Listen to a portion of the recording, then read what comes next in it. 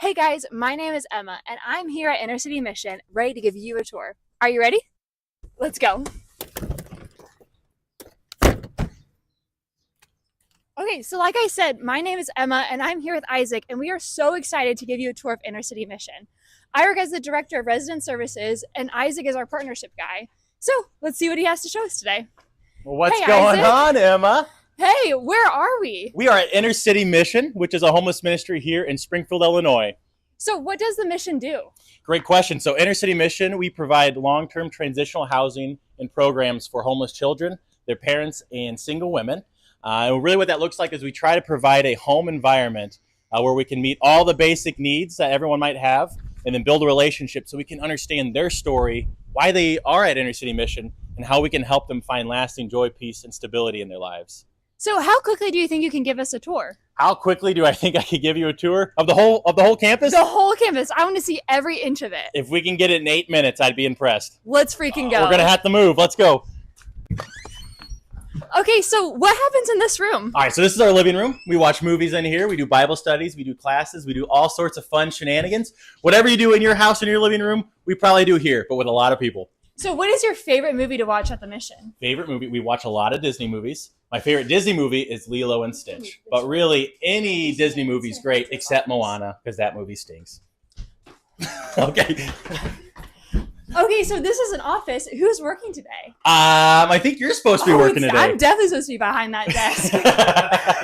Okay, but is somebody here all the time? Yes, so this is where our lodge supervisor sits. We have someone here 24/7, and their responsibility is managing the house, keeping everybody safe. They're the person that our residents will come and talk to if they ever have any issues, all sorts of fun stuff. And 24/7, where do they sleep? In that chair right there. Ooh, that sounds like I'm just kidding. There's a bedroom in the back, so it's pretty cozy. Lovely little spot. Perfect. So can we see where the residents stay? Well, let's do it. We're going to go upstairs. All right, we're going to check out room 6 up here. So how many rooms does the mission have? We have 21 rooms on the campus. And how many people are staying at the mission right now? Right now, we have 30 people that live here. And tell me about this room. So this is the basic room that everybody gets when they move in. Almost all the rooms are the same size. And then families, when they move in, will all go into one space. But if it's a really big family, we'll try to split them into 2. What else can you show us at the mission? We're going back downstairs. So tell us about food. Does the mission provide meals? We do. So we provide breakfast, lunch, and dinner, as well as a couple snack times in the afternoon and in the evening. What is your favorite meal to eat at the mission? Favorite meal to eat at the mission? Ramen noodles, of course. Yeah. But Miss Myrna's fried chicken is hard to beat. Can I come and serve dinner sometime? Yes, you can. That's actually a great way for you to get plugged in. So if you have a small group that would want to come and serve, you bring food, you eat with our residents, and just try to have a good time. Awesome. Can I see something else? Sure. Let's go down to the pantry. 8 minutes. We're going to have to move. We've got this. So who donates all of this food? So this is donated from all of our partners. So we've got people from churches, from businesses, and then just community members who really love what we do here. And so they send it all this way. We put it down here, and then we use it to make our meals. Awesome. That is so cool. What else is down here? What else? We've got the playroom in here. This is so cool. How many kids live here right now? We have 12 kids that are living here right now. Wow. What is the most number of kids we've ever had? I hear back in the 90s, we once had 26 kids living here at one time. Whoa, that's crazy. It's pretty crazy to wrap my mind around. Okay, so you know what I'm dying to see? What are you dying to see? Your office. Can you show us? It's pretty exciting, but it's in a Let's different go. building, so we're going to have to move. Let's go. All right. It's right down here, around the bend, and through a front door. Isaac, what's your title? I'm the director of partnerships here, but how many it's a people- ministry, so I wear many hats. So how many people work at the mission? Great question. I think there's 15 of us or so. Yeah, and whose office is whose? This is where our office assistant, Miss Peggy, works. She's awesome. In here, we've got Jacob and Caleb, who's not here right now. Wow. They do different leadership things here. They're pretty Isaac, awesome. Jacob, Caleb, you all look really similar. We do happen to be related. We might be brothers. That's crazy. I don't claim that very often, though. This office is so cool. Whose is it? I've actually never been in here before. I don't know who works here. Really? I feel like I could get really comfortable here. I'm pretty certain this is your office, Emma. It is. All I know is this person likes to paint and color on everything. I really do. But now let's see your office. Okay, last one. Here we go. Bada bing, bada boom. Beautiful. So this is my office right here, and then this is our executive director's office. His name is Scott Wayne Payne, and he happens to be my father. And through that window, let's see outside. Okay, this is our back area. We've got a playground for all the kiddos, which is a lot of fun. And not only do they get a swing anytime they want, but I get a swing anytime I want. That's one of the perks here, cool. 24/7 access to the swing. Do people hang out outside? They sure do. This back patio is probably the most popular spot on campus. Whoa, hold up. What is in that white garage? What? Oh, you mean Miss Myrna's white garage? Well, let's go take a look.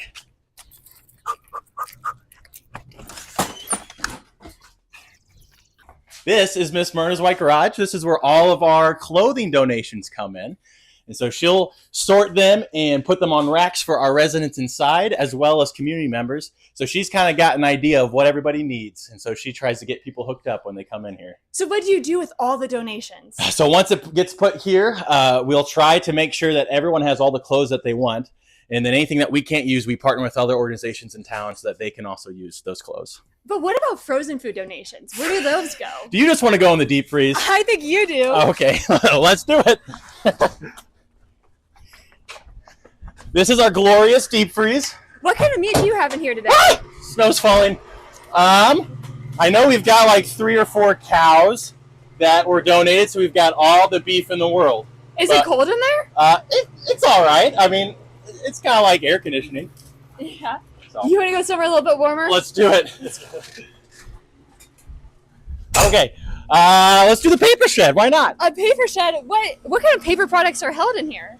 You know, about 60% toilet paper, and then a whole bunch of clean supplies, toiletries, napkins, paper plates, everything that you think we would need to keep a shelter running. This is where we keep it all. How much toilet paper do you go through in a year? Well, we've got like 10 bathrooms on campus. We probably go through about a roll a day. So let's say 3,650 rolls a year. Wow, cool. I see a basketball court. Think you make a shot? Sure. All of this basketball I know is bouncy. All right, I've only made this shot one time in my life. Are you ready? I'm ready. Off the brick wall, into the hoop.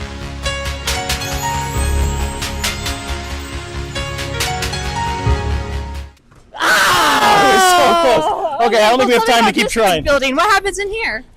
So this is our stage 2 building. So as people go through our program, they get to move over here. And what this does is it creates some more freedom for them where they don't have a 24/7 lodge supervisor. And really what we're trying to do is prep them for the day that they move out of Inner City Mission. That's so cool. Yeah. How many rooms are in here? No idea. Let me count. 1, 2, 3, 4, 5, 6, 7 upstairs. 2 downstairs and an apartment. So like 10, I think. Wonderful. Whoa, look at all these books. What are these books for? So this is our curriculum that we use for our Bible classes, our life skills classes, and then our independent studies for our residents. Awesome. Do you think you've read all the books? Of course. I'm a big reader. Yeah. What's your favorite book? The Bible, of course. Oh, of course. But we do a lot with boundaries here. Yeah. That's the kind of the backbone of our program. So how much time do you think you got left on our tour? Probably like 2 minutes. I'm feeling pretty good. I'm feeling pretty good. How much time do we actually have? I don't know. I feel like 35 seconds. 90 seconds. Okay, we gotta go. We're going across the street. We gotta run! Watch out for cars! Where are we running to? Oh no! I'm just kidding. We're going to. It's called the bunkhouse. We just acquired it a few years ago. What'd you say?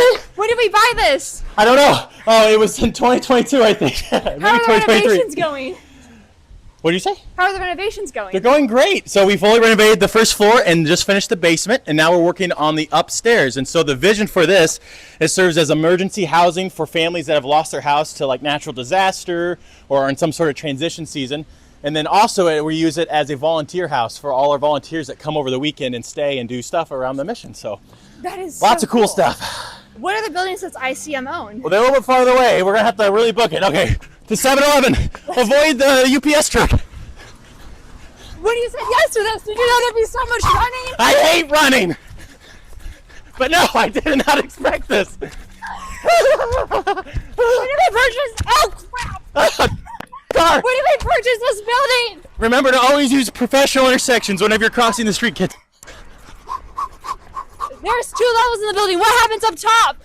Okay, that was just turned into an Airbnb and ministry retreat center. It serves as a work program for our residents so we can teach them job training skills so when they move out, oh, I'm tired, they can get their own job and maintain it. So we come alongside them every step of the way. So what happens in this lower story? Great question. Let's go take a look. Okay, so this is our classroom on campus. We also use it for events and community activities. So we do our life skill classes, some of our Bible studies, and all of our meetings for our staff, residents, and leadership. What is your favorite holiday celebration that happens in here? Holiday celebration. Well, Christmas is a big one around here. So this is where we bring all the presents for our kids. We'll put up a big Christmas tree. It's a lot of fun. Okay, so. Okay, I'm feeling good. Is there any other buildings that ICM owns? There is one more building, but it is 4 blocks away. You start running, I'll meet you there. Okay, sure. I'll see you there.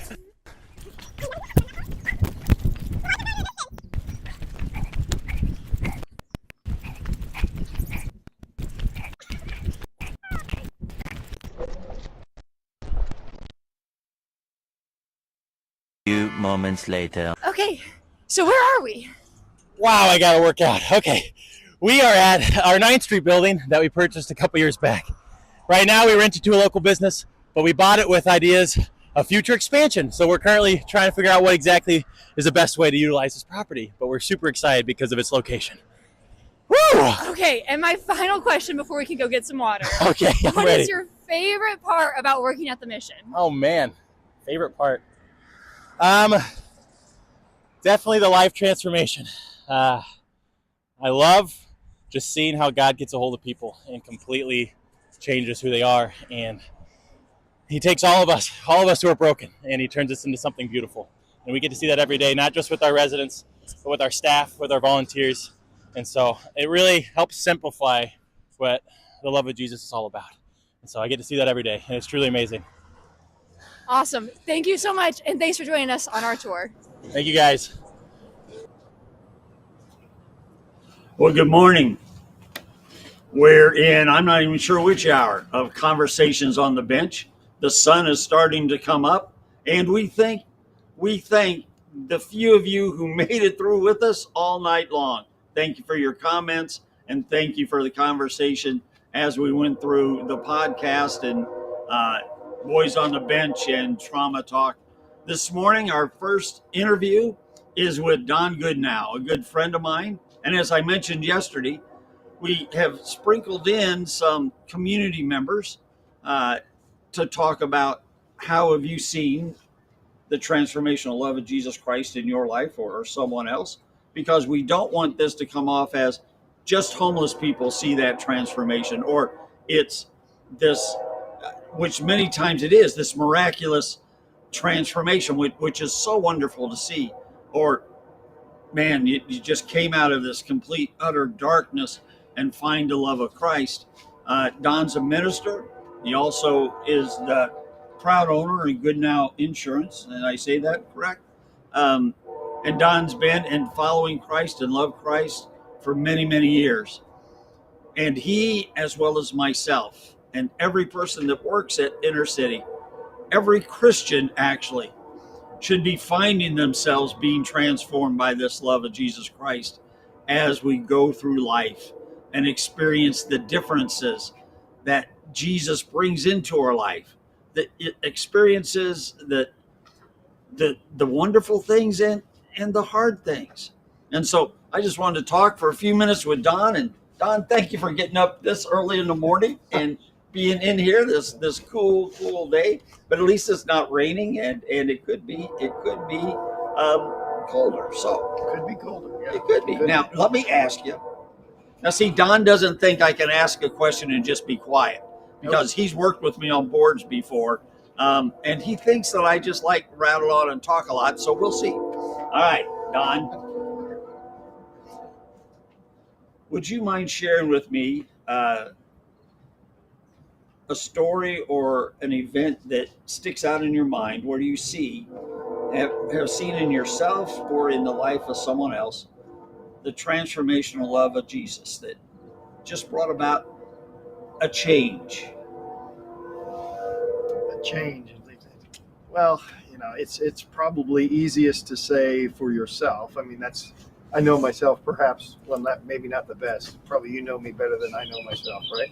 I would never say, oops, I was supposed to be you would quiet. never Go say ahead. that. You set me up. Yeah. I think in the transformation that you spoke of and coming to know Christ, I mean, there is certainly a revelation in your mind, or a day, or a time, or a period in your life when you recognize that you are not who you used to be. Your perspective on everything has changed once you come to an understanding of who Christ is. And that great gift of knowledge of salvation then tends to drive everything from that day forward, or at least from that period forward. Some people can point to a specific event. I would say mine was a much longer process. Certainly, growing up with parents who took us to church. Church was an important thing. So there was a sort of a foundation that was planted there. Going away to college, as with most, church, Christ was Good Christian boy. Yeah, on the back burner. No, wait. What did you say? A good Christian boy on the back burner. Yeah, Christ on the back burner. Okay, I Christ got you. on the back I got you. Yeah, it's sort of indifferent, if you will. At least on the stove. But right. Yeah. The hope. He was there working whether I knew it or not. Right. But at a point where I lost a brother, passed away, and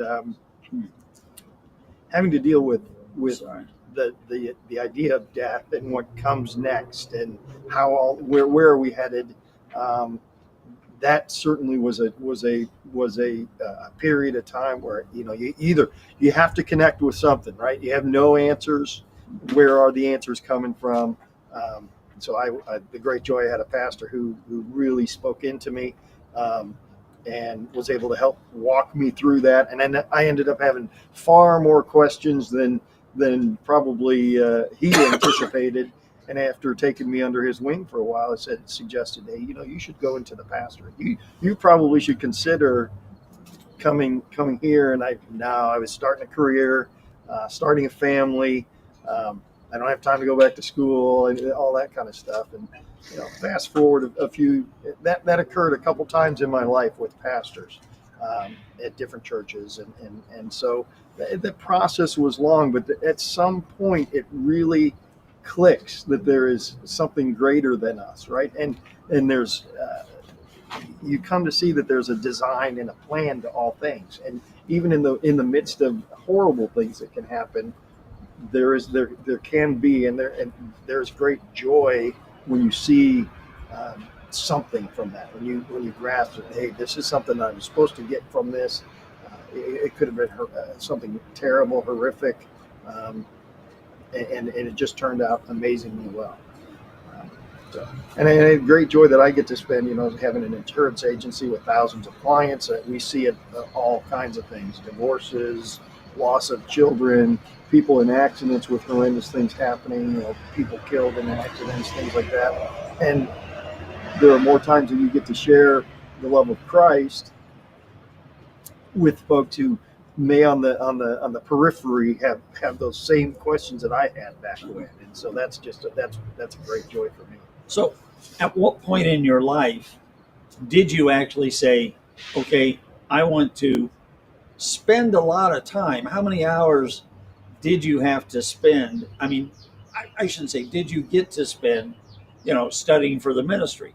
Because I know you went through a lot of courses and had a lot of meetings and had a lot of classes, and so there was a time where it wasn't just hypothetical or people saying you should. What happened to say, I am, or I will, and I'm going this direction? I'll answer the call.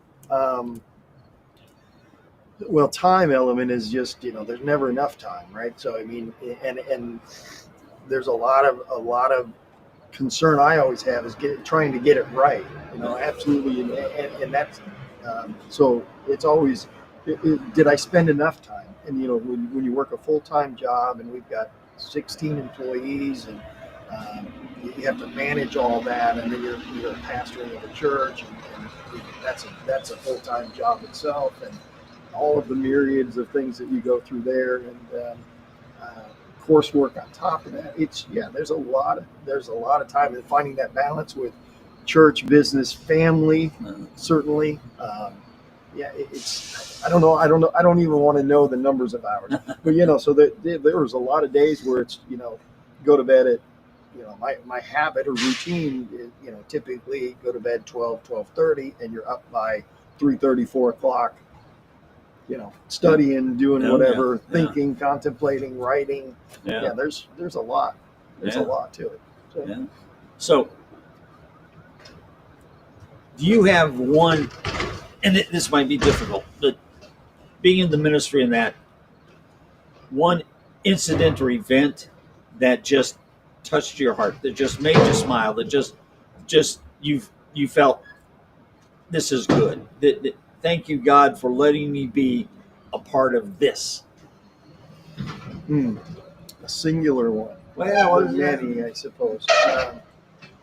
I think probably even in the middle of a church service to have somebody in joys and concerns. In smaller churches, you can still do the joys and concerns. You get to hear from everybody, but having two men who question salvation in the midst of that, dealing with something, and being able to stop in the middle of service, and that became the message. And having both of those men come and say, I desperately needed to hear that. That for me is one of the highlights of I guess of being in pastoral ministry. So, I don't know. It sounds small, but it's huge. It sounds something that's trite, but it's the biggest thing that it can be. Now, I know you're not pastoring a full-time church now. Are you missing it? What's next for Don Goodnow? There are some opportunities. I've been asked a couple different times if I would entertain. I don't know that. Right now I'm helping at Sherman Methodist Church, and I'm on staff, so I'm kind of whatever you need, I'm here. I'll help in whatever form or fashion. I don't know where it will go. I'm adamant. I've gone to places where they have pastors out, vacation, sick, whatever. A church without a pastor. I've been to Galesburg a couple Sundays. I've been to Decatur a couple Sundays to fill in. There's another local church who's been without a pastor for about a year and a half. So I've been going out there here recently to help fill the pulpit for them. But I try to make myself available. I guess that's the thing. So I have never said this is where I want to be. I want to be at the next big whatever. And here's my plan for ministry to be at church XYZ in year 1, 2, 3. It's God's going to move wherever God's going to move, and I just have to be willing to sort of. Now you may have just answered this question, but there's probably people watching right now that's going through decisions in their life. Okay. And I know you don't say, okay, this is what, and this is my plan. But how do you make yourself available, or how do you make those decisions as to directions in your life? Because you've done it in the professional world and in the ministry world, and both can be difficult. I mean, it's something that there's a lot of decisions every day, and then the big ones. Am I going to step back into a locator? Am I going to continue? Am I going to stay? So I know there's no formula, but what do you do? How do you do? The very first thing when I get out of bed in the morning, the very first thing I do is certainly thank God for the day, right? But it is on this day, use me in whatever form or fashion that you may, and I make myself available to you, and help me to hear when you call me onto something. So that's where I live in that place. I mean, so I guess it's by routine. You probably build that up as with anything. I think to some degree I'm greatly blessed because I have a great number of people around me that support and help, both in business and in pastoral. I have wonderful friends who care and call and say, how is it with your soul? Yeah, Those Tom kinds of does things. that all the time. I know. Yeah. Okay, let me ask you this question. I'm sure there's some folks that are wondering about this Jesus thing, this Christian thing. What would you say to them if you had just a few minutes to?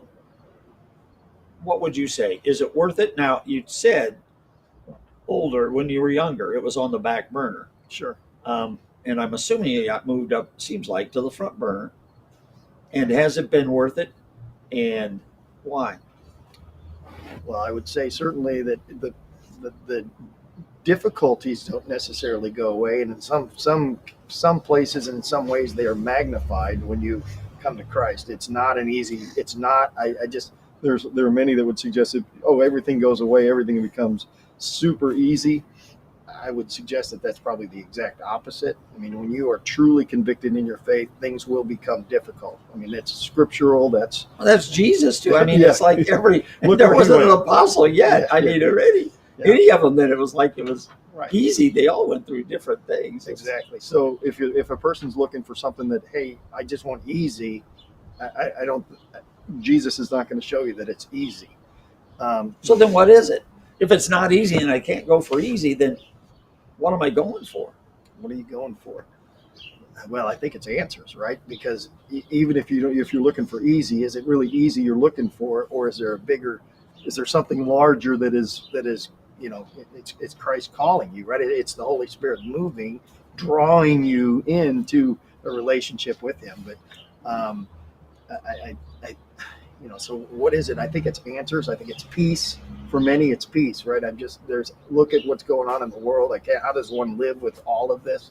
How do I navigate the troubled waters of life, right? And so I think a big component of a lot of people are looking for is just a sense of peace. And where can I find that peace? And there is only one place that can deliver the kind of peace that Christ can. So, all right, now I've been asking everybody this kind of as a final question. Our time's already gone by. It's a simple one, but how would you define in just a word the word home? How would I define the word home? I guess a place where you feel most comfortable and most safe. Comfortable and safe. Yeah. And the reason why I asked that question is because, guess what? I run a homeless shelter. Okay. I heard that. And yeah, and the key word in that is home. And I wanted to ask people what their thought of home is, because if I don't understand that key word, how can I know if I'm doing what I'm doing here? So what you would say is a place of safety, a place that people can feel secure in being. All right. Don, thank you for taking time out to come and sit on the bench with me and just being my friend. Thank you for all the talks we've had over the years. And I hope, good Lord willing, unless my cholesterol and weight get to me quicker, we have many more of these in the future. All right, brother. Brother, thank you very much. All right. God bless you. God bless you. God bless you. Thank you. All right. I'll tell you, I think Don hit it right on the head. People are looking for answers and for peace. And I found with myself, there has been no greater way to find answers and peace than through the love of Christ and humbling myself and watching other people humble themselves before the truths Right now, we're going to be bringing on two friends of mine from a long time ago. Let's just say they're still friends now, but yes, ma'am, right here. Hi, Myrna. How you doing, Mr. Payne? How are you guys doing today? Doing Okay. good. How are you doing, Sandy? Fine. All right. Thank you guys for joining me this morning. And I would say thank you for getting up early, but you guys aren't getting up early. You guys No. always get up early. Yeah. Now, Myrna and Sandy, they basically give away literally thousands of articles of clothing out of Inner City Missions clothing garage. When people bring in donations of clothing, these two, along with a few helpers every once in a while, and Luke, who hauls the leftovers to Goodwill, so nothing gets, everything gets used one way or another. But they spend hours going through the clothes, hanging them up, knowing the resident sizes, and handing out, making sure that the residents of the mission are clothed. I can't tell you how many times people have told me about the outfits that they had on, and they couldn't believe that they got such a nice outfit from Myrna and Sandy. So I just want to say thank you guys for the hours that you've all put in. Sandy, how long have you been doing this? Because I think you were here before I was. You were with Miss Daisy, weren't you? Yes, I Yeah. was. Yeah, Uh-huh. I thought you were. Yeah. I've done it a long time. I think I might have been here a couple more years than you, Yeah. and then you came in. Now, Miss Daisy came to us from the senior center, and did she recruit you then, or was No, I worked with her out at Days Inn. Daisy? She was right. my boss. Ah, And then she asked me, if I could come and volunteer once in a while. So Uh-huh. I started uh-huh. volunteering. And so now Myrna's kind of the boss. Yes. So I got to ask you, which is easier, Daisy or Myrna? No, don't answer. Don't answer. Don't answer. I will tell you. Oh. Miss Daisy was kind and gentle. Yeah. And Miss Myrna, she lets me know if I do something wrong, which is good Yeah. because then I learn from her All right. what I want. All right. Well, What I you know need to what? do. You know what Myrna does? She tells me when I'm wrong, and I'm not nearly as gracious as you are. So maybe I should learn something from you. Oh my! Yes, I had two good bosses. Oh my! Yep. Very good. And And I you, love all of you people here. you I love all of you. even Isaac. Yep. All Isaac. right. Even he's a little squirrely at times. Oh, that's okay. Okay. I like him Right. squirreling. Okay. All right. Yeah. All right. I figured Luke would be your favorite because he really helps you guys out a lot. And Well, Myrna got I him love trained. Luke, too. Myrna got him trained so quick. It was just kind of. We told him though when he came in, just be Yeah. nice to Miss Myrna. I Oh, don't want my her coming in the office. goodness. Oh, hi Myrna, you still here? All right, we better get on with this. All right. I'm asking folks, Myrna. I'm going to ask you.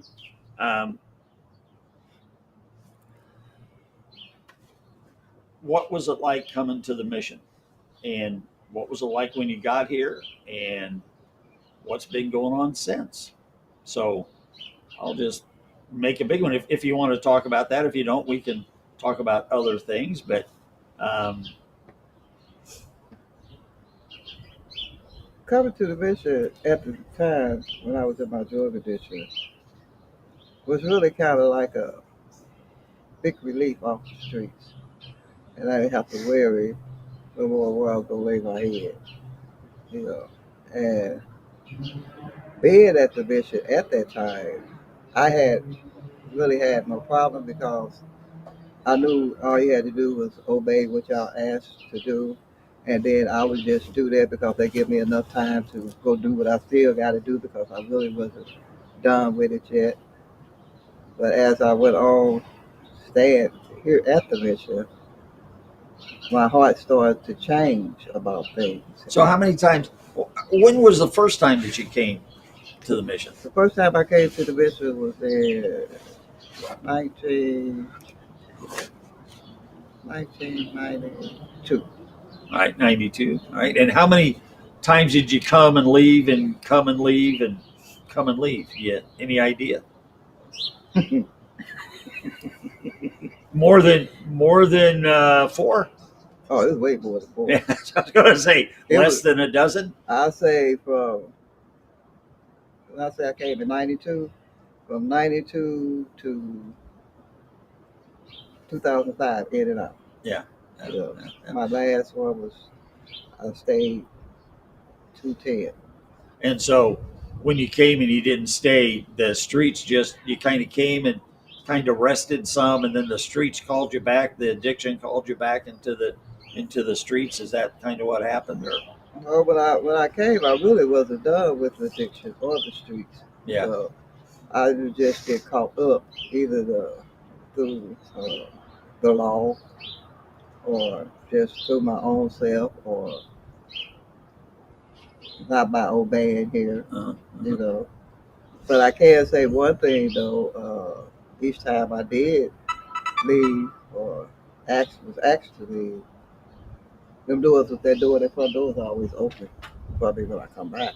yeah, yeah. And that's one of those things that even though you were here several times, every time you came back, it seemed like you were just getting a little bit closer, a little bit more of the street and the drugs were wearing off, and you were looking at doing life in a different way.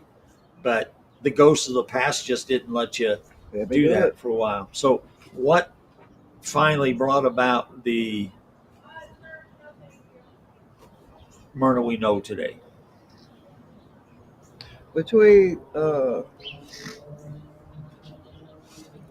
learning, being introduced to God, which that was when I got here, and between that surgery I had as a tumor removed from my livers, I had prayed and told God that if He get me through that I would leave everything alone and change my life around, and that's what I did.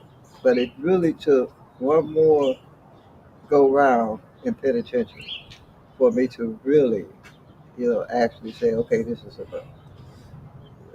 And so then, so actually, what you're saying is going to jail probably helped you at that time be able to get clean, and so when you came out, didn't you go to Joyce Myers Yes. down in St. Louis? Yes, I went to St. Louis for 2 years and staying with my sister. And I started volunteering at Joyce Myers Ministry. Was that a prerequisite of your not, like parole or something, or is that just something you wanted to do? No, that was just I wanted to just relocate for a minute, to get out. Now, what was important about relocating? Because I wasn't.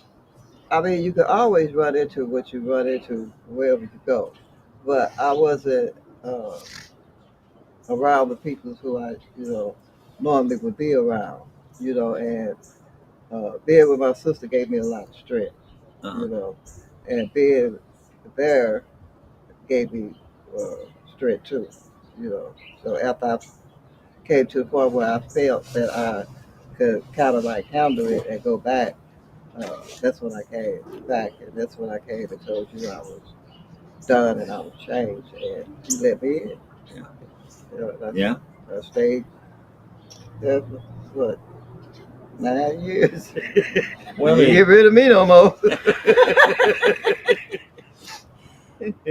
well, but the decision you made, because we're talking about how Jesus helps transform lives, the decision you made to not come back to the old stomping grounds where you're probably going to run into people that would kind of pull you in a wrong direction. And instead of doing that, you went to your sisters in St. Louis. That was a safe place. So that decision then helped give you the space to be able to then get into the Joyce Myers program and help volunteer there. And then come back here. How much was there any fear coming back to Springfield that the old crew, the old people here that you knew would be able to draw you back in? Or at that point, yeah.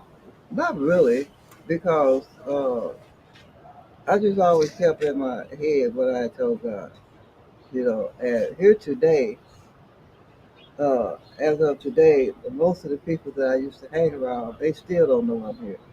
I see them every now and then. They say, "I thought you was gone." So I don't hang out. I don't try to go in the, where they at. Some of us uh, text my spiritual thoughts to them every morning, but I don't see them.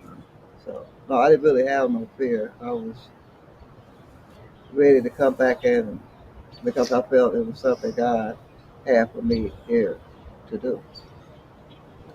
So, how is life different today than what it was in 1997? In the pre-Myrna, before she went to jail, what's the difference today than there? How do you feel different? How has Jesus made a difference in your life? The difference today is that I feel more alive than I did back then. It was a lot of, pain, undecided decisions, trying to grow, be an adult when I have never been a child, So, what was it? Do you mind telling me what the pain was from, or? from my younghood child past, the trauma I went through, well, our family went through as I was younger, Uh-huh. the loss of the mom and all that, and the abuse, and the sexual abuse, mental abuse, physical abuse. You know, uh, I really never had that chance to be that little girl. So then I got kids, and now I'm still trying to be a mother, but I really want to be this little child. So with God, out of all the years, really a couple of years, uh, changed a lot in my attitude, decisions I wanted to make in life. You know, introduced to God here, and that made me want to seek Him more. You know, it's by here.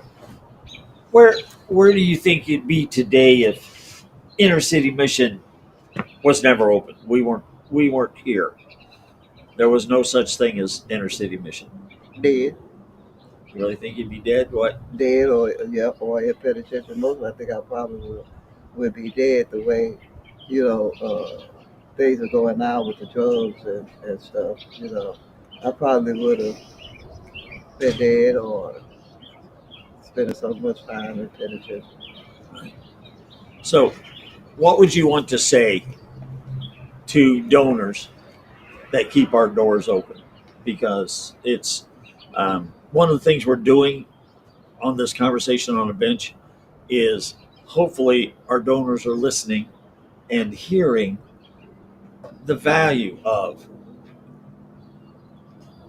what they do for us, because we don't survive without uh, the folks who support us and partner with us, um, and the volunteers and the food that's brought in, the clothing that's brought in, and the money that people donate. We just wouldn't exist without that, because we don't take any federal, state, or local money. So, what would you say to those people that truly keep the doors open and the lights on?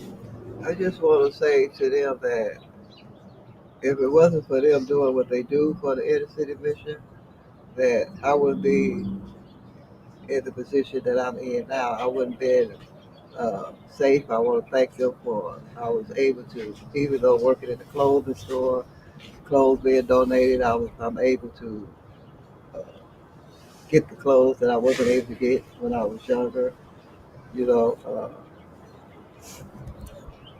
and I thank them for keeping this place open, paying the bills, bringing food. Just helping us. And I would say that I really appreciate everything that they do for the mission. Because without them, the mission wouldn't be where it's at today. And if the mission wasn't here, I wouldn't probably be here. Yeah.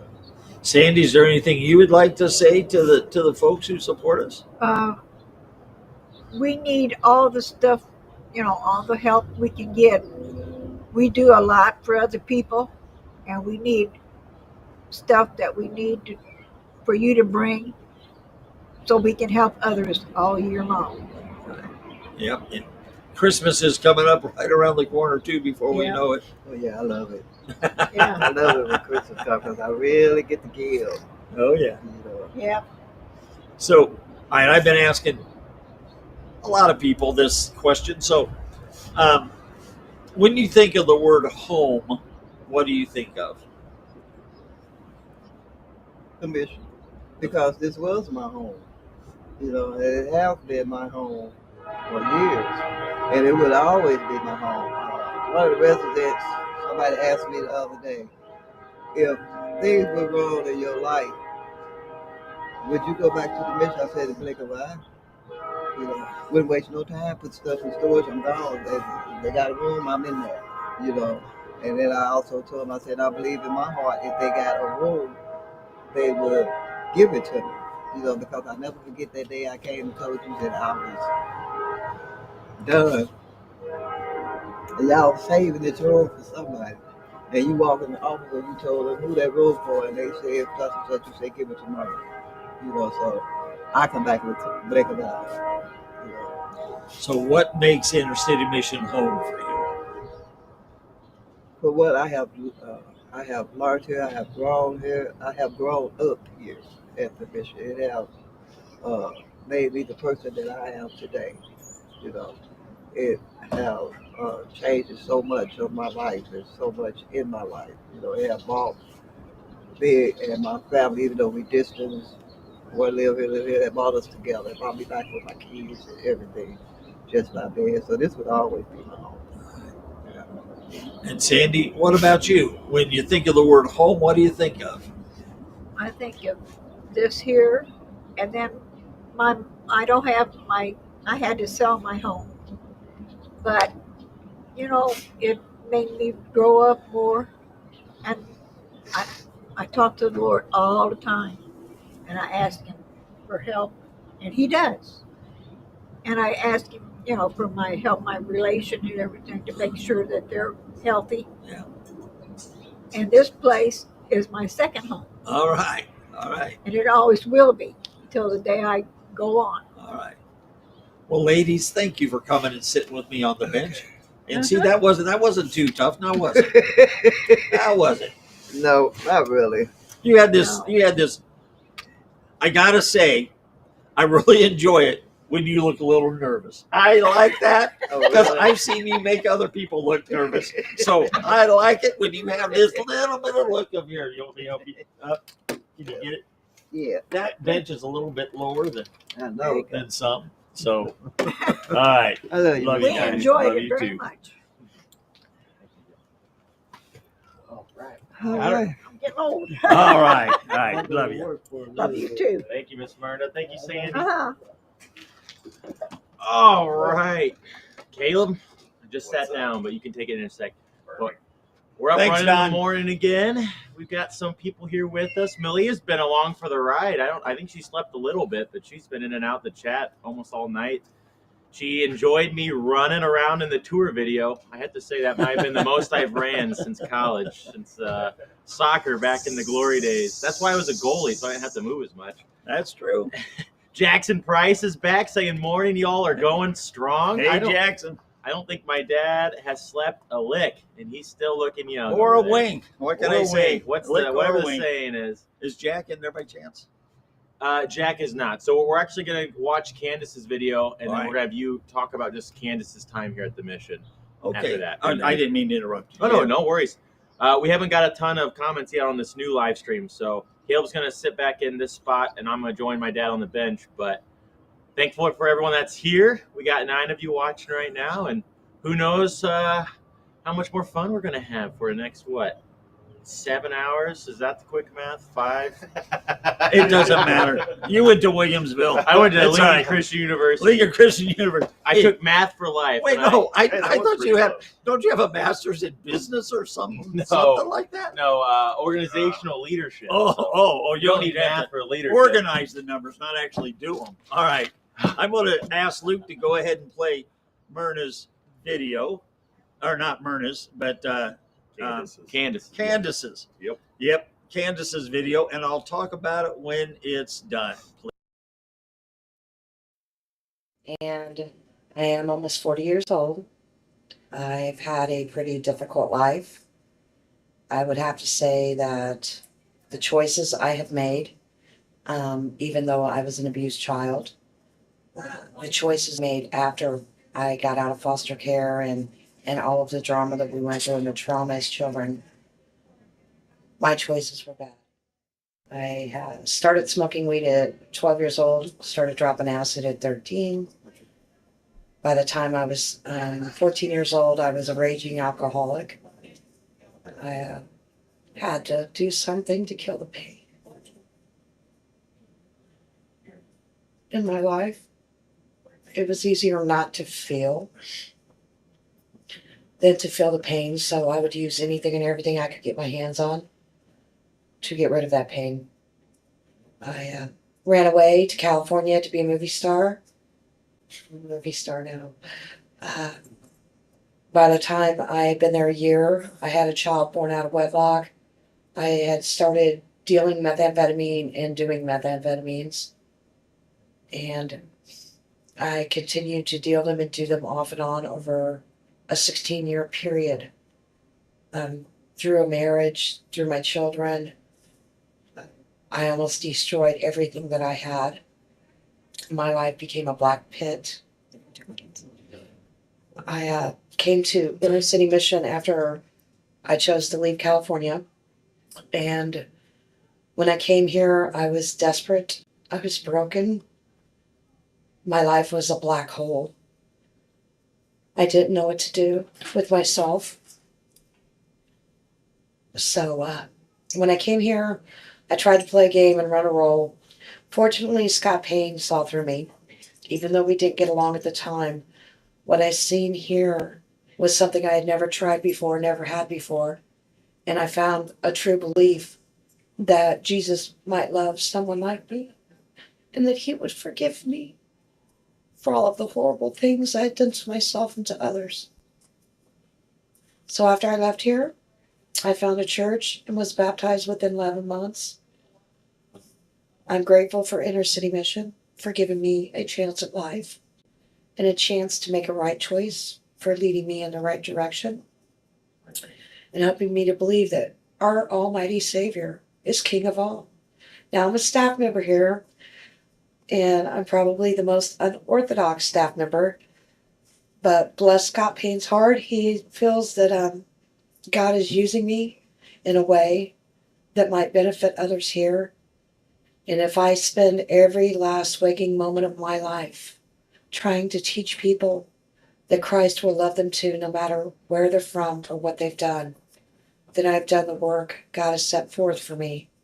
And I'm thankful that God has given me that chance.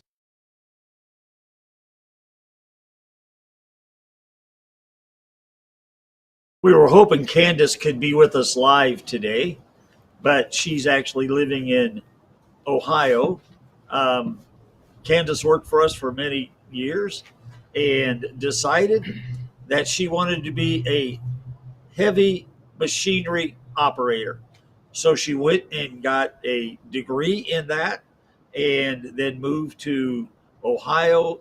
They had some kind of, I think it was a gas line that was going through, and she went out there to help them do that, and she has stayed. She couldn't come because she had to work today. Uh, Candace, like many that we've already talked about, Candace came out of a family that her mom was basically addicted to pain medications and was unable to respond to her children's needs. And Candace ended up in the foster care system. And in the foster care system, she ended up in a minister's house. And you would think, well, that's wonderful. Except for the problem was that the minister would parade Candace and the three other children they had down in the front row. And if she would make any noise or squirm or wiggle, and Candace is a very vivacious person. She's not a sit still type of child. What they would do is they would then take her that afternoon. Their first punishment would be to fill up the bathtub and put ice in it and make her do an ice plunge and sit in freezing cold water until the ice cubes melted, truly just lowering her body temperature and almost making her pass out. When she acted up a few weeks later, she was taken up to the attic, rope thrown over the rafters, tied around her neck, and she was told to stand on one of those larger vegetable cans and was made to stand there for an hour. She showed me the scars on her neck. Candace wanted to get out of Illinois, so she went to California. In California, she did what she had basically had to do her whole life, because once she got out of that foster care system or that foster home, she went into another, and she just found herself always having to fight to protect herself. So when she gets to California, she ends up in a car across the street from the clubhouse of the Hells Angels. And so she never joined, but she helped collect for them. If there was a woman that owed them money, they would send Candace to go collect it. She ended up running into a man out there by the name of Paul, and they got married and actually took a U-Haul and drove back to Illinois. When he got back to Illinois, they showed up on our front porch. I remember opening the door and seeing Candace there with her Born to Raise Hell tattoo and her arms crossed, and announced who she was and said, I need a place to stay. And by blessing, we had a room. Very rarely do we have rooms like that. We have, since January to July of this year, we've already had to say no 500 times because we didn't have a room. But that day, we had a room. She said, well, I want to see it before I decide. So she goes down and pounds on the mattresses and looks all around and says, okay, this'll do. And she moves in. What took place next was another one of those realities that just made me know that I had been so blessed as a child. Because Paul, her husband, had, I thought, a goiter on his neck. So he said that one day, Paul came into the office, and I said to him, Paul, we can get a doctor to help take that goiter off, because we had actually just a few months before had gotten a doctor to fit one of our residents with an artificial eye because she had had it actually shot out in a drive-by shooting, and she had gotten it, and it just transformed her life. And so I told Paul, I said, that I know that's got to bother you. And Paul was very quiet. He didn't talk much. He said, no, not interested. Well, I kept asking him because I was concerned about it. And after about the third time of him refusing, he was going to walk out the door. I thought he was leaving, but instead he shut the door and came back and sat down. And he said, Scott, I don't like to talk about this, so I'm going to tell you once, and please don't ask any questions. And I really thank you for letting my family stay here. But I don't want it removed because it's the only memory of my family I have. That got my attention. The only memory of your family, what do you mean? He goes and he tells me the story. His dad was working in an office in the back of the house, and he was about 12 years of age, 11 or 12. He went back and went into his dad's office, and his dad yelled at him and said, get the blank out of here. Don't come in here. You know you're not supposed to come in here. You come in here again, you're going to be sorry. So he leaves. He goes out and plays. About 5 o'clock, his mom said, go get your dad for supper. So he goes back into the office and says, Dad, Mom wants you for, and about that moment, a pellet hit him right in the jaw. His dad shot him in the face with a pellet gun. and said, don't tell your mom what I just did, but that'll teach you. Don't come in here like I told you. Don't come in here when I'm working. Tell your mom you tripped outside and stuck a stick in it, and just put a Band-Aid on it and just be quiet. I said, okay, Paul. I said, well, that had to be at least 15, 20 years ago. Why do you still have the pellet in? And he said, well, he said, you need to understand, a few days later, I got in trouble at school. When I was walking home, I saw fire billowing from my neighborhood. So I ran the rest of the way, and I was just in shock, standing across the street on the neighbor's yard, looking at my house fully engulfed in flames. And as the fires died down and things were calming down, I was just frantic. I just didn't know what to do. All of a sudden, I see body bags coming out. And he said, I knew what that meant. And at that moment in time, I don't remember what happened. I just blacked out. They told me I ended up going to a hospital for like 3 days. And then I remember coming to, and my grandfather, who lived out in Wyoming, came and picked me up, and I went there with him.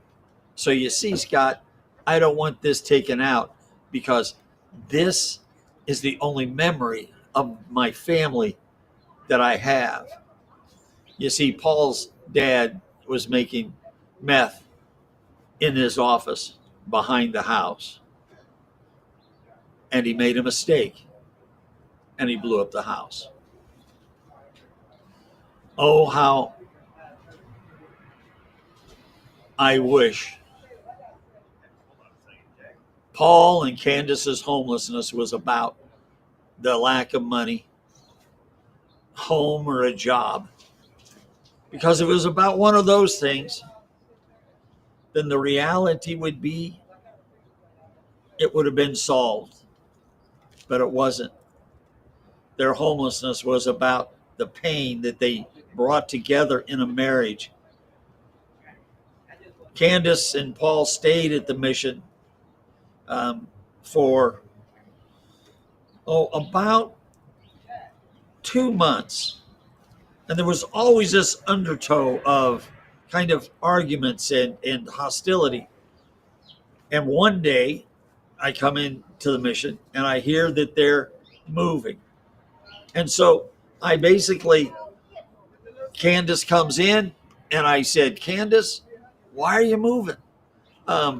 And she goes, because I can't put up with this blankety blank, blank, blank, blank, blank. And she cussed me out. As she's cussing me, actually, the Lord gave me one of the most important things that we teach. Well, I'd say it's not the most, but it's one of the most important things we teach as we're talking to people, how to work with homeless and how to work with other people. And it really is the culmination of the Beatitudes, because the last Beatitude is, blessed are you when people say all kinds of evil against you for my name's sake. And then he repeats it a second time. And so as Candace was cussing me out, she comes to a stop wondering what I'm going to say. And I just smiled and said, thank you. You just blessed me. And then she really started cussing. And by the time she got done cussing me out, I basically responded, and she went outside, got in the car, and they drove off. And to this day, I rank every cussing that I've gotten from folk against Candace. Lo and behold, what took place is the transformational love of Jesus Christ. Candace was, about a year later, Candace was on her way to pick up some stuff for her family. Her car breaks down in the parking lot of the church. It broke down on the road, and she drove it into the parking lot. And she went into the church, and they said, you can't use a phone until you go to Sunday school and church.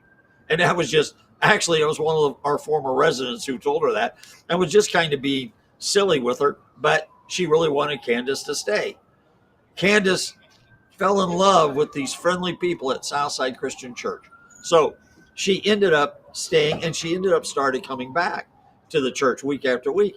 Well, I had been gone out preaching, and when I got back, Southside was my church. I'm sitting there, or where I go to church, or where I went to church at that time. I'm sitting there with my wife, and I look across the sanctuary, and there's Candace sitting on the other side of the church. And it's like, what's Candace Maynard doing here? I mean, I was glad to see her. Candace did not want to know anything about God, did not believe in God, did not care about God. She wasn't going to have it. And so I beelined over. As soon as the service was over, I went over and said, well, Candace, how are you doing? And she said, Scott, she said, I saw you here, and I wanted to come back, and I wanted to talk to you, but I was so ashamed of what I did when you left. I figured you'd just tell everybody I was worthless and that I shouldn't be allowed to stay in the church. And I said, Candace, that's not how we do things. I said, man, I'd really like to talk more. And she says, I can't. I need to get back home. And so I said, okay, how about next week? And so we made an appointment before Sunday school to sit down and talk next week. And so when I go in and talk with Candace, and we're talking there, she actually had softened a lot because she had been going to church. And I think because, I didn't badmouth her or say anything negative, but I had to ask her this question. I said, Candace, why did you cuss me out so bad when you were leaving that day? You were already leaving. Why did you come in and just have to say all those things? And she said, Scott, you don't understand how much it hurts to see a family like yours and know you can never have it. You don't understand how much it hurts to not be able to have the very thing you want and have other people with it and flaunt it in your face. And I said, Candace, I'm so sorry. I never meant to flaunt. She said, no, you did nothing wrong. It was just your family was always there. You loved each other and you cared for each other and you worked with each other. And she said, I always wanted that in my life. And she said, I had to get out of there. We left because I had to get out of there because it made me so angry every day that I could never have what you have. And I knew that if I didn't cuss you out, I would probably want to come back. And I wanted to make sure that I knew that you would never take me back. I'll tell you once again, we've been so blessed as Christians. But at that moment in time, after Candace, we all walked up to church, and as church was going on, I couldn't get Candace's conversation out of my mind. I just couldn't get it out of my mind. And Candace's, her conversation, along with 2 or 3 other residents, started to come together. And I realized that what we were dealing with in this homeless world was about broken relational resources. And that started a whole process of what we now call Homeless Reexamined, which we're not going into today. We don't have time to go into all of that. But I just want to give you a little taste of where our understanding of homelessness has come from. Yes, it's come from reading a lot of books and that type of thing, but most of it has come from asking God to allow us to make Inner City Mission a school that educates us on homelessness so that we can understand the concepts, so we can understand the cause, the type, and the appropriate response.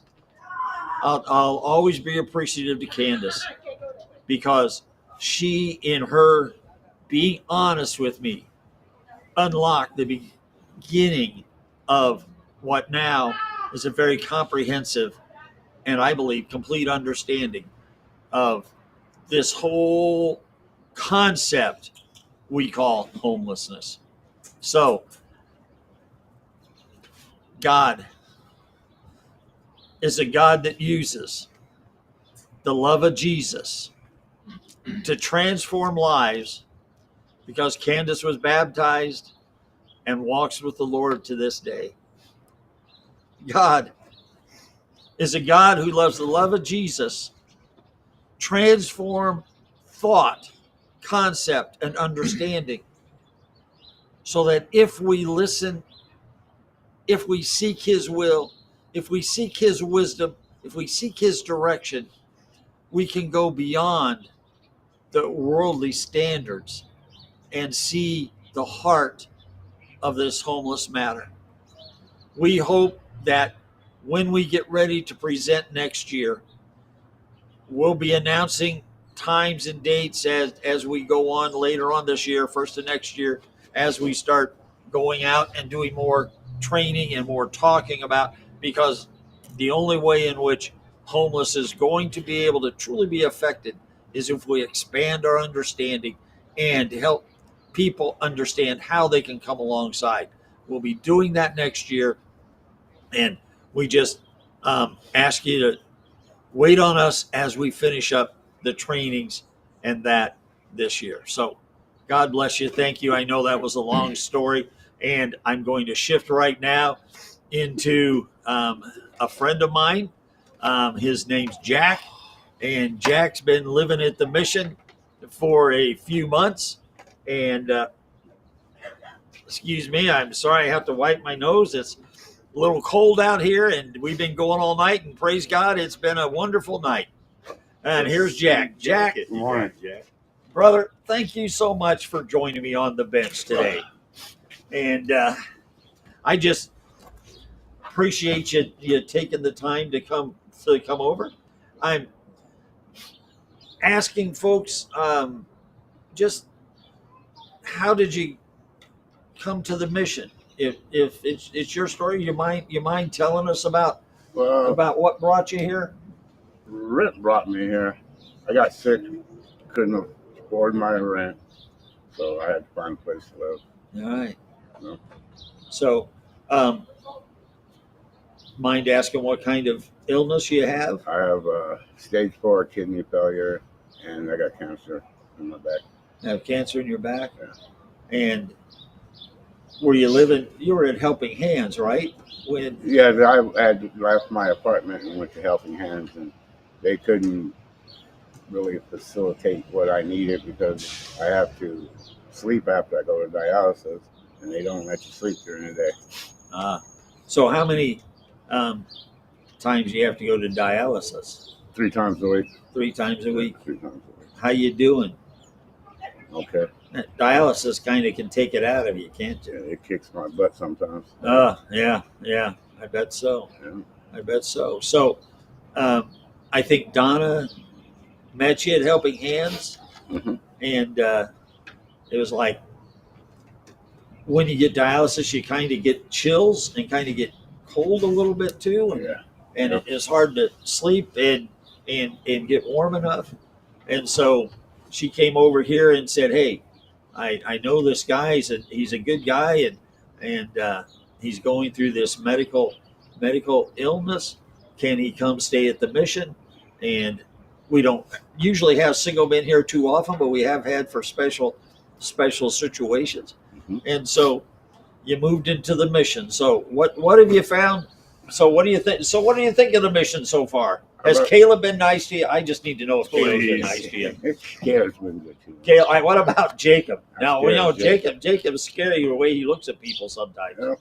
Yeah. Other than that, I Jack's love been it. good to us. Other Jake's looks. You're like, all right, good. Jack's the chef of the house. He's quite a wizard with food, Oh yeah. Yeah, I love to cook. and So- sometimes sneaking things he shouldn't have every once in a while. So Ice cream. what's your favorite thing to cook? Ooh. Chicken.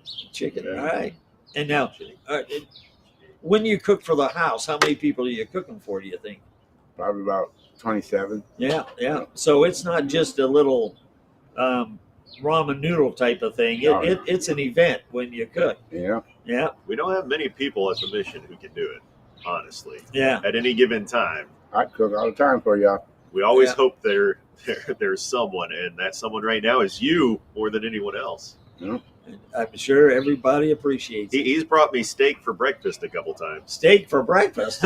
I'll tell you what. You would have enjoyed being on the desk with Jack in the house, Yeah. Dad. Steak and eggs. I've got the wrong job here at the mission. So, what's your thoughts of the place since you've been here? I think it's a really good place because they don't treat you like the other shelters do. You know, you're just a number to them. You know. Well, you know you are 78. No, I'm just teasing. I'm just teasing. I had to think about that for a minute. Just teasing. I just made that up. Yeah. So, you know, they really don't facilitate for people that are sick. Uh-huh. You know, you have to go along there, out in the morning, out all day. Uh-huh. I can't be on my feet all day like that. Yeah. The nice thing about here is, and some of the folk may not know, we have private rooms. They're 10 by 10. They're not that big, but they're your room. We do not double up adults in a room, even if it's a married couple. We put them in two separate married couple with children. We put them in two separate rooms, and so you came in and was able to be in your own room. So that gives you some privacy also, which is nice. Yes, it is. Yeah, especially on them days I don't feel good. Yeah. Yeah. So I've been asking this question to folks.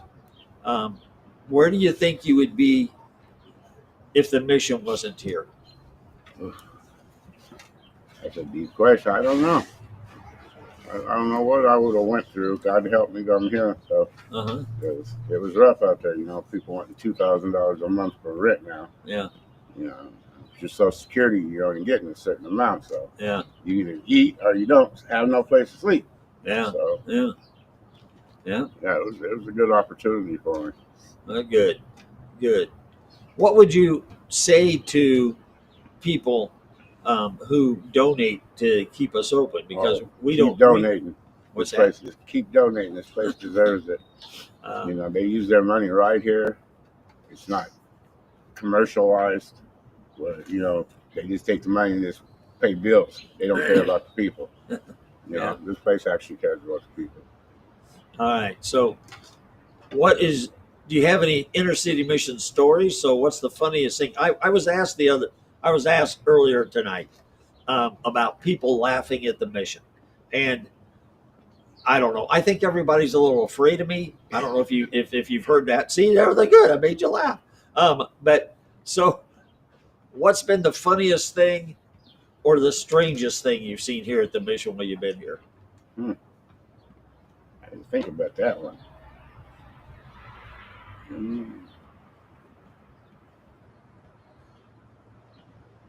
The funniest probably watching Roger bop around here fixing stuff. You know, in and out. He works his butt off here, but he's a good man. He does, and he gets going in 3 or 4 different directions at the same time. Yes, he does. Doing 3 or 4 things at the same time. But All right. other than that, I've had all good experiences here. All right. Good. And are you planning on moving into your own place, or are you plan on I'd staying? die here if I want to. If Do you what? let me. Do what? I said, I'd die here if you let me. Die here if we'd let you. Yeah. Okay. But I'm probably going to have to get out on my own All right. and try it again. All right. Well, it's not anything that we're saying you have to. So at this point in time, I'm asking the last question. One of the things that I ask is, when you think of the word home, what do you think of? Warmth, security, friends and family. Okay. Yeah. When you think of inner city mission, what do you think of? Home. Home. Yeah. This is a home. This ain't just a shelter. It's a home. All right. Yeah. Jack, is there anything else you'd want to say? And I appreciate you coming, because I know you don't seem like you're nervous at all. You seem like you were going to be nervous when I talked to you to do it, and now you just seem very laid back and everything. It's like getting used to this thing. Huh? Stage right, huh? Stage right. Yeah. Is there anything else you'd like to ask or tell us about the mission, or Just tell them keep donating. keep the doors open? Keep the doors open, yeah. Keep these lights paid. All right. Jack, thank you so much. Thank you. for coming and sitting on the bench with me for a little bit. Brother. Yep. Thank you, brother. Thank you, Yep. Jack. You guys have a good one. Sweet Jack. Thank you. Hey, we have a couple submitted questions. I'm going to go over a couple of those. Let me clear my throat. One's from our friend Hope, and actually we got this question in many different forms. It's a great one. I'm going to use Hope's version. Our friend Hope Wright, Yeah. who asks a question that she herself has fulfilled in the past. Besides prayer support and financial support, what can I do? And that is a repeated question from several people asking about personal involvement. How can we get involved? What can I do? All right. We talked about this some yesterday, a little bit. And what I'm asking people to do, if you'd like to get involved at Inner City Mission, we have what we call the Pyramid of Response. It's actually a page that helps you kind of look at the multiple different ways in which somebody can get involved at the mission. I always turn the question around on people and ask a person, what would you like to do? Because what I found is when we can match up people with things that they're able to do and they like to do, they love doing it and they come on a regular basis and do it. Will you talk for a minute? Oh, yeah, for sure. Well, can I hop in there for Yeah, a second? excuse me. I would just say Go ahead. Hope is a perfect example of someone who is taking the skills that God has given them and her passions and giving it to a ministry, inserting it into a ministry context. And sometimes this takes years of brainstorming. Some people might not know Hope, but Hope has a massive nativity collection. She's surely got to be breaking some sort of world record. She loves nativities. We're talking 1,000 probably. Yeah, probably 1,000 The most nativities. beautiful And nativities I've ever seen. Yeah, she has them categorized according to the state that they originated from or the country they originated from. So she has over 120 different countries represented. And Hope, if you are hearing this right now, you could message us, let us know exactly how many countries you have a nativity from. But she reached out to us some 15 years ago, well, maybe 20 years ago. It was a while ago. Back, yeah. We did it for several years. She's like, hey, I have this passion and would love to support the mission. Is there a way we could turn my passion for nativities into a fundraiser or into a moment where we can promote the mission? And it turned into a yearly display of nativities. For a few years, we did this different. It was a festival of trees, right? Right. Before the Festival of Trees, we did a standalone event where she brought out hundreds. And we would fill up an entire gymnasium full of tables with all of these nativities. Then we went to the Festival of the Trees and decorated a booth, and there was always a nativity booth. That was Hope, and we were the sponsor. We were the beneficiary of the promotion on that and the fundraisers associated with that. But still, going back to the main question, what can I do? Hope is a great example of someone who has a deep passion and skill at something and has spent time brainstorming, how can I connect this passion to a need? How can I connect it to a ministry? And it ended up turning into a beautiful moment and a blessed recurrence in our rhythms for about a decade. Yeah. So we want to thank you, Hope, for the question, and thank you for the years of your dedication to all of this. It was so beautiful. And the only reason why we stopped doing it was another church in town that was a little bit larger and kind of a little bit more grandiose in its architecture, basically started doing the same thing with very unique, larger nativities. And we didn't want to compete with with another. We had done it for several years, and so we decided to put ours on just on hold for a while. Yeah, I think our event actually inspired another event to spring up in Springfield, Right. and they, after a couple of years, we gave them our support and blessing. They became the big nativity event, And I think awesome. they've backed off. So we may have to think about pulling that out again in the future. But Well, and we've had individuals that have a passion for portraits, doing art, come in and do craft nights with our residents. There for a while, we made a lot of bracelets. People would bring in all sorts of beads, and just seeing the ladies around the table swapping beads, coming up with the coolest color patterns, just fun things like that a bunch of guys don't always think about. But we'll have people reach out to us that have a passion, and it's like, let's do it. Let's set up a night where you can come and just hang out with some of the ladies and just have a lot of fun. Those are always, I think, when you can mix your passion with service and a genuine desire to build relationships and fun. And fun. That's what sticks with our residents for years to come. Fun and is so, yeah, I mean, we have people that will come and bring meals and be on our prayer list and that type of stuff. But the more creative you can get, the more creative we try to become. And so we try to plug people in however we can. So, and that's the sky's reason the limit. I had mentioned the pyramid of response. If you'd like a copy of that, email Isaac at isaac@innercitymission.net. Oh, do you have it on the screen or whatever? He's going to throw it up there. All right, wonderful. Email him and just ask him for the pyramid of stability, and we'll get it out to you. It's probably going to take us a few days once we get everything shut down from this and in the mail. It's going to just take us a little bit. And I think I'm going to sleep for probably 3 days. I'm not for sure. But one of these days we'll wake up. One of these days we'll wake up and we'll get out. it out to you. But it will help you think through the things that the boys have just said. What is your passion? What do you like to do? Do you like to do it with people, or do you like to do it by yourself? Do you want to work with people, or would you rather work with things? And we found that when people take some time and really think about that, we're able to match them up here. Or we also tell people we're not the only place in town that needs volunteers, and we can possibly give you some ideas of, if you have passions for, like the Refuge Ranch, working with horses, they have, and children who maybe have some troubled past.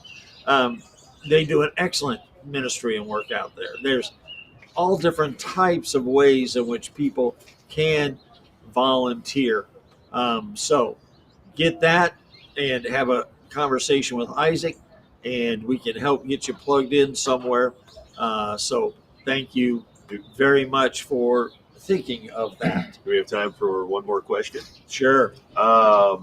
This one, yeah, we might have time for a couple. Let me know how much time we have. This one was submitted by our good friend and neighbor, Todd Magruder. He asks, what are some ways to engage? And this is actually one of our most frequently asked questions. What are some ways to engage a homeless person you might meet on a sidewalk, as that often happens in the park I live by? So noticing and seeing a person. One of the things that, if you saw Jess's video last night, she was street homeless in Chicago, and what she talked about was being invisible. Part of what she talked about was being invisible. So one of the very first things is not being afraid to just acknowledge the person. Sometimes we act like we don't even see the person because we're afraid if we acknowledge, they may ask us for something. Then we have to say no, and then we have to, go through this process that we, it's just easier if I just pretend like I don't see them. Best way is to acknowledge and say hi. Just because a person, and don't assume that the person is going to ask you for anything. And if they do, it's okay to say no, and it's okay to say yes.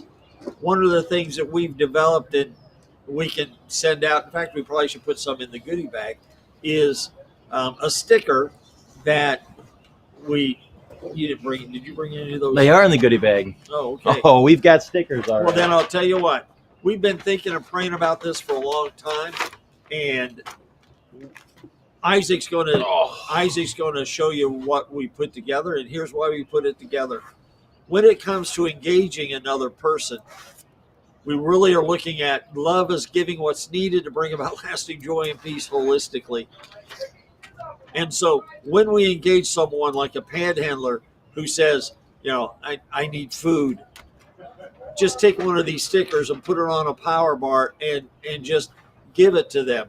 The sticker, why don't you tell them what the sticker is? I don't know if this is going to work, but if I show it, is that coming up? Yes. Okay. You have value. So the idea is that it says you have value, and it's based off of Psalm 139:14, where it says you are fearfully and wonderfully made.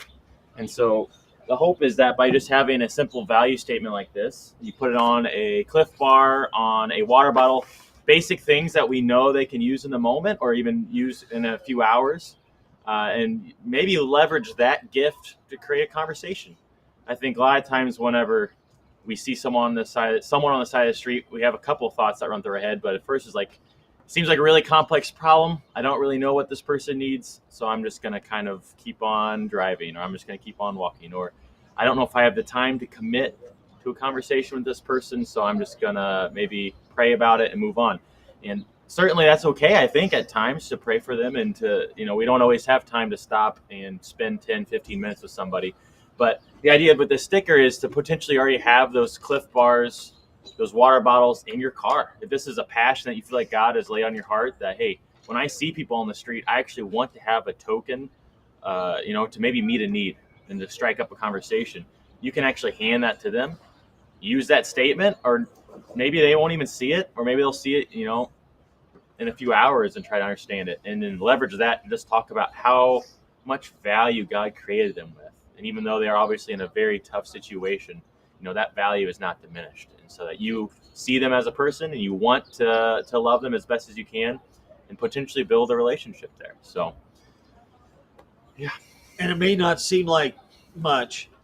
And the reality is a lot of times, if we can have an avalanche of a lot of littles. So one of the thoughts we talked about is actually, even if a whole community would go into making a value statement sticker, because what you're doing is you're at least planting a little seed. And so if this is constantly repeated to a person, even though you're not maybe engaging in a conversation, then you're not just giving them food for their body, but you're also giving them a little seed for food for their soul.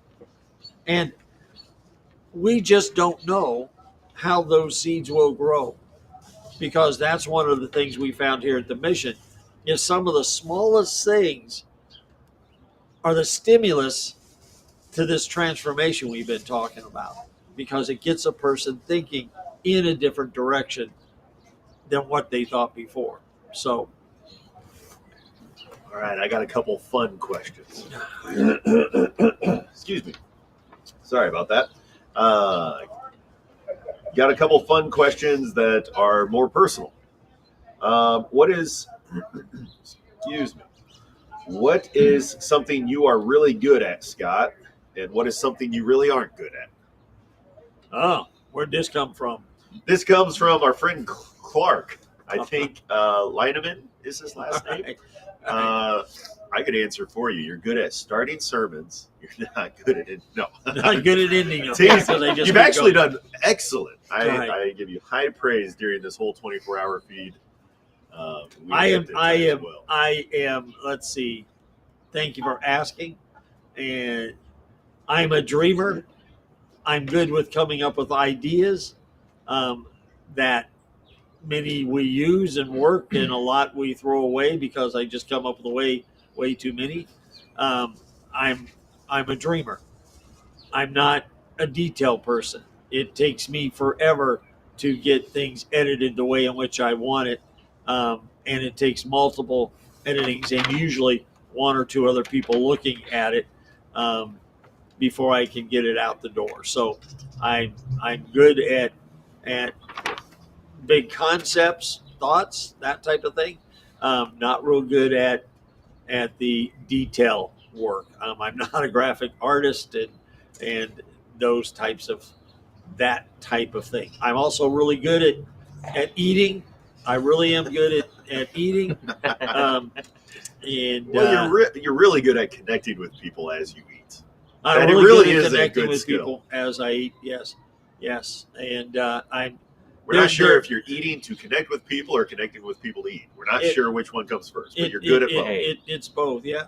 A lot of Jesus' ministry was around the table with food there. So. Yep. Breaking and bread the reality is, there's a whole lot of things I'm not good at. And I've said this before to folk, and it seems like it always bothers them, but I think it's true. And that is, every person has a lot more things they can't do than they can do. And the reason for that is there's just millions of things a person can do. And yeah, if you put your mind to it, but the question is, do you really want to do it? There's a lot of things I don't want to do that other people are just love doing. So it really is about finding folks and working together. So anyways, we got a comment from Liberty just came in hot off the press. It says Scott is an amazing connector and conversationalist, and food should be a love language. Food is my love language. In fact, food stalks me. When I eat food, it never wants to leave me. One more fun question I'll ask Isaac. Who inspires you in life, Isaac? Who inspires me in life? Wow. We talked a lot about Jeff, and for good reason. As we've talked about Jeff, I've realized what a hero he has been to so many people. I think the joy that he brought to this place is something that I've tried to emulate in my life, and especially in my moments here at Inner City Mission. I think in homelessness, there's a lot of very tough conversations, a lot of very deep conversations, and a lot of very tricky conversations. And sometimes it's hard to break through that. And I think laughter and joy has a way of bringing down barriers and helping both people connect on a very personal level. And so Jeff was a master of conversation and a master of laughter. And so I can't say I'm that funny naturally. I'm a goofy person, but I definitely try to have a good time. And I love it when residents are willing to jive with the conversation and just loosen up and just enjoy the beauties that life have to offer. And it's a lot of fun. So Jeff is truly someone that that has inspired me. For sure. Likewise. Isaac, is that a goodie bag that I see? You know that's a goodie bag that you see with a new sticker on the front that says you have value, just like the people we handed out to have value. What are we giving away in these goodie bags? Oh, man. We've got a book called Unlocking a Broken World. It's kind of the story of Inner City Mission. My parents wrote it from the first 4 years of them being here and discovering what is really the heart of homelessness. And so if you've not read it, you should type a giveaway into the chat, and you have a chance to win this book along with a whole bunch of candy, some ICM lanyards, stickers, and a magnet. And show them. Bam! A t-shirt. It might be this t-shirt if we don't order them in time. But we're going to get more of these t-shirts and send everybody that gets a goodie bag one of these bad boys. So I'll probably wash it if you end up with this one, but we'll see what happens. Fresh off the press. All right. I got it in the chat. In this hour, in the 8 o'clock hour, if you want I want a chance to win some swag and a book and some of the nice chocolates in this world, shoot giveaway in the chat. We'll have a drawing at the end of the hour. Now when he says nice, he means nice like 10-year-old boys at Halloween chocolate, like Snickers bars. He doesn't mean like the gourmet chocolate from like, wow. Oh, yeah. Whoa. I wasn't even thinking on that level. To some people, Snickers is gourmet. Okay. Yeah, so I was definitely thinking Halloween. What's your favorite thing that you got the entire time that person house? They're giving away good chocolate. Yeah, because it's usually a full size something. Full size, yeah. some kind of. Right. So, what's your favorite candy bar, Caleb? Oh, my favorite. Oh, wow. Getting into the existential questions now. Well, when you think about it, Isaac, what's yours? Twix. Oh man, Oh, Twix. Twix? almond Snickers is next level good. You kind of forget about everything else and you just focus on the bar. Honestly, I have to agree with Isaac. Almond Snickers for So whatever. good. That is the way. Out of And nowhere wins the race. Gail Knox has just come in the room, and I think we're going to be talking to her next. Well, hi, Gail. How's it going? Good. You ready for the camera? Yeah. All right. Well, we're trying to ignore the camera as much and focus on chat. Yeah. Most of us just forget that the camera's on. We're just chatting like normal life over here.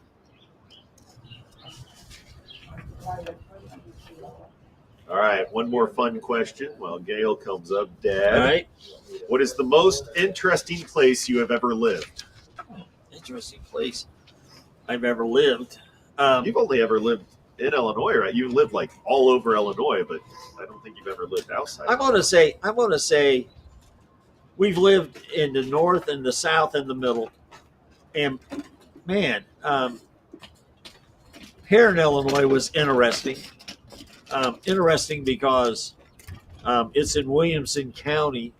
And when I went to church, we went to church the first Sunday. Someone gave my wife a copy of Bloody Williamson. It was all about the gang wars that went on and the coal mine wars that went on here in Illinois. In fact, I was a nursing home administrator, and one of the older guys remembers as a boy seeing a shootout on the streets, and a guy actually got shot and his gun fell into the concrete. And they left it there because they were proud of their gang wars and that type of thing. And in fact, many years later, when the rest of the sidewalk was taken up, they actually took that piece up and put it back down onto the sidewalk. So it was just interesting. But then it also was right up next to Shawnee National Forest, which is always a beautiful place to visit and be. So the people and the environment and the nature was interesting. But Gail Knox, how are you today? I am wonderful in yourself. Thanks for asking. Thank you for coming over and being with us. We're just hanging out, and what we're doing is asking people about life transformation. Okay, how Jesus transforms people's lives. And do you have a story you'd like to tell us about yours or someone else's life transformation, and how Jesus's love transformed your life or someone else's? I do. Well, I had stayed here before. As I can remember, my mom had passed away in 2012. That's how I came here. But before then, I was going from place to place, living out a little suitcase. Well, first of all, she had passed from cancer. I took care of her for 3 years, which was very devastating through my addiction. I'll tell you what, personal care of a loved one is a very difficult thing. You're dealing with the emotions of your loved one being sick, and then the physical aspect of helping move people around and do that. So when I went down and had all my surgeries, Connie was my caregiver. You almost take that for granted until you do it or you're a recipient of it. So now it's difficult, but it's a blessing to be able to be there. Absolutely. I said after she had passed, I wasn't working. I didn't have nowhere to go, so I was going family from here to here, there, shelter to shelter. Sometimes I didn't know where I was going to sleep. out of town from place to place. I end up staying. Had to lie. I went to the women's shelter. I ended up calling. Let me back up a little bit. I stayed at the Helping Hands. Uh, I got put out of there due to drinking. I was going through a thing because, of course, I lost my mom. Yeah. Uh, I ended up staying at the Salvation Army. I got put out of there, hanging out. Came back in, drunk. Yeah. Got put out of there. Um, Through that, I had ended up going to the hospital with some mental issues. Okay. So I ended up going to the women's shelter because I didn't have nowhere to go. So I had to lie and say I got beat up. I was told to keep calling twice a day to get in here, which I did do that. I remember when I kept calling, it was on a Friday. I kept calling Miss Candace. She said today's your lucky day. Yeah. She said, can you be here Monday at 9 a.m.? And I said, yes, ma'am, I can. And I was here. That was the best day of my life because I was living out of a suitcase. And then while I was staying in the shelter, I was going to school. Once I got here, I was still going to school, still drinking in my addiction, trying to go to school. Almost messed it up. Out, missed curfew. Miss Tylinda gave me another chance. She said, I know you trying. Gave me another chance. She said, because you're trying to go to school, and I see you trying. So I got it together.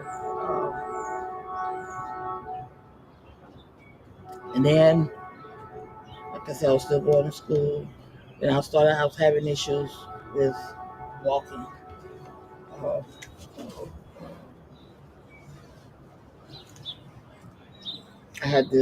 I tried to get in and have surgery. Each doctor that I tried, they told me I was overweight, had to quit drinking. Had to quit smoking.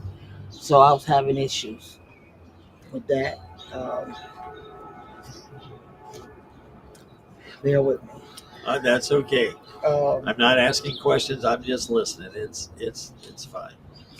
Still going through the issues with drinking, but not on property. It was hard, okay, dealing with this, not realizing that, okay, well, I don't have no, well, this ain't my home, I'm going out here, not, well, I don't have to do what I have to do what I want to do, but not realizing, well, you don't have nowhere to go. But then it dawned on me, okay, well, you have to do what you got to do. So I started doing what I needed to do. I had to get up every day, on Sunday. So I started going back to church. And I recall um, I wanted to give my life back to Christ. Because while I was out and where I had got baptized and was doing right, but I backslid. That was before my mom had passed. But once I came back, I rededicated my life back to Christ. And it took a while. The devil kept on trying to throw a little wrench in, but I kept waiting, and I went ahead and waited and waited, and it was on Easter Sunday. I think it was April. It was in April of 2014 that I ended up rededicating my life back to Christ. God has been so good to me in my past. With my addiction, I have lost those very close to me. God has placed her back in my life, me and my children. Um, yeah. So being here was my home, my family. Uh, I can recall while me going to school, I had got caught up in a situation, and the detectives was looking for me. And what? The detectives was Oh. looking for me, and I was going to school. So each time they came, they missed me. So one particular time I was here, so I ended up having to go to court. Miss Sarah went with me, and I was so scared that I was going to go to jail. But God's favor, the people didn't show up. Miss Sarah kept saying, "It's gonna be okay, Miss Dale, it's gonna be okay." They didn't show up. That was God's favor. Oh yeah. That was God's favor. It was dropped. I said, it was like, so they didn't show up. I said, it's over, yeah. So that was God's favor for me. God has showed up so many times in my life. I should not be sitting here right now today. Um, I just had back surgery in February. Um, I've had had knee surgery last year. I've had 3 or 4 hip revision surgeries on my. Well, I've had been cut on my right leg, right hip about 7 times. Oh my. Um, when I was staying here, it got to the point where I couldn't really walk. I couldn't walk. I ended up when I was over in this building. I ended up moving in this building. I couldn't walk. I had my family, intimate family would bring the food to me, or I had to have family bring me food because I couldn't walk. Yeah. I was falling. I ended up having my surgery though. I ended up having it. Then I had to go to a nursing facility. I was there 4 months. I was ready to come back. I have to say this, Mr. Payne. I was ready to come back, and I recall when you sent your friend to tell me that I couldn't. I can't remember his name. That I couldn't come back. I was kind of upset, but that was God's will. To let me know that, telling me that because it was a liability if I came back. But that was again God's favor.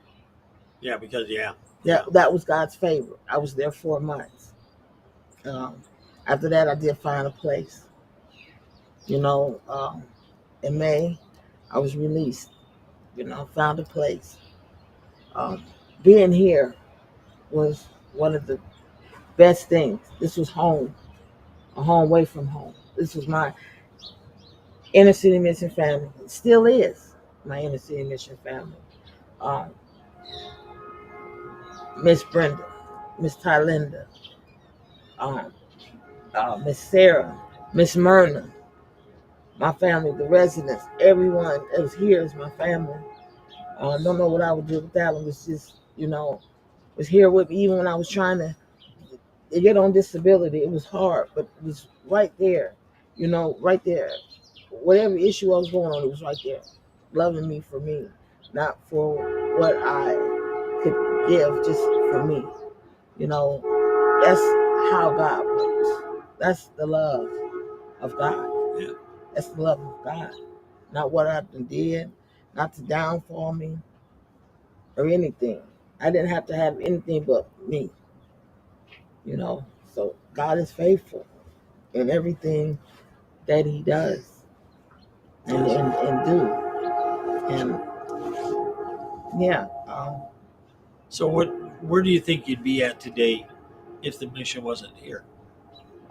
Dead. They are dead. probably dead. Yeah. God has saved me from self-destruction. Because after I had the surgery and I was in a nurse facility, I ended up catching MRSA. So I had to go back in and remove the wear.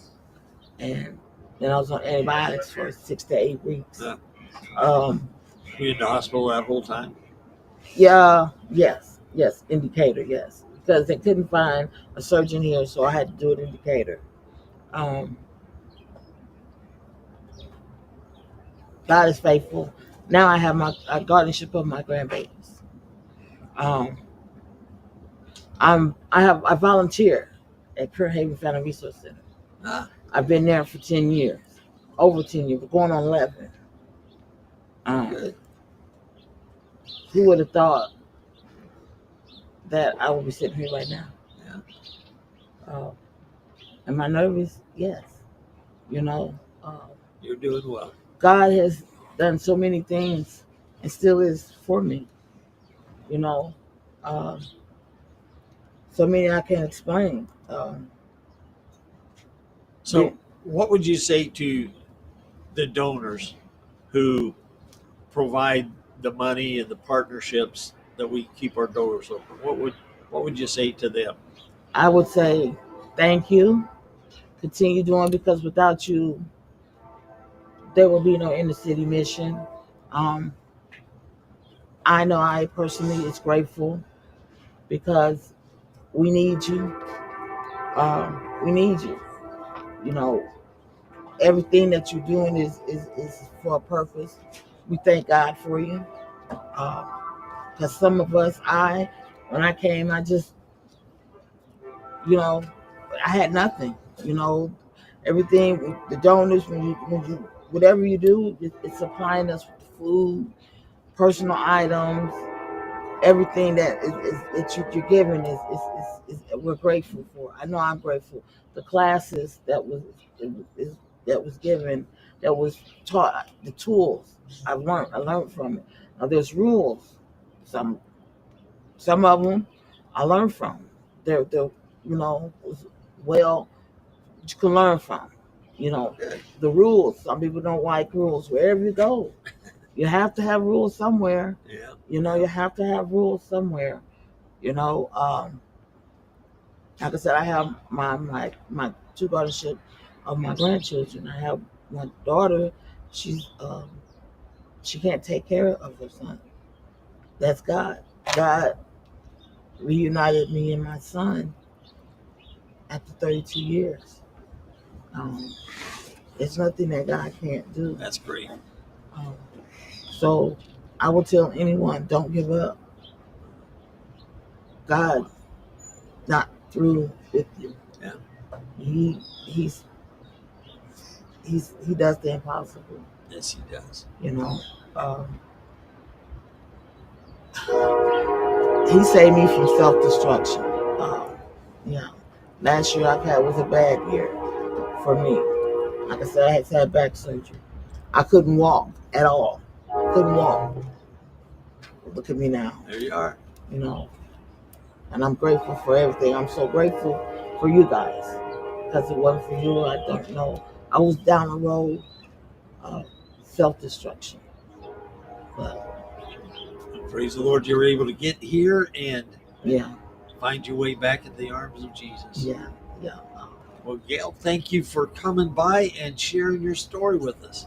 I really appreciate it. And I know it's an effort to get here, but I just thank you very much. It means a lot. Thank you. I'm kind of getting slower getting up here. Yeah. We received a shout out for you, Gail. Yeah.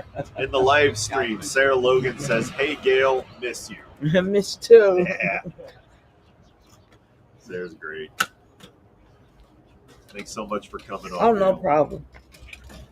Just a reminder to everyone, we are doing the giveaway throughout this hour until the top of the hour for an ICM goodie bag, which includes my parents' book that they wrote and some ICM swag and chocolate.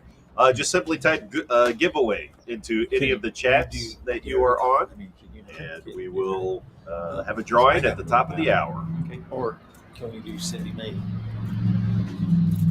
All right. Right now. We want to do Cindy. We move to the Cindy Mae video. Well, yeah. No. Jake's. No, let's go ahead with Derek. Okay. Yeah. Derek, are you ready to go for it? Let's do it, brother. I think all right. It's gonna be me, you, and Caleb hanging out. Cool. What's up, Derek? What's going on? How's it going, buddy? How we doing? Oh man, doing good, doing good. Awesome. Yeah. Free water on the Sit wherever you want. All right, How are you doing, Derek? can't complain. How's it going? It's going good. Man, I think woke up this morning. that's right. Well, we've never went to bed last night, so we're still going strong. Well, yeah. Hey, God bless you for the strength that you have. Well, we are thankful that we're not here alone. That's for sure. Oh man, for sure. So, Derek, I know you were at the mission. Was that in 2023? 2023. Okay. I stopped by. Would you mind telling us, what first brought you to Inner City Mission? Well, back in October. I'm gonna take you back a month back. Yeah. And a month before I got here, maybe 2 months. You know, what I mean, I was married at the time and living in a pretty toxic environment. You know, I mean, there's drugs involved and what have you. And I gave my life back to the Lord, and I was tired of being tired. So my wife at the time, she still wanted to woo party. So I knew, and I told my daughter beforehand, I said, the spirits are not going to clash. They're not even going to be in agreement because I'm tired. She's not. But anyhow, make a long story short, then one night it blew up to a domestic violence type thing. I wasn't the one that went to jail that night, but she did. But anyhow, the next day when she came home, she told me and my daughter to get out. So we lit. Me, my daughter, and the cat. We took off. Wow. So I went to stay at. I was staying at the Red Roof Inn, and it was tough because I was working, driving cabs, and it was 12 to 17-hour days just to put food and pay for the room. It was like $72 a night, and so, but I kept calling the mission. Someone told me about the mission, so I kept calling. I kept hearing, we got you on the list. And then one day, about 30 days later, I told my sister in New Jersey, I said, Melissa, I am tired. I don't know what else to do. I can't keep going like this. So she's paid for my room at the Red Roof Inn for a week. But I kept calling. And that one day, I heard something different. And it was Emma. Now that I know now. Uh-huh. And she said, hold on. Oh man, sweet words. I'll never forget it. And she told me to come on in. Pew! We shot in here, man, and I've been grateful ever since. You know what I'm saying? I still love the mission, even though I'm not here anymore. Still stop by and visit. So Yeah. that's what brought me here, man. Is not to take up too much of your time. No, I think we got plenty of time right now. But yeah. So that's what brought me here. Yeah. You know what I mean? And I just kept growing. I told my daughter, I said, we're passing through. You know what I'm saying? We're gonna take this and we're gonna learn from it and keep on moving. So Sure. So 7 months later, then it was 7 months. Oh, yeah. Man, and so when you first got to Inner City Mission, what was it that you experienced when you got to Inner City Mission? But when I first got here, I experienced, it was, as far as the residents, we don't know each other. It was kind of distant. You know what I'm saying? But the staff, they made you feel at home. You know what I mean? I had Luke, who was my man. Luke, man. Yeah, shout out to Luke, wherever you may be. He was here earlier, but with the he's sleep, got a huh? newborn now, so Man, his second baby. So he's at home relieving his wife, taking the morning shift, I think. So bless his heart. But anyway, sure. Luke was my guy, and like I said, the staff made me feel welcome. You know what I mean? So it kind of eased everything into play. You know what I mean? Ryan and so forth. You know what I'm saying? Yeah. Donna. Well, I remember all those. I mean, you went to bed earlier than some, but we still had some pretty good conversations there. 8, 9 o'clock at night. Yeah, man. And then I started working at Walmart, and then from Walmart, lady said, I was talking to her and I said, man, I sure like to drive buses. And she said, oh, I got a brother. He'll get you on. What? Don't play with me. No, but anyway. And that's how, then I met her brother. And then, I was studying. You guys remember. And you guys were praying for me that I passed the test. And I was like, oh, man, I don't know if I can do this. And, man, keep the faith. You're going to be all right. You made it through. Now you're still driving for them today, right? Still driving, man. Matter of fact, I started there March 11th, 2024. And I have yet to miss a day. I haven't missed a day since I've been working. Yeah. That's amazing. I would say you're always a hard worker the moment you came through our doors. Yeah, so. Man. I missed a lot of group meetings because of my work schedule, of course. But, I enjoyed the times when we had different organizations come through. I felt privileged to come upstairs and talk and chit-chat and break bread. Mm-hmm. It was fun. Yeah. It was fun. It really was. We enjoyed it. My daughter enjoyed it. I was going to ask maybe what her thoughts was. I mean, moving into a homeless shelter. Yeah. For anybody is pretty hard, but she was, 13? She was 14. 14 when you guys moved in. And so did she have any initial thoughts when you guys were first moving in that stood out to you?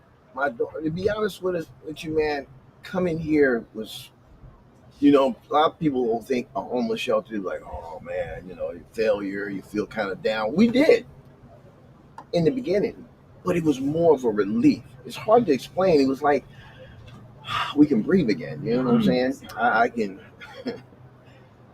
no arguing, no fussing, no hiding of the wallet. Seriously, man. It was, it was like, whoa, I can let my guard down. Me and Naomi, we had that little room down there, and I slept up top. I even gave up the bottom bunk. I said, I'll sleep up top. The top of my head's a little flat from hitting the ceiling. It's a tight squeeze up there with those drop-down ceilings. But you know what, my man? I was so grateful. God knows I was, man. It was a blessing. This place is a blessing. It still is. Well, I'm glad with you being a father, bringing in a daughter, we only have 3 rooms in the basement for families like that. And so I was glad when you said you were calling every single day. Man, and that's what we try to tell people. It can be disheartening when you call, like you said, for a couple of weeks and you keep getting no's, but God opened that door, and I'm so glad that you guys were able to get in. Man, I'm glad. I was glad to have the opportunity to come in. You know what I mean? And grateful is the word I keep using it, man, because in order, every place you have rules. True enough, every place. Everywhere you go. But when you're grateful, it makes it easy to abide by the things that you have to abide by. You know what I mean? Different rules, different settings. You know what I'm saying? And I told my daughter, I said, every morning, man, if he allowed us to plant our feet, we're gonna tell him thank you. You know what I mean? We're gonna tell him thank you. I already said when I left here, I said, they're probably gonna get tired of seeing me, but I'm coming back. Some people say, I'll never go back, you know what I mean? And I don't have to go back to stay, but just keep coming back just to say hello. You know what I mean? Because I felt that you guys were pretty much my family. When you adopted me in, you took me in, man. We love when you're back, because that means we get to hang out again and just see how you guys are doing. And it's like we haven't skipped a beat. So we're talking a lot about transformation that happens in our lives. Is there a time in your life where you really felt that transformation take place? As far as from here?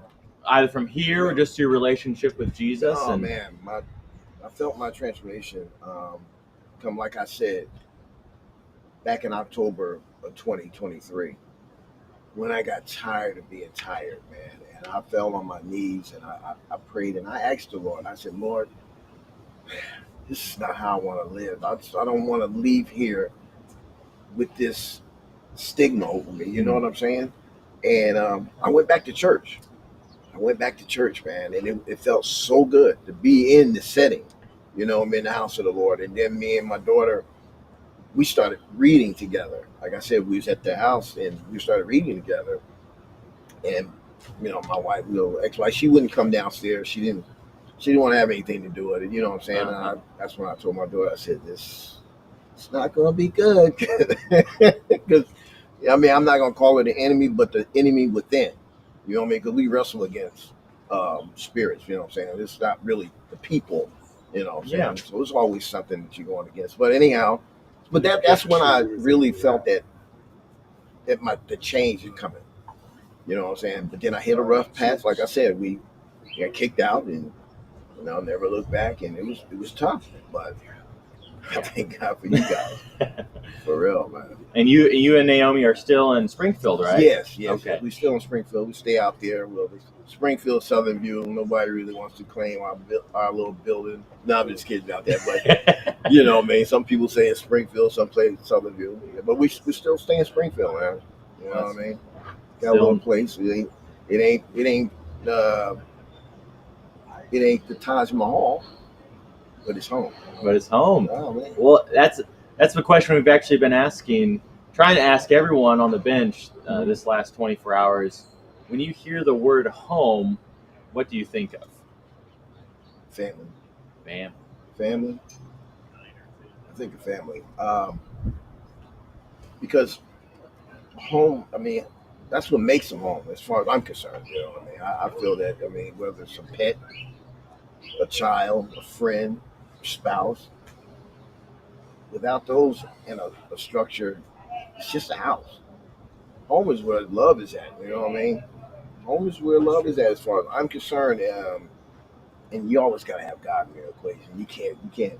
You know what I mean? He's got to be in the midst. Yeah. You know what I mean? He's the true vine. And so we just gotta branch into him. And like I said, that's my opinion of home. Yeah. I mean, I love that. Like you said, I mean, you might not be in a huge structure right now, or you might have been in a homeless shelter back in 2023, but you said if there's love in that place, exactly, then you can see that as a home. Absolutely. And I love that. And I felt that when I came here, you know what I'm saying? We was, you know what I mean? Like I said, some of the residents, everybody's different, you know what I'm saying? But the staff is what keeps it together, and that's what you guys did for me. As far as I'm concerned, you know what I mean? I focused on the staff, and then we got to know the residents. Yeah. You know what I'm saying? It can be a lot when you're moving in with 30 to 40 other people. Yeah. You know, it takes some time to get used to different personalities. Oh, man. Yeah. Different children, you know what I'm saying? That's right. You know, a lot of energy. Kids got a lot of energy, man. So I used to, when I come home, I used to block it out. You know what I mean? Just go to bed, man. Take me a shower. You know what I mean? And just give what you guys asked me to. You don't ask much. Didn't ask a whole lot. Like, from what I've been told, our place is very, very lenient. Just do what you're told. Do what you're asked. That's why we like to be lenient. Because then when somebody doesn't do what we ask, it's like, we know we're not asking you to do much. And Derek, I've been doing most of the interviews, but I didn't want to interview you today because you didn't really work with me at all. And I'm just so proud and thank God for your testimony and the way in which my staff worked with you and the way in which they just enjoyed you. Behind the scenes, they talk nice about you. So it's always good when people behind your back are saying good things. And just congratulations on the SMTD too, because like you said, several guys started it, and I don't know if you mentioned that, but I know several started and then a lot never finished. How's it going? How you? Man, I'm still busting them lefts and rights, man. Getting them on and getting them off. Oh, yeah. You know what I mean? Sometimes it gets a little challenging, you know, when you're dealing with the public, you know what I'm saying? Oh, yeah. Sometimes they'll pay that $1.25, man. They want you to roll out the red carpet for them. Yeah. Every time I see a bus go by, I'm waiting to see your smile. And Oh, man, I got to, man, because I'm like I said, I go back to the grateful. I'm so grateful to do what I'm doing. You know what I mean? I'm grateful, man. It's you know, I mean, I'll be 62 years old Monday. And, wow. You look so much. I'm only 67. I mean, you must have took youth pills or something. Or I guess maybe I just took old age pills. My two favorite food groups are lard and sugar. Yep. So this is what happens. Oh man, I done put on some pounds since I've been driving. I really am. Yeah. Oh my God. So, but I'm still here. we're still here. Amen. God is good. That's right. He is all the time. All the time. Derek, you got a shout out. We got a message from Calico Jack. Derek, you are the bus driving machine. You are the machine. Yes. I do what I got to do, man. I do what I You got do. to do. Everybody gets a hello. Everybody And you gets do it with a thank you. smile always. Sure do. And some people under your breath, it's glad you're gone. Oh man, yeah. I'm sorry, you never say that's that. My not true, trainer, Derek. I'll tell you what my trainer told. She said, everyone brings joy to the bus. Some bring it when they get on. Some bring it when they get off. There you go. And that's so true. That's a great mentality to have. That's Everybody it brings really joy. works in any situation of life. You know, Yeah. if you have a joyful mindset, you Sometimes can you kind do. of turn those things. Love you on the way out. You know what I mean? When you see them, you say, "Oh boy, hey, how you doing?" Wait till they sit down, and then when they leave, just have a good day. Yeah, some of them are butter. I mean, one day I kept saying this to the same person one time. I won't tell you this now, but I kept saying, "Have a good day." She would never say nothing. Then about the third day, she said, "You too." I looked in the mirror like, "Whoa, where'd that come from?" So you just have to keep on being who you are. You know what I mean? Yeah. Hey, if they speak back, it's cool. If they don't, I'm gonna keep on smiling. For sure. I love that about you, Derek. I think that smile's what stuck with me the most. It's just that you light up a room when you come into it. That's so. right, man. I really do. Now, I know you were only with us for, like you said, 7 months. Mm-hmm. So this question might be a little different for you, but where do you think you and Naomi would be if you hadn't ended up coming and staying at Inner City Mission? Wow.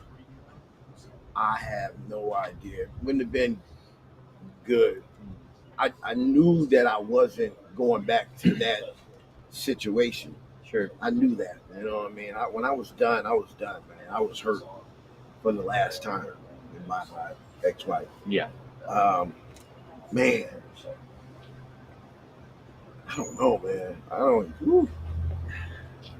Wouldn't have been nowhere good, dude. That's safe. Because I'm telling you, I drove that cab hard, 12 to 17 hours a day just to pay. But I did it. I got gas in my car. We had plenty of TV dinners. Uh-huh. Had to feed the cat. Well, I would have ate the cat. I'm sorry. That's the only thing I maybe that's where I would have been. That's man. right. That's right. Well, we were glad you're at least with us for 7 months. We didn't eat Fat Boy. We got a cat on property called Fat Boy. He's still kicking. He's about, 30 pounds now because everyone feeds him something. We basically do not, residents, different ones want to bring in pets, and we have always stayed away from that just because of, inability to properly care for it, possibly. And the white cat, Snowball, I guess. Snowball, Fat Boy, Marshmallow, My Pillow, whatever name. Showed up. Dandruff. How many years? Dandruff. There you go. How many years 'Cause he's ago flaky. did that cat show up? He's got to be They're here like for seven- I would say 7 or 8 years. 7 or 8 years. Really? Yeah. He's been hanging out that long? And he was about a third the size then, so he's Yeah. living a good life, I think. Oh yeah. Every resident King I of the think castle. feeds it something, and he just I'm comes guilty. and goes. I haven't fed him a thing. I would never. He's eating better than I am most days. But. Yeah. I was guilty. I used to feed him. I used to get hard food for him. You know what I mean? And he must have knew, man. He see my little car pull up there, and he'd come out to the front Yeah. and meow me all the way until I get there, man. But he's a perfect cat. He's never tried to get in the house. No. He's never tried to scratch any of the kids or. I mean, he's ran He'll away run from from a them. couple. That's right. He's smarter than he looks. Yeah. That's right. Nothing can terrorize a cat more than a little child. Oh man, he did take off. So Oh my. Well, everything at Inner City Mission is possible because of all of the donors, the individuals, the churches that support us. yes. And so we've been asking a lot of the people sitting on the bench if there's one thing that you would want to say to the people that keep our doors open. What would that be, Derek? First of all, I would want to say thank God for you. Thank God for what you do. Thank God for what you always continue to do. I just pray that He'll just continue to touch the hearts of those that bring the donations and their time and effort into Inner City Mission, because a lot of times it wasn't just the donations. It was their time. They spent time with our children out here to give you, whoo, you know what I mean? Even if it was for 30 minutes, you know what I'm saying? And it was the interaction. I loved it. You know what I mean? When I did get a chance to come upstairs, you know what I mean, or wasn't at work, I loved it because it was, you know, to break bread and just feel the love from the people that donated to the place. You know what I'm saying? They didn't just throw off a bunch of bags and just keep it moving. They interacted with us, and that's what I said. Just keep doing what you're doing to whoever it may be. Keep doing what you're doing. I love that. Well, that's what we oftentimes tell our volunteers that come in. It's like the staff, we're here every day, Right. so the residents kind of get used to us. But whenever you come in as a fresh face and just full of joy and full of love, it's like what a gift from God for our residents to be able to see a wide variety of people coming in these doors that show up and say, hey, we care about you enough to spend 2, 3, 4, 5 hours with you, to bring a meal and just to hang out. So I love that, Derek. And that's, I've told many of the ladies here, and you know, it's raising children by yourself is probably one of the hardest jobs in life.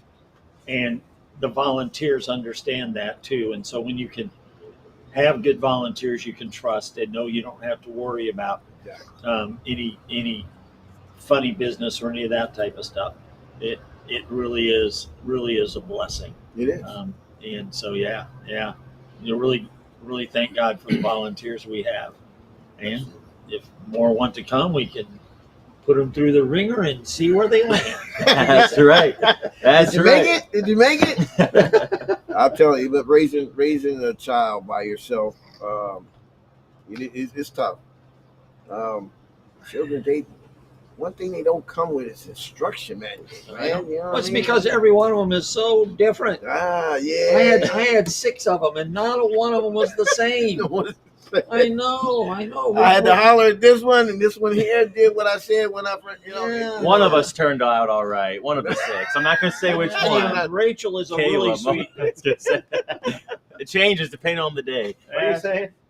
Nothing. Just how great of a child you were back in the day. It's fun.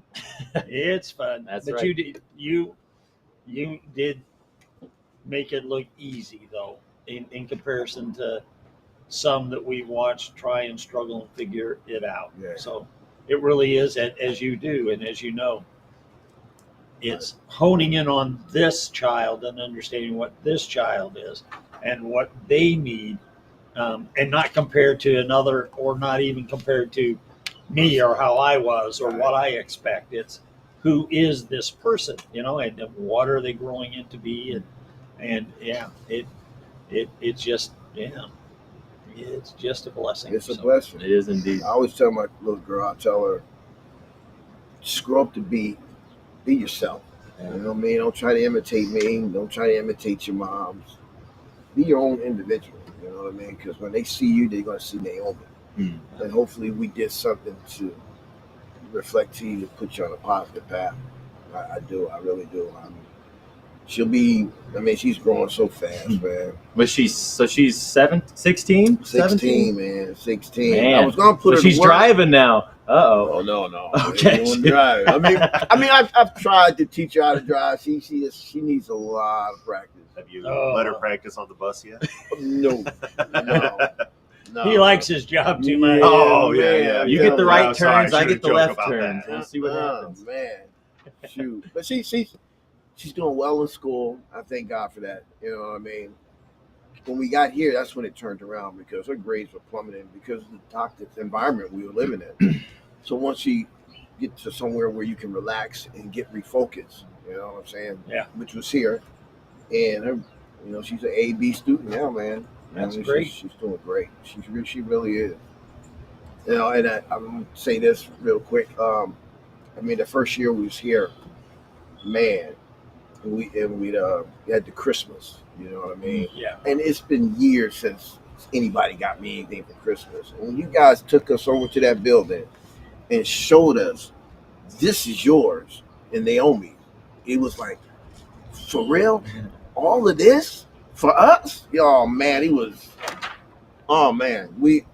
it was the best Christmas I had in years, man. Praise the Lord. For real. It's our goal. Be purpose. Scripture tells us that our Heavenly Father does abundantly beyond what we can think, dream, or ask. Yes. And so our thought is, if we can do abundantly beyond at Christmas time, at His birth, at His Son's birth, that's what we want to accomplish. And it almost is like going over the top, but no, God goes over to the top for us every single day. So how can we do that? When we have so many churches, so many groups that want to be a part of Christmas. So it's amazing just to see how many people in the Sangamon County area that want to just pour into someone's life that they might not even ever met, but they want to give someone, a blessing on Christmas time. So we might have time for one more question for Derek. Then we have a hard stop at 9 o'clock, which is 2.5 minutes from now. Plenty of time. Make it a short question. That's right. But I, like I said, we enjoyed our stay here. I thank God for you guys. I really do. I'll always keep Inner City Mission in my prayers. The staff, the residents, past, present, and future.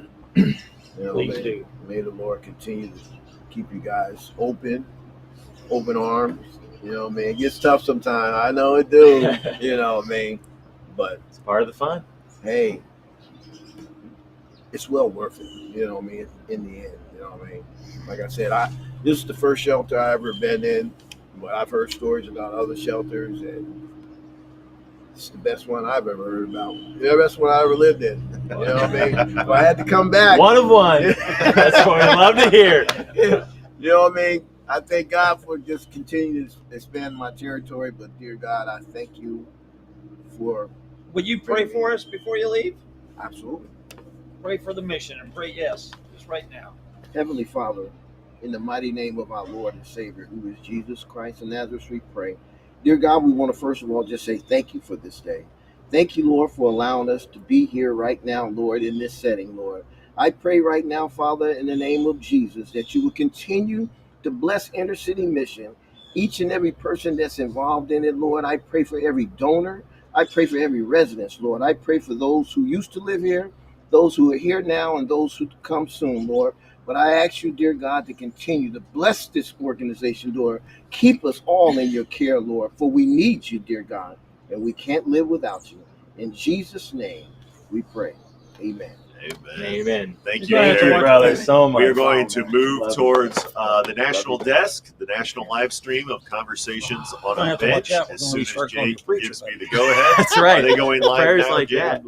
God bless you, man. I appreciate you. In about 10 seconds. So that usually lasts about 15 to 20 minutes. We'll check in with what's going on around the nation with Conversations on a Bench. And then we will be right back here in Springfield, Illinois shortly. We'll see you soon.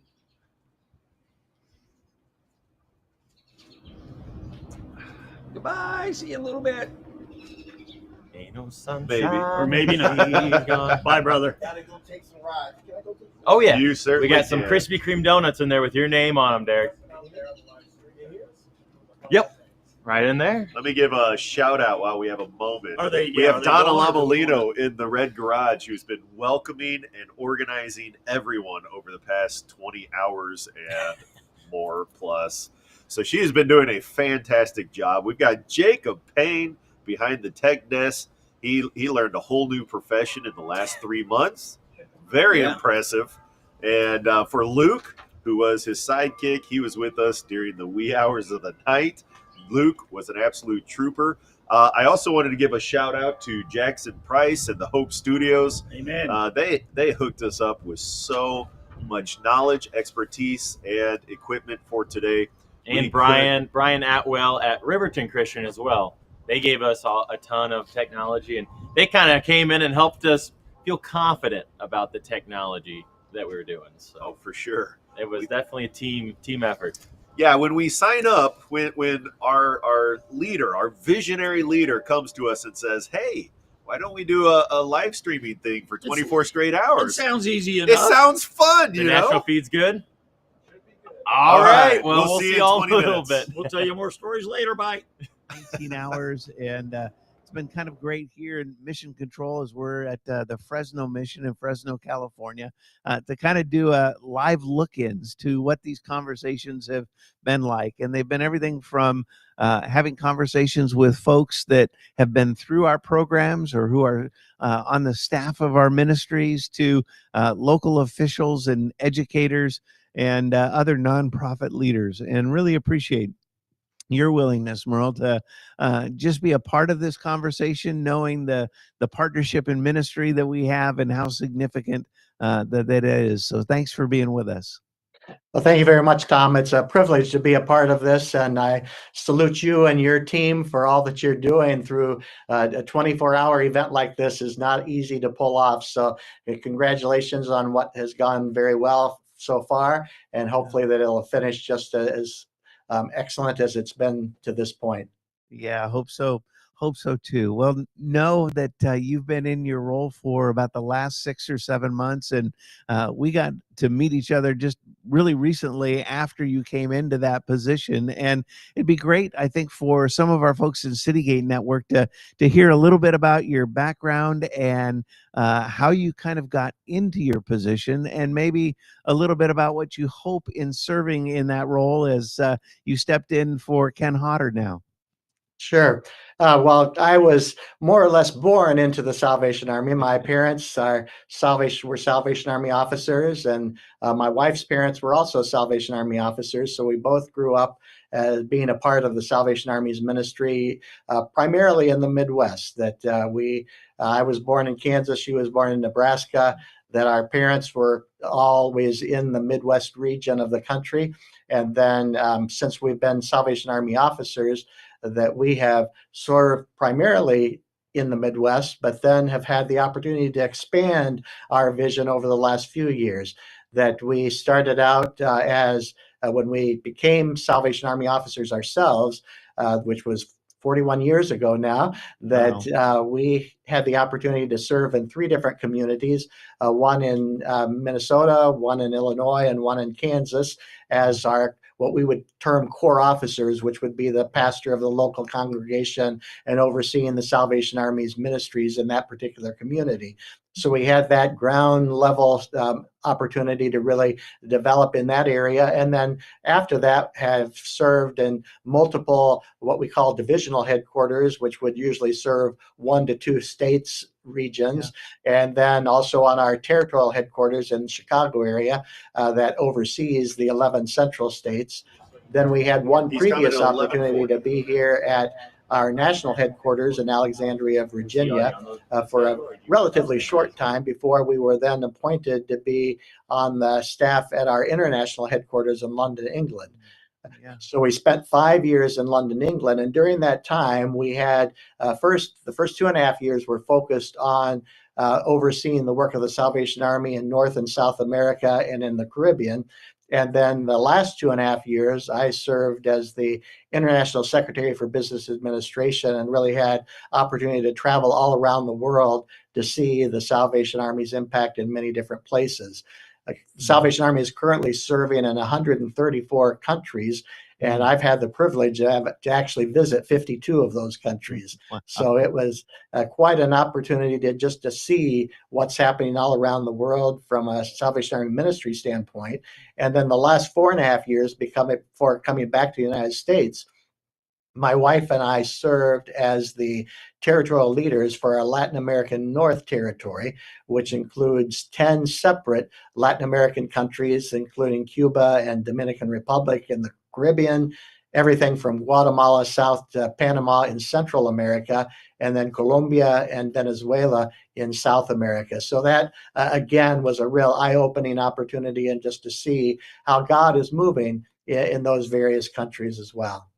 Yeah, that's wonderful, and to really see, I think the broad base of experience that you bring from obviously the international side of that, to certainly the headquarters in Britain to throughout the U.S. And I love that Latin America piece, and maybe we'll come back and touch around that as well.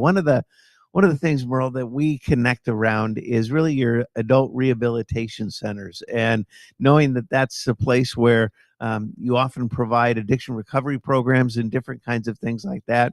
What are you seeing from the Salvation Army side with regard to addiction recovery and homelessness and mental health these days? Well, one of the things that we have always been actively involved in is being a part of the whole continuum of care process. That we have certain isolated centers that actually do addiction services, where then once somebody has been through those types of services, we then have our adult rehabilitation centers, which give people not just dealing with substance abuse disorders, but also in many other situations, the opportunity just to get back on their feet, to have the kind of support that will give them opportunities for counseling, give them opportunities for work therapy, give them opportunities to really develop life skills that they may have lost along the way, and to reunite them with families and get them able to go back into society and find good working jobs. And we've just seen some real tremendous results from that. And one of the results that is always very encouraging is when you see a life transformed by. Recording stopped. I'm not Go sure. ahead, Merle. You're good. Keep going. Yeah. Okay. Great. Yep. One of the things that has been very gratifying to see always, and it's a real blessing, is when you see a man or a woman who's come through that adult rehabilitation program have reconnected with their faith, with their Christianity, and rededicated their lives to God and to serving others. Recording in progress. And one of the things that I thought would be interesting for those to see today is just a prime example of that. A man who had gone through our adult rehabilitation program, got his life back together to the point that he is now serving as a Salvation Army officer in the Kansas City area. And if we can roll the video, I think that you'll be impressed by the ministry that he's doing right now. Great. Sounds like a great story. We'll roll the video right now.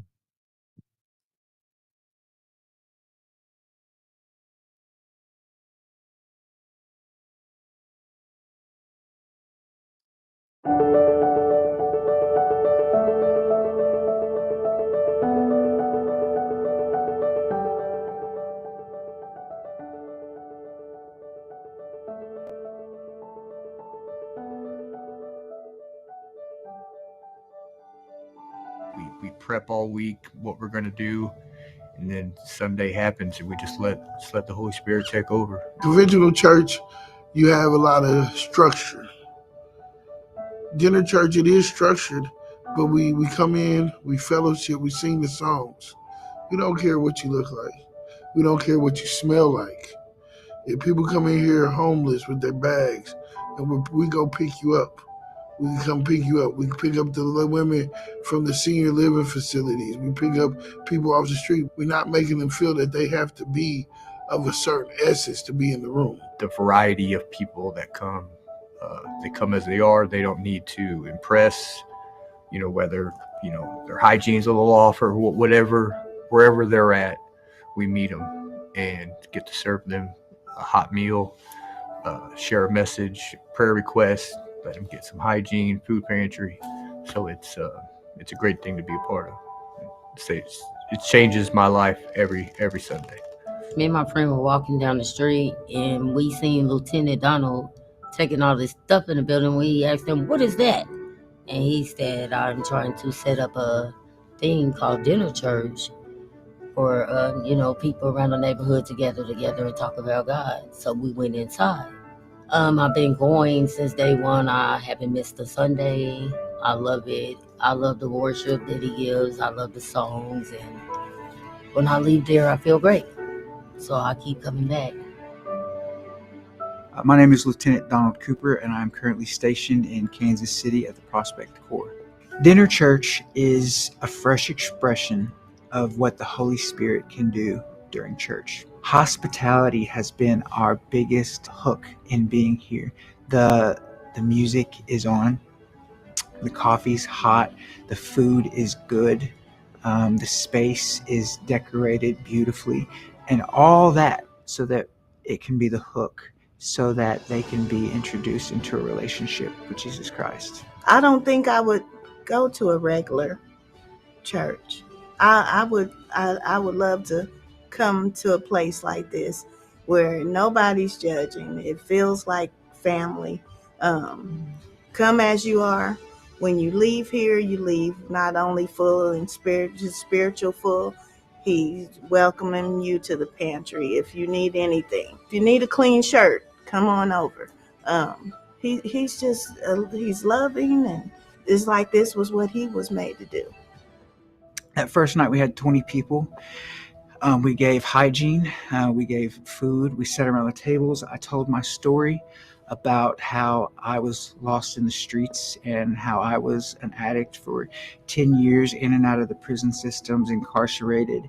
But look what God has done in my life. Because attendees were heavily people that were from that community of unhoused and addicts, it really hit home for them. I didn't feel like I had a place I truly belong until I started going to dinner church, because I had a lot of things going on. And when I talked to Lieutenant, it builds.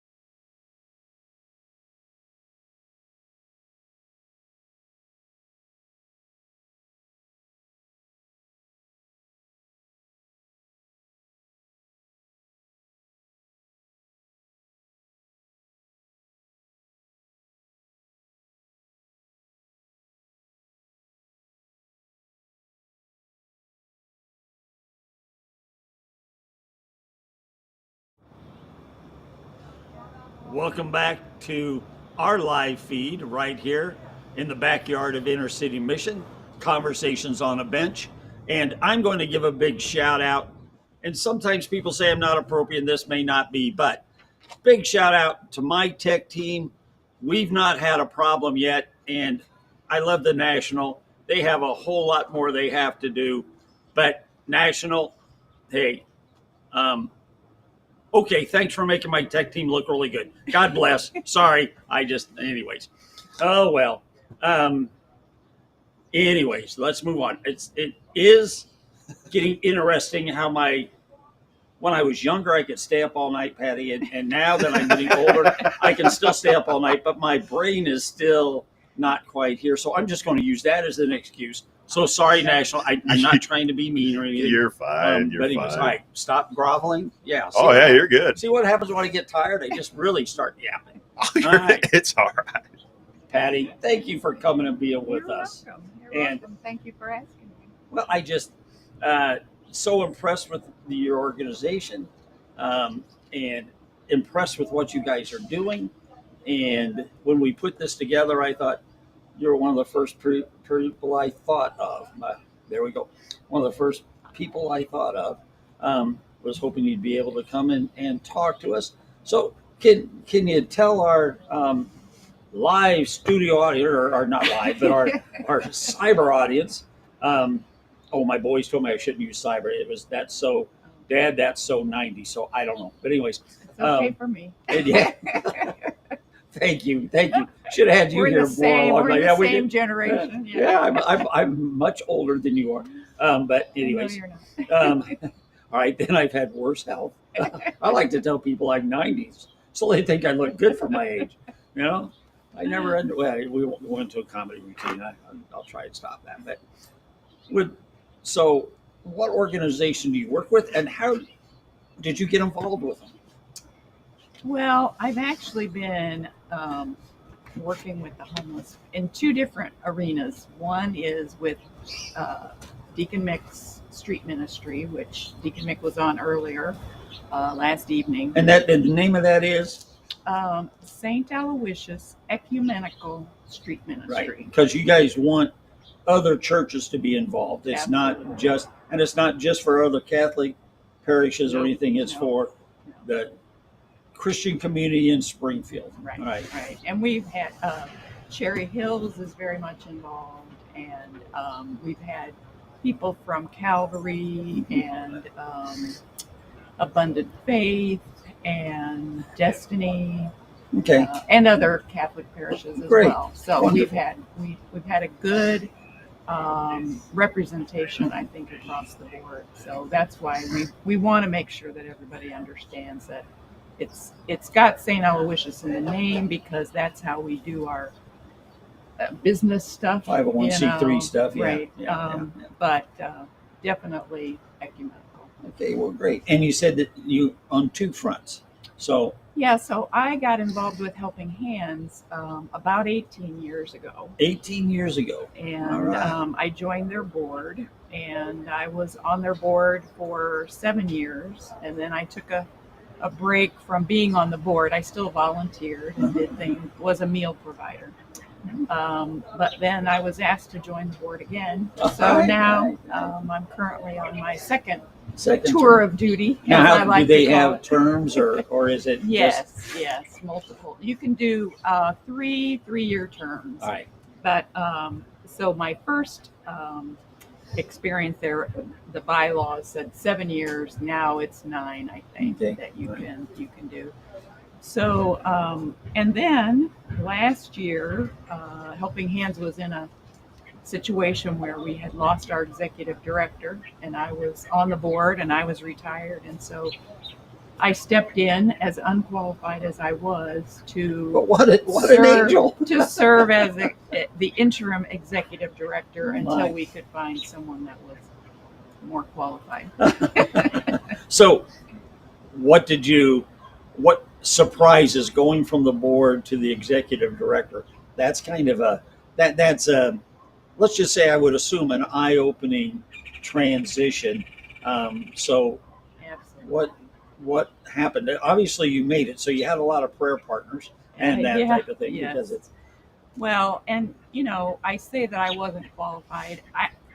I certainly was not, because you do need a certain sense of understanding of what homeless people are going through. The dynamic is completely different. I came from corporate America, and I was in administration and things like that, so I knew how to organize and implement policy and things like that, but it was a whole other environment, and the rules don't necessarily apply.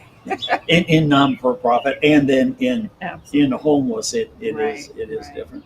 So I depended a lot on the staff that was there. They were very good to me, very welcoming, very helpful. And I like to say that I just kept the boat afloat until we could hire somebody that has now come in and is improving things and helping to bring more professionalism and more stability to the program. Well, and as a person who's in interim, keeping the boat afloat, that's all you're really supposed to do, because you're really not to go in and really change much or implement much, because you're not going to be there to see it through. So the Lord's blessed me and let me be an interim in a few places, and that really is the job. It's to keep it afloat. And so now, were you already in your new building on Dirksen, or did you have to go through that move, or had you just moved in, or? They had been there for a year, maybe not quite a year. I'm trying to think. I think they'd moved in January, and I think I took over in June. Okay. So a few months they had been there. So there were still a lot of quirks that we were trying to work out.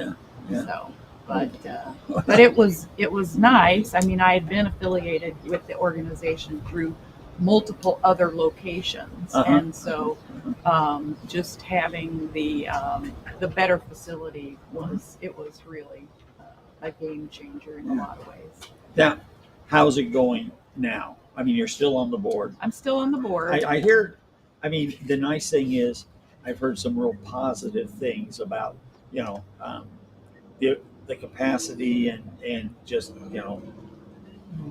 just more positive things about what's going on. So Good. how's it? I'm glad that's what you're hearing. Anytime you may have a change in leadership. So when I left and the new executive director came on, there's going to be transition. And so again, we've been living in transition for quite a while, right. Because of the move and then the change in executive director and all of that. But I do believe that things are starting to stabilize. The programs, he's really trying to bring more, how shall I say, I say professionalism, but just humanizing the processes. So when you've got, some nights 150 or more people in a shelter, right? You don't get the one-on-one, right? Treatment like you would. Well, you don't have the finances to be able to do it. Right, I mean, right. Just... You don't have the staff. You don't. I kind of think like it's more like a buffet where we're putting out things and hoping that we can meet some of the needs of all the people that come through. Right. Whereas here, you have a little bit more option to say, what do you need and how can I provide it? Right. At Helping Hands, because of the volume, it's not quite as easy to do that. We try. We have case managers that do one-on-one help, and we've got housing case managers that try and get people into, a housing situation that's good for them. But it's not quite as easy with the volume of clients versus the number of case managers. So, is there anything you wish the community knew about Helping Hands, and maybe even homeless or those found on the street, that they maybe misconceptions or whatever that they may think that and have found and seen that just really isn't the way it is? well, as far as Helping Hands goes, I think, we're well known in the community as being a shelter, an emergency shelter. What a lot of people don't know about Helping Hands is there are other programs. We have a representative payee program that helps about 140 people just manage their finances. Right. They aren't in the shelter. They're not in a housing program in some cases, but they're just unable to manage their finances. And so we ensure that the rent is paid and the utilities are paid to try and keep them housed. And let me give you a shout out for that, because that almost sounds, well, that's simple. I take care of my daughters, whatever. And when you're dealing with folk who have a limited amount of funds and maybe not the greatest understanding of the value of a dollar, okay, because we've ran into that here at times. It's kind of difficult to be a payee because there is frustration almost there can be, not with everybody, but there are a few that there's a frustration at every turn. And it's almost like the more you try and help, the more you have to kind of say no, because no, you can't get, you can't spend $150 a week on fast food. You can only spend 75. Well, why did I run out of money? What did you do with my money? That's exactly the problem. Is anybody that you're trying to help them spend correctly.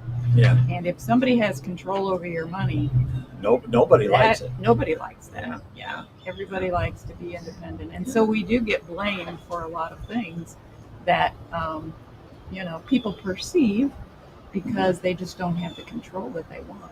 But you really do. That program, I think, is one of the more unsung heroes in helping people have stability, because there is a management over, and you do have some who do lean into it and do well.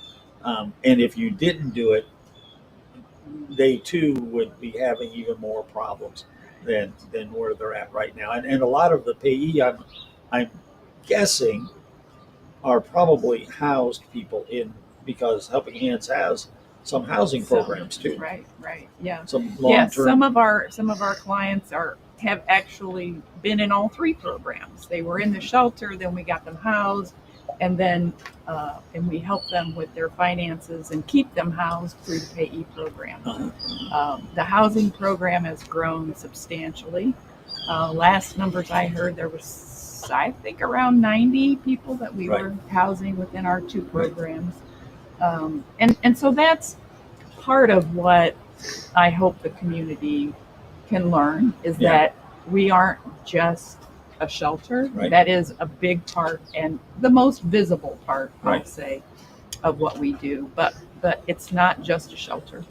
Well, and that's probably, with me working in this for 32 years, that is a little bit of the frustration you have, is that the community defines homelessness by usually maybe the most belligerent street homeless person there is, which, from my study and research, that's only maybe about 7% of the homeless population. But if you're not taking care of them, you're not doing anything, even though you're housing literally hundreds of people. I mean, Sangamon County in Springfield is housing a lot of people and helping a lot of people, but that gets lost in this very small minority that there's very little. And I guess I've said this before in this podcast, but I'm going to repeat it, that it's against the law to actually force someone who does not want,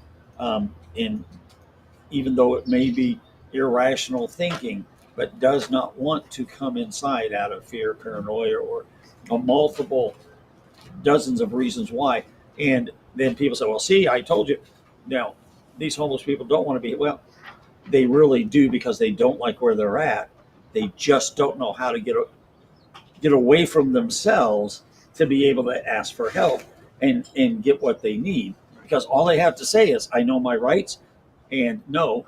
And then all of a sudden, you have to leave them, you know, kind of falling apart. And that's so difficult. But there's nothing we can do, nothing Helping Hands can do. That's a legislative, legal thing that needs to be taken care of and looked at.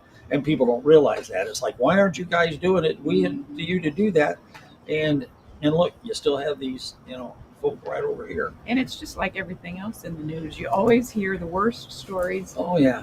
Those are the ones that get the most attention and press and all that kind of stuff. So there's a lot of good going on. And I know, there are people that Helping Hands is not their solution. Right. They come, they try, and for whatever reason, they find us not to be helpful. And that's going to happen, I don't find any, people that don't find our services to meet their needs. It's not, I don't blame, it's not that they're not being cooperative or we're not doing our thing. There's just always going to be some people that you can't provide what they need at that time, because everybody's needs are different. Right. And everybody needs something new. So. Exactly. In fact, one of our residents we have here was at Helping Hands, and he was diagnosed with terminal cancer. And you couldn't keep the building warm enough. And it's nothing you can do, because when he went through dialysis, it would give him the shivers. I mean, he'd be really cold. And it's hard to set up specialty for him to be able to stay and sleep, because then everybody else wants to know why they can't. And so he ended up coming over here, and that's where we all need to continue. And I think we do well, because we do have limited resources. But because we have private rooms, we were able to put him over here, and he's done very well. Now, and that doesn't say anything about what Helping Hands can't do. They just can't do these things because they're not set up to do that. Other shelters are, and there are some services in the homeless world that are just limited, and so Oh, it definitely takes a cooperation, because even in our programs, we realize that if we put somebody in housing that still needs, mental health care, Right. we have to work in cooperation with the healthcare providers, the mental health care providers, the legal system, and all of that. So Right. it's definitely a collaborative effort for every individual. Right. Trying to help them and find what they need to get them to independence. Right. And it's not an easy. It in some of it is it's a hope and a prayer, because once you move out of a communal living into possibly even your own apartment, sometimes the isolation becomes a trigger, and to behaviors and activities that we just don't think about. And so it is as complex as each individual person we work with. But we always want to try and boil it down into cubby holes and fit everybody together so we can be more efficient in Right. what we We do. have to be efficient because And there's so many we're trying to help. Yeah. yeah, exactly. And that's, and the issue is it takes so much energy to help and maintain. And that's why, one of the things we're hoping to do is expand the conversation and help the community understand homelessness maybe at a little bit deeper level, so that they will maybe more lean into what's going on and possibly come along and support more, because they understand a little bit better. Because that's always my hope is people understand, and they say, "Oh, okay, that makes sense. Now I understand. Now I can support. Now I can help." Now, um, what would you? We started out here talking about the transformational love of Jesus Christ, asking people if they have any stories like that. Also saying thank you, and then talking about expanding the thought. So we definitely have a faith-based audience. What prayer request would you ask um, the folks listening right now to pray for helping hands um, and the street homeless in general? But I'd say two different requests. What would you ask for helping hands? Well, I think a continuation of being able to recognize the humanity in each individual, because we do have a large number of people that we're trying to help. It can become difficult to see each individual as a person and not just somebody in line for a meal or a shower or laundry. So I think pray for the staff that they can continue to see our clients as distinct and dignified human beings, and to treat them that way always, even in the midst of a crowd or the chaos that may go on at mealtime or checking in, checking out, all those things. All those types of times. Yeah. What kind of prayer request would you ask for those that are still on the street or in encampments around? Because we still have, and we always will have until laws are changed. And that's one thing that I think the homeless work of the past did us maybe somewhat of a disservice when we started back in early 2000. We're going to end homelessness, and it's like we set the community up for an unrealistic expectation that we couldn't fulfill, and then it seems like we just keep doubling down on it, and not until some other systemic things are taken care of it is that going to happen. Is street homeless going to be able to be? So what would your prayer be for the encampments or the street homeless folk? I think for those folks, just a sense of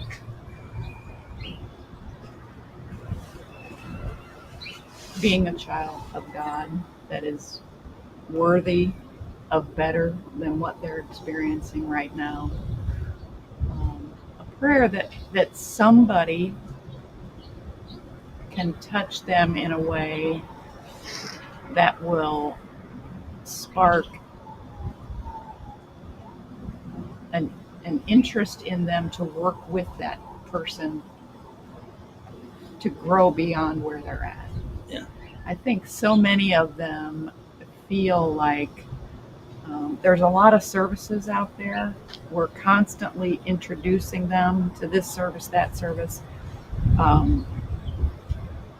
But they need that consistency, relationship. One thing that you continue to talk about is a relationship or some consistency with a person or a couple of people that they can learn to trust and feel like, okay, this person's willing to invest in me, and so I have the confidence to work with them and to improve my situation. And so just to improve their sense of self-worth. Yeah, and that's as Christians, the reality is that each human life is still created in the image of God. That spark, um, that spark of life that happens, it is so special and unique, and it shows the patterns and the broad creative ability of our Heavenly Father, and that in itself makes each person unique and individual. And so many times it's like we should always remember that spark, and that even though the person might not be able to do or accomplish or comprehend or go through this life the way we do, maybe it is our calling to come alongside and be the support and the help. Um, after prayer and after thinking, because I don't know if you've ran into this or not, but every year there's probably two or three, it seems like, people or groups that are going to open a homeless shelter or do street homeless because nobody's doing anything. You hear that, and it's so they started all gung ho, and all of a sudden they boom. You don't hear any more from them. But in that 10 to 18-month time frame, they sow kind of seeds of discourse for folks who've been in doing this for 18, 20, 50 years, because they have this good intention but naive understanding of how you can solve it. Well, I got a house so I can move, and it's like, yeah, I wish it was that easy. So Everybody we're created in God's image, so we're created in love to love. Oh yeah. And so everybody has, I think, that desire to reach out and to help people that they see in need. Yeah, it really touches. Yeah. But it's a long commitment. There's no easy fix, and that long commitment can get very tiresome. Yeah. And not everybody is meant to do it for 20, 30, 50 years. And not everybody's meant to do it at all. I mean, right, it's right. Yeah. But everybody, I think, can play a part. I So- think they can find some way to participate, Yeah. even if they're not Yeah. heavily engaged in a day-to-day, So, last question. 18 some odd years ago, what stimulated your first working with the street homeless? Well, Somebody said, "Hey, come to the board." I'll be honest that they asked me to join the board, and I had heard of Helping Hands, but So why did you say yes? I had not been actively Looking for seeking. I was young. I was raising a family. There were health issues in my family, and so I had all kinds of things going on, but I wanted to give back. I mean, I wanted to be a contributing member of the community. I'd lived here all my life. And so I thought, I can do that. They weren't asking me to work in the shelter. A board situation is much less hands-on. It wasn't frightening to me. And so it was my toe in the door. But what I didn't expect is that it would be that entry would then provide me the opportunity to be a volunteer and to start working with people applying for Social Security disability and working with them one-on-one, and then serving as the interim executive director. All kinds of opportunities beyond that gave me more exposure and hands-on and experience that Something helped touched me your heart grow. though, because it took you into St. Aloysius also. I mean, it wasn't just a helping hands, but it was because St. Aloysius is a hands-on ministry. You have a support group that helps the hands-on, but I mean, so there was something that said, okay, I just want to give back, but something must have clicked somewhere that says, okay, I got to meet some of the clients and realize that these are just people like me that have a story that's not nearly as blessed as mine. And thank you for saying that. That's one of the things that I've told the audience a few times I'm trying to get across is that if you were born into that story, if that was you, would you be the same person? And I've asked myself that so many times, and every time it comes back, absolutely not. You would not. And I don't want to try it out just so I see and know, because it's a difficult life to deal with the trauma of many of the stories that the people that we work with had to deal with. Absolutely. And so then it comes down to, if I don't have to do that, then how can I use the blessings of my childhood and of my upbringing to be able to help other people? And so that's always that's the question.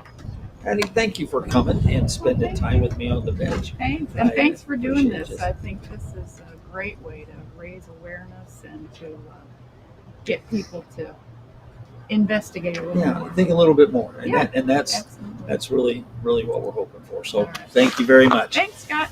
Thank you. Thank you, Patty. You have a good one. This conversation right here is what it's all about. Yeah, so absolutely. It's nice meeting you. We have a giveaway to announce. We started that at the beginning of last hour, throughout the 8 o'clock hour, and now into the 9 o'clock hour.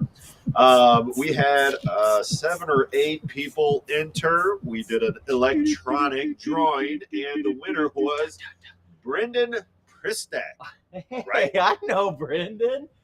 Brendan, you are the winner of what did he win? He won a goodie bag. Brand new goodie bag. Now he does live in Rolla, Missouri, so we'll mail it to you, Brendan, or you have to drive up here and grab it from us. But we'll get you this shirt somehow off my back. Road trip would be and a fun. whole bunch of candy and a book. Road trip's number one option. Second option is Isaac can mail it to you. Yeah, Sounds that would be like not nearly you know as him cool. well enough. You can get that to Brendan. I did want to shout out a few people. There's been a few names that have popped up in our comments throughout this entire stream. You've been with us for multiple hours from the beginning. I see so many of these names. Let's go, Brendan. He's still in here, baby. Sarah Ferretier, you've been with us all the way from France throughout the whole time. Hope you are having a blast over in France. Sarah Logan, Calico Jack, Jackson Price. Man, again, shout out to Jackson. We would have been lost without you and your team and everyone at Hope. Y'all Kevin, are thank awesome. you so much. Kevin helped a lot with videos. Kevin and stuff. Krongo. Kevin, yeah. And we also have Todd Magruder. Hey, seen your comments multiple times. Thanks for being with us this whole time. Liberty and Nick, Brandy Link, you guys have all been awesome. Thanks for joining us and being consistent and supporting and interacting with us. You've made it a lot of fun. made it a lot of fun knowing that we're not just speaking into the void with not knowing who we're talking to. It's a lot funner. So hope you have likewise had fun over there. I do believe we're going to have another giveaway. Is that right, Ike? You know, that goodie bag was so much fun to give away. We're going to do another giveaway, but this one is for 4 free tickets to a David Melton family singer concert that we're putting on December 5th at Riverton Christian Church. So many of you might not know who David family singing David Melton Melton family. There we go. Thank you. I'm sorry.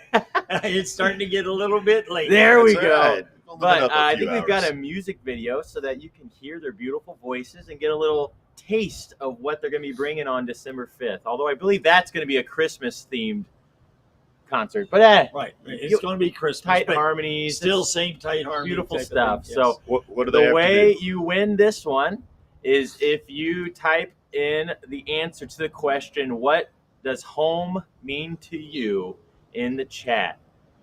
Then you'll have a chance to win. Where I think we've been doing like every 45 minutes or so. Yeah, we can pull this one at 10:30. 10:30. So try to get that what does home mean to you into the chat before 10:30. And if you are the lucky winner, you will get 4 tickets for free to the David Melton Family Singing Group concert, December 5th. All right, Jake, you got a music video for us? Let's do it.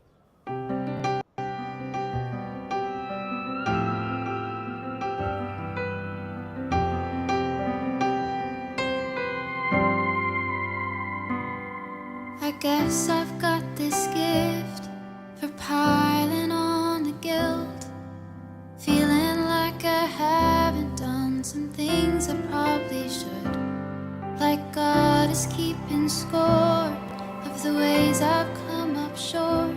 Yeah, I'd say I've gotten pretty good at making that kind of list.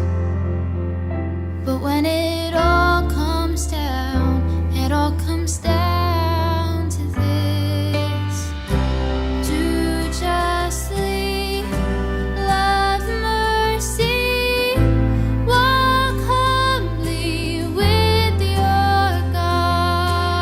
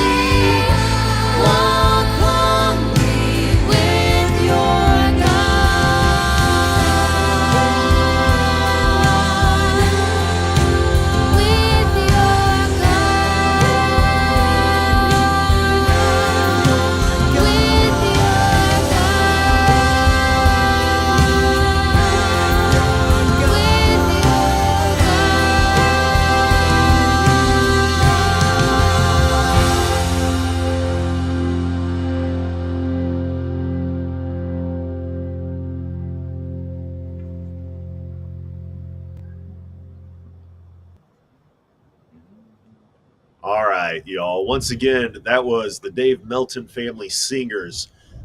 We have known them for decades. They have long been supporters of our work here at the Mission and have often sung on behalf of the homeless. We are having a concert for them on December 5th at Riverton, correct? Riverton Christian Church, December 5th. Church. And we will be giving away 4 tickets to that concert on December 5th. We're going to be drawing that at 10:30 or shortly thereafter. So make sure you write in the chat box, what does home mean to you? It can be a simple word or a sentence or whatever you want to express to us. Convey to us what home is to you, and you'll be entered to win.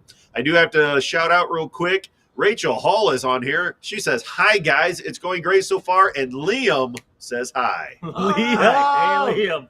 Woo. All right. We'll turn it over to you. Right now, well, one of the things they told us from the national feed, they sent out some information and stuff from Citygate. They said anything that you want people to remember, you have to say every 15 minutes. Well, we've not done that. But one of the main focuses that we wanted to have is to make sure that we let our donors and our partners and those who support us at Inner City Mission how much we appreciate, and we just want to continue to say thank you. We hope that just even over the last several hours, you've had a chance to see into the lives of some of the residents who have come and given their testimony about how the transformational love of Jesus Christ has changed their life. And many times we've had an opportunity to see that here at Inner City Mission. And that's what's difficult. We get to see that, and we get to celebrate with them. And you don't get to see it. You read the letters we send out, and we do our best to tell the stories in those. But we thought that if you had a chance to see these folk who just appreciate this place so much and appreciate you so much, that it would help you just find joy in your support of Inner City Mission. I also have been telling the story of Amy, and quite frankly, it's kind of a long story, and so I'm just going to summarize it. Had a young lady come to the door with her family, her mom and 2 siblings, and she was so afraid, her hair was standing up, her eyes were almost bugging out, saying, if he sees us, he'll kill us. If he sees us, he'll kill us. And she said that, I bet she said that 60 times in like a 3 or 4 minute time frame. She just rapid fire. Even when we took her into the office, she kept saying, pull down the shades. If he sees us, he'll kill us. As we talked to the mom and found out what was going on, she had made a mistake trusting a man that took her away from her family out in Virginia and brought them to Illinois, where he locked them up into a house and basically was getting ready to disperse of them. Let's put it that way. They broke free of that house by throwing a chair through a window that had bars over it. They got out. They asked somebody, we need help. Where would we go? That person basically knew of the mission, and they sent them to the mission. They told them where the mission was at. One of the things I just want to mention right in here, it's a little bit aside, is that if you come to Inner City Mission, you'll find we don't have a sign outside. When I first came to the mission, we had a sign, and one of the things they always told you in marketing, make sure you have a nice big sign so everybody knows where you're at, you're easy to find, and every time they drive down the road, it's like a marketing thing for them. And so we had, and we did. The only problem is when the buses pulled up and picked up the children, they saw that the child was coming from a homeless shelter. As soon as our children hit the first step of the bus, they would start being ridiculed. We went to the board and we said, you know what, marketers say we need to do this, but the bottom line is if it harms the children, we need to stop. The question was, well, then how are people going to find us? And the answer was, you know what? The Lord will bring people to us that need to be here. And those who want to support us will figure out a way. Now, we have had over the years people circle the block 3 or 4 times calling, and we'll go outside and stand there and wave people down. But that's far more important to do than to have the children harmed.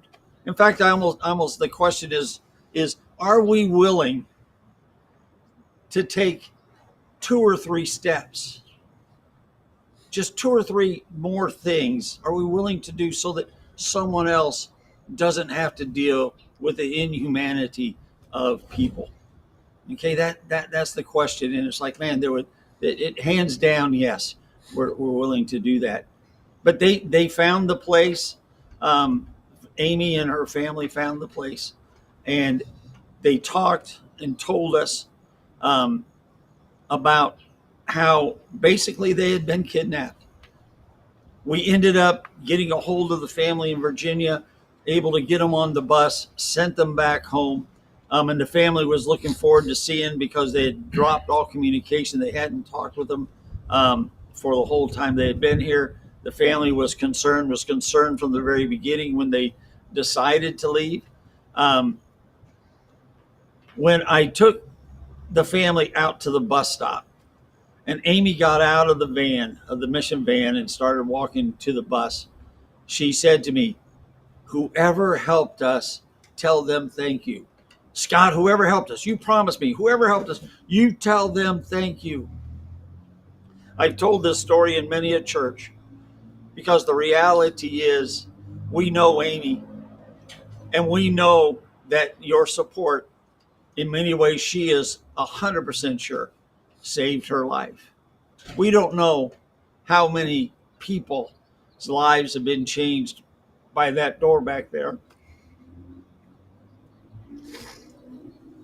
But over the last several hours, we've had at least 7 different ones say that if the mission wasn't here, they're sure they would be dead. So, just on the behalf of life, I just want to say thank you. Thank you for being here. For people you'll never meet this side of heaven, but you will someday, I think, be in heaven. And some little girl's going to come up and say thank you,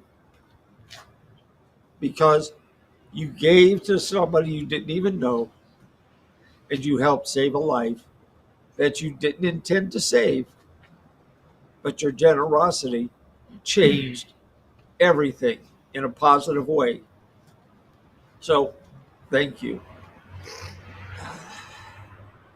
I must say, tell you one more story, then I'm going to have my friend Libby come up. When I started working at the mission, I'd been here probably, I don't know, maybe a year, and I started crying like a baby going home. I would get maybe 5 miles out, and I'd have about a 40-mile drive. I'd get about 5 miles out, and I'd start crying, and just big crocodile tears would just run down my face. And I'd get home, and Connie would say, "What's wrong with you?" And I say, "I don't know. I just started crying." And that went on for like 2 weeks. And every night we would talk about it. Is it the stories that I've heard? Is it like the story of Pat, whose dad put his cigarette butts out on her leg whenever she did anything wrong, and she came in and had spots all over her leg? I'd never seen anything like that. So I asked her about it. And then I felt so ashamed when she told me what it was. It was like, oh, it took my breath away. Is that why I was crying? After about 2 weeks on the way into work, the Lord told me why I was crying. He said, "You're crying not because of the stories that you've heard and seen. And yes, they're tear-worthy. But you're crying because you're 36 years old. And you took my blessings for granted. you believe that everybody received the same blessings, and they didn't, and they don't. So what are you going to do with the blessings you've been given? And then, as a special treat, the Lord said, you know, Scott, you prayed for a special gift of the Spirit. And I was thinking more like Samson. You know, I got the hair, I'm letting it grow. Being strong would really be cool. Or be able to, you know, anyways, there's all kinds of spiritual gifts that would like be better and more manly than tears. But the Lord said, no, when the Spirit moves, you get to figure out how to cry through the tears, how to speak through the tears.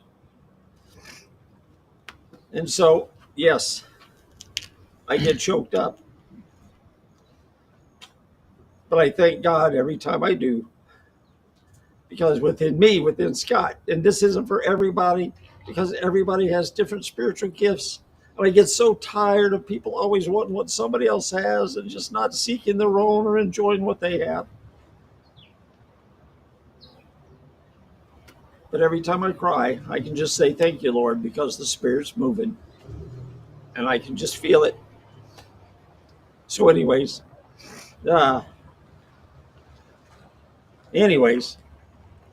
trust me, it's not the most manly spiritual gift to have, but it still comes from a touch that precedes a growth that is the essence of spiritual transformation that helps everyone grow closer to the Lord as we humble ourselves before Him. So, anyways, I'm done preaching. And Libby, why don't you come on up here? And Jake's gonna play that thank you video. Yes, but as Libby, we have a thank you video I want to play because we've been trying to say thank you for the last 20 some odd years, creative ways, and this is one of the ways back in the early 2000s that we came up with. So come on up here, Libby. Hi, I'm Melanie Knott, and I'm a past resident who used to stay here at Inner City Mission. And through your support, I got to find God and have all His love, and now I'm a landlord. Yeah. Thank you. Supporting Inner City Mission. Thank you for supporting Inner City Mission. Thank you for supporting Inner City Missions. Thanks for everything. Mission is a great place. Hi, I'm Kevin Panning. I came here to the Inner City Mission in January of 2006. My family and I came here. I came here believing I was a practicing atheist, and that has changed with the help of the staff and members and residents and all the blessings we've received. My family and I have decided to give our lives to Christ, and we were all baptized last Wednesday. So, being here has changed our lives in a positive way, and we appreciate everything that we've gotten, all the gifts and everything that we've received. I just want to say thank you to the Inner City Mission. Thank you. Thank you for supporting Inner City Mission from the Health. Thank you. Thank you. Thank you for loving Inner City Mission. Thank you for intermission. Thank you. I would also like to say thank you for supporting Inner City Mission. And your support is allowing the love of Christ to transform others' lives.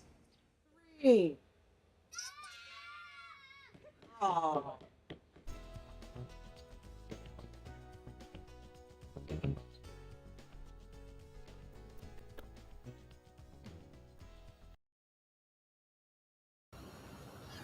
I'm sitting here again with Libby. Libby started to tell her story last night, and we got through some of it, probably most of it. But I asked her to come back today so we could finish up with just a few questions. So, Libby, share with me your thoughts about inner city mission, just in general, just those, or is it?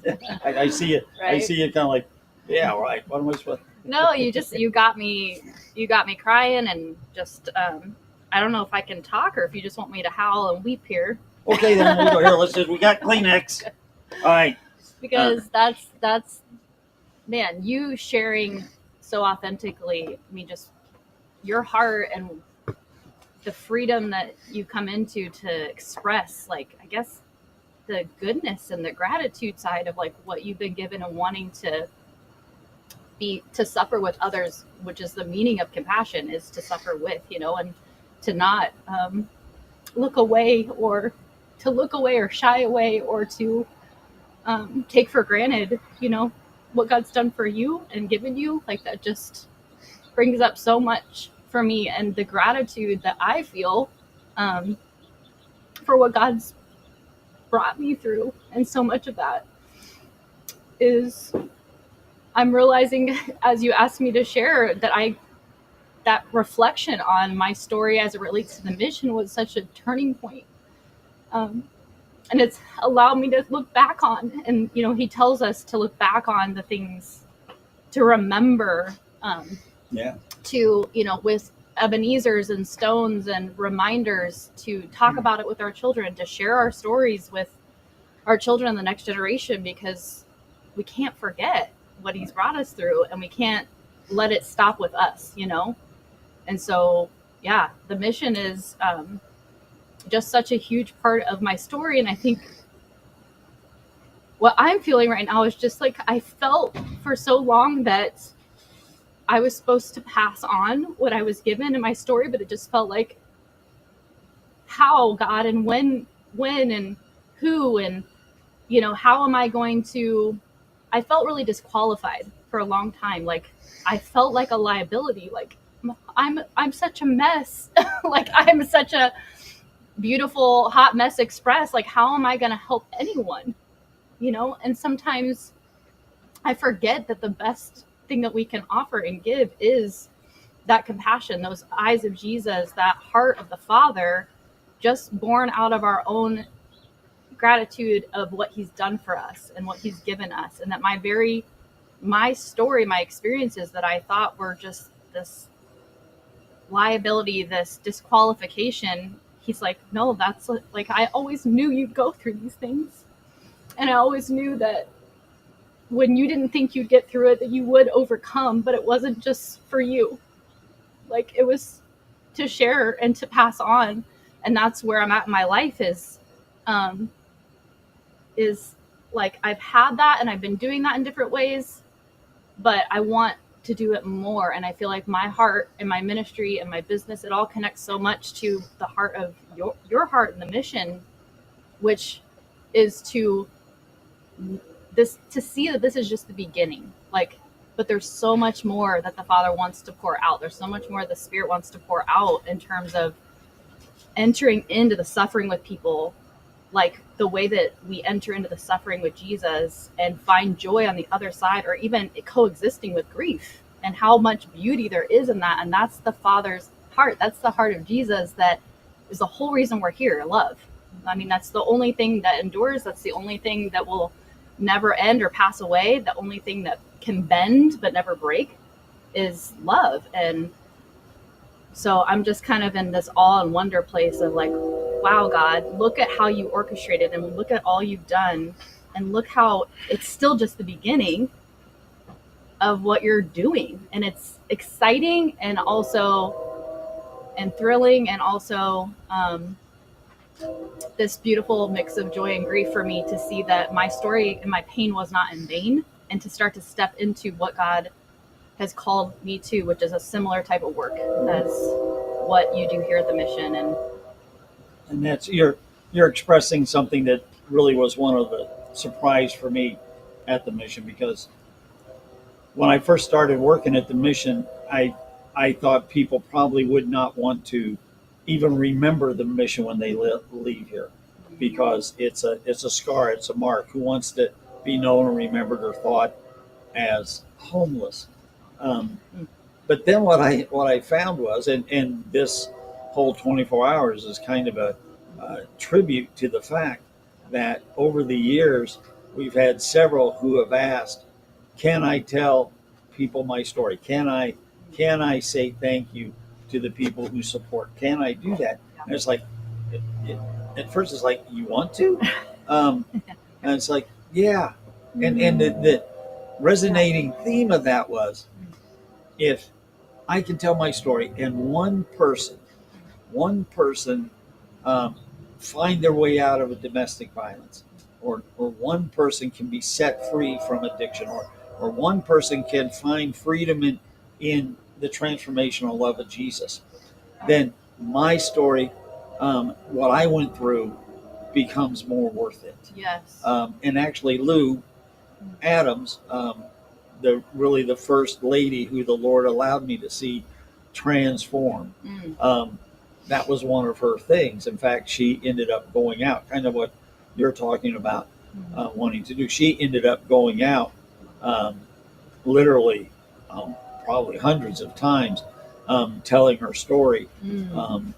Yes. And it was always amazing, especially the young ladies who would come up with tears in their eyes saying, I was heading in this direction, and you convinced me that no, I don't need to sell my soul to drugs, sex, and rock and roll. It's not what I want to do. I don't want to get that far into it that I can't get out.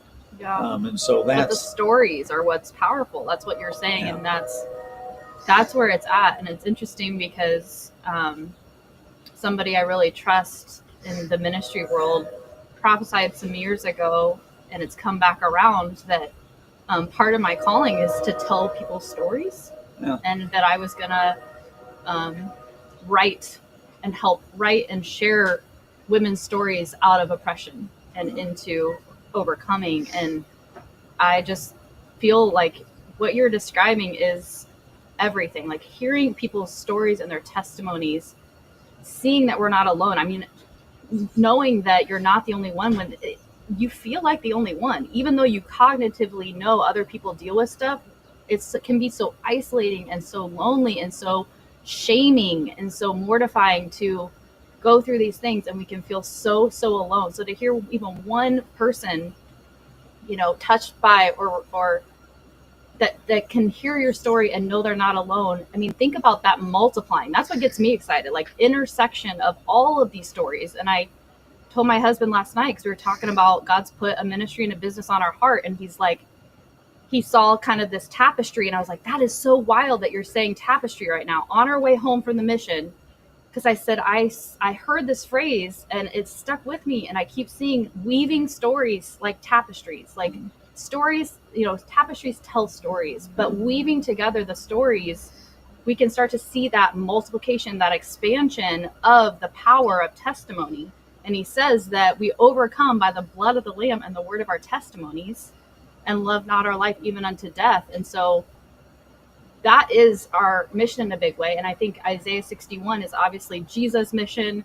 It's also our mission to, to see the captives set free, spiritual and physical captives, to see freedom for the prisoners, and to release for the prisoners, and joy for those who are mourning, and to come into the beauty for ashes. I mean, that is the epitome of love.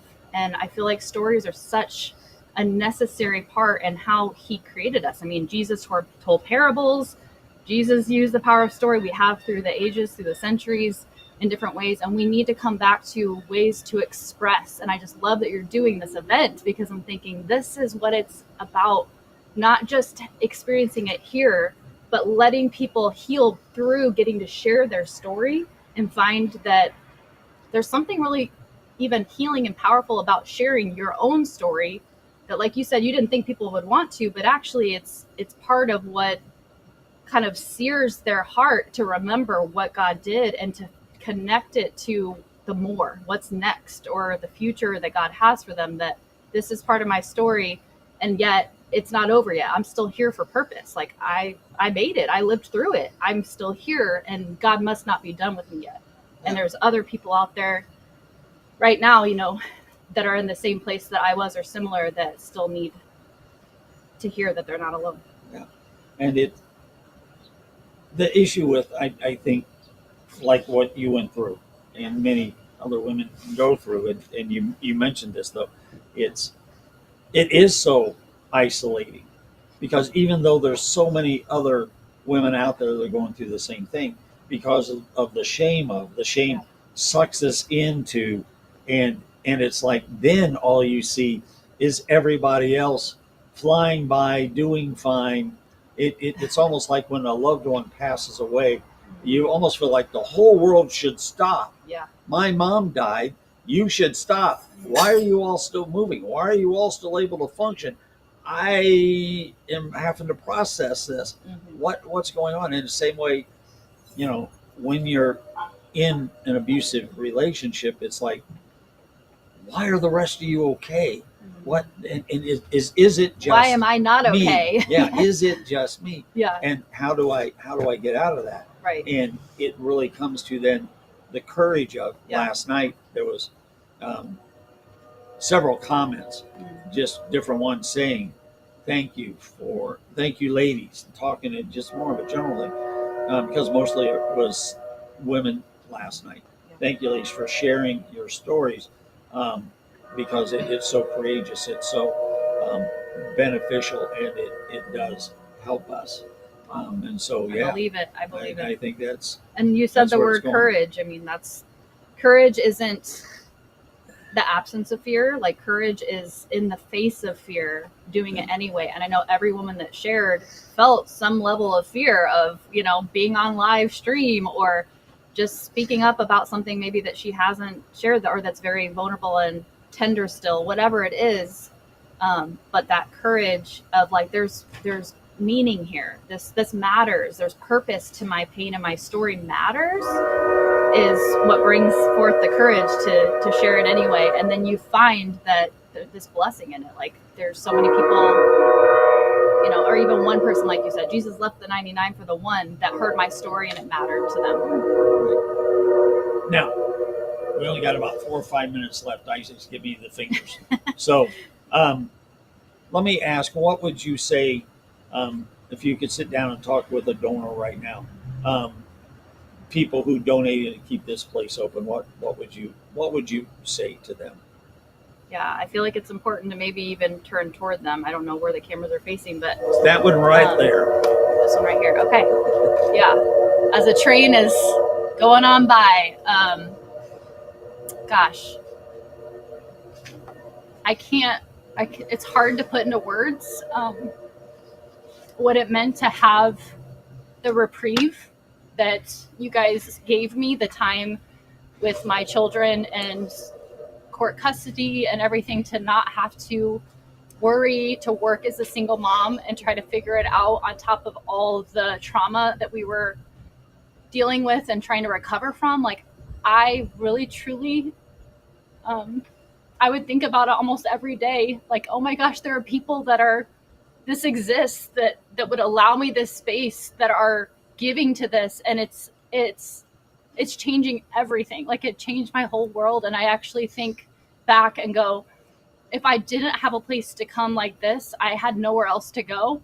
I really don't know that I would have had the will to fight anymore, or to not end my own life if I would have lost my kids for good. I don't think I would have had anything left to live for. And so, just even if it's just three girls, 3 pearls, as we like to call them, because we all are a pearl, of great price, and Jesus is our pearl of greatest price, that you impacted. I just know that there's so many more, and that every single family, every single person that comes to the mission is literally having their life changed, transformed, and rescued by the simple act of you giving out of what God's given you. So thank you so much for saving our family and just continuing to pour into this place, because it really matters, and it really is unlike any other family I've ever known. Libby, thank you for joining me on the bench, and we'll be talking more in the future. Yeah. All right. All right. Thank so you much. very much. God Thanks bless for you. everything. Thank you. Well, that's just the clock.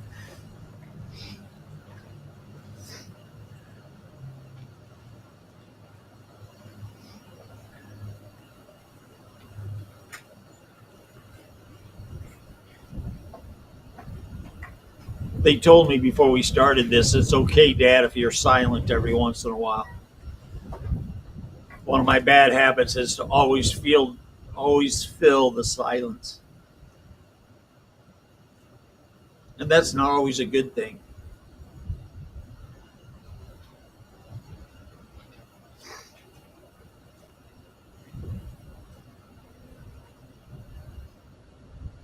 But just one more time, thank you. Thank you for donating. Thank you for giving. Thank you for volunteering. Thank you for coming by. Um,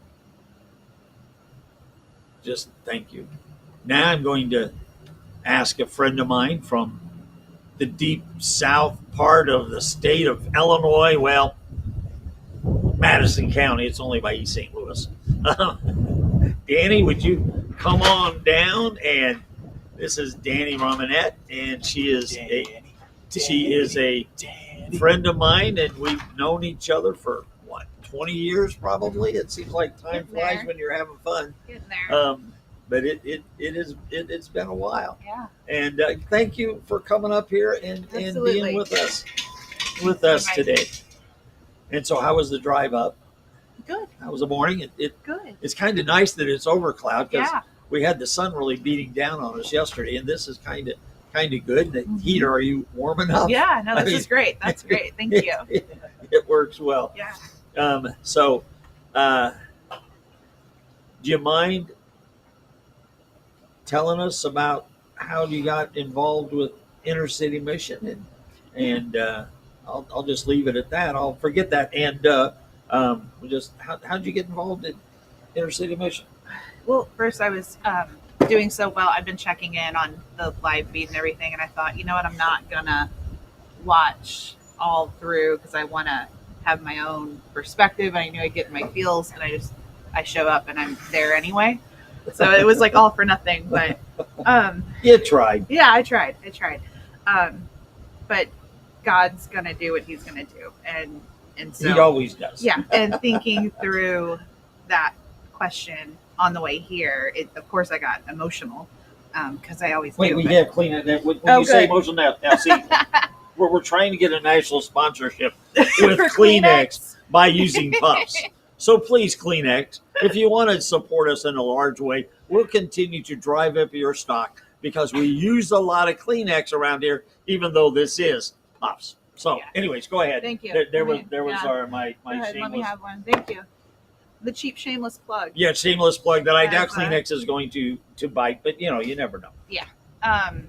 So in 2010, I graduated with my first degree, and I had been doing street ministry with my church in Meadowbrook. We were driving over to St. Louis, and we were we just started going over and handing out water and food and talking with people and praying with people, and ended up getting ministered to ourselves. And I was just really drawn to all of that work. And my friend, the church secretary at the time, said, we got a letter, and I think you should look at it. And I looked at it. She was like, this is you. And the local food pantry was hiring for a shelter director. And so I was very interested, and I just butted in and called the director and was like, when can I come and talk to you? And he kind of tried to blow me off a little bit. And I was like, okay, great. But what time can I be there? And he told me, and I showed up and interviewed, and I ended up getting that position, and realizing, like, outside of the love of, like, that I had for people and the love God had put there for me, I had no idea what I was doing. and I wanted to help. And I thought, oh, I'm just going to make this place a place of love. And then, like, I'm going to do what He's asked me to do. And I was so excited. And then I had a couple people come to me and say, if you need help, because I was going everywhere trying to find places that successfully did homeless ministry, and outside of handing things out. And I had a friend say, well, you really should go look at this place in Springfield. And they loved it. There were several people who said that to me. And so I came and I too fell in love with it. And then What place was that? That was here. That was Inner City City. Oh, Mission. was it? Yes, That wasn't yes. Yeah. So, no, it was eye-opening. It was exactly what I needed to kind of get out of the head of like, oh, we're just going to all love each other through this and it's going to be great. And I'm not going to deal with any of my own trauma and what brought me here. Like, that's not what people want to hear about. And what we need to do. I'm here to help other people. And like, I've just learned ever since then that that's impossible. Like, I had to deal with the things and the reasons that brought me here. So I met you and met the people at the mission, and I just observed. And I remember being so frustrated with that because I wanted to do, and really learned that through you were always so great with me, and still are, of course, with like, Danny, you need to just watch, you need to learn, you need to do all these things. And it has been the most blessed experience. So, all right. So, tell me about the street homeless and what you learned there, and has your views on how to help street homeless folk changed over the years, or not? With that in particular, at the beginning, I thought, so the short answer is yes. It's totally changed. I thought, yes, everybody needs to get it's just they fell on hard times. They just need a job. They need a house. They need a place to stay. They just need a hand up and they'll get out of it.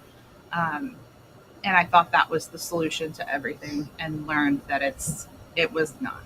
That there are reasons that, far outseated my understanding of why people just couldn't get a job. And do different things. And then was even more surprised when I came here and learned a lot of people who are experiencing homelessness are employed. That wasn't the issue. But my understanding of street homelessness, it went from, wow, this feels really good, to go out and serve people. I'm doing what God told me to do.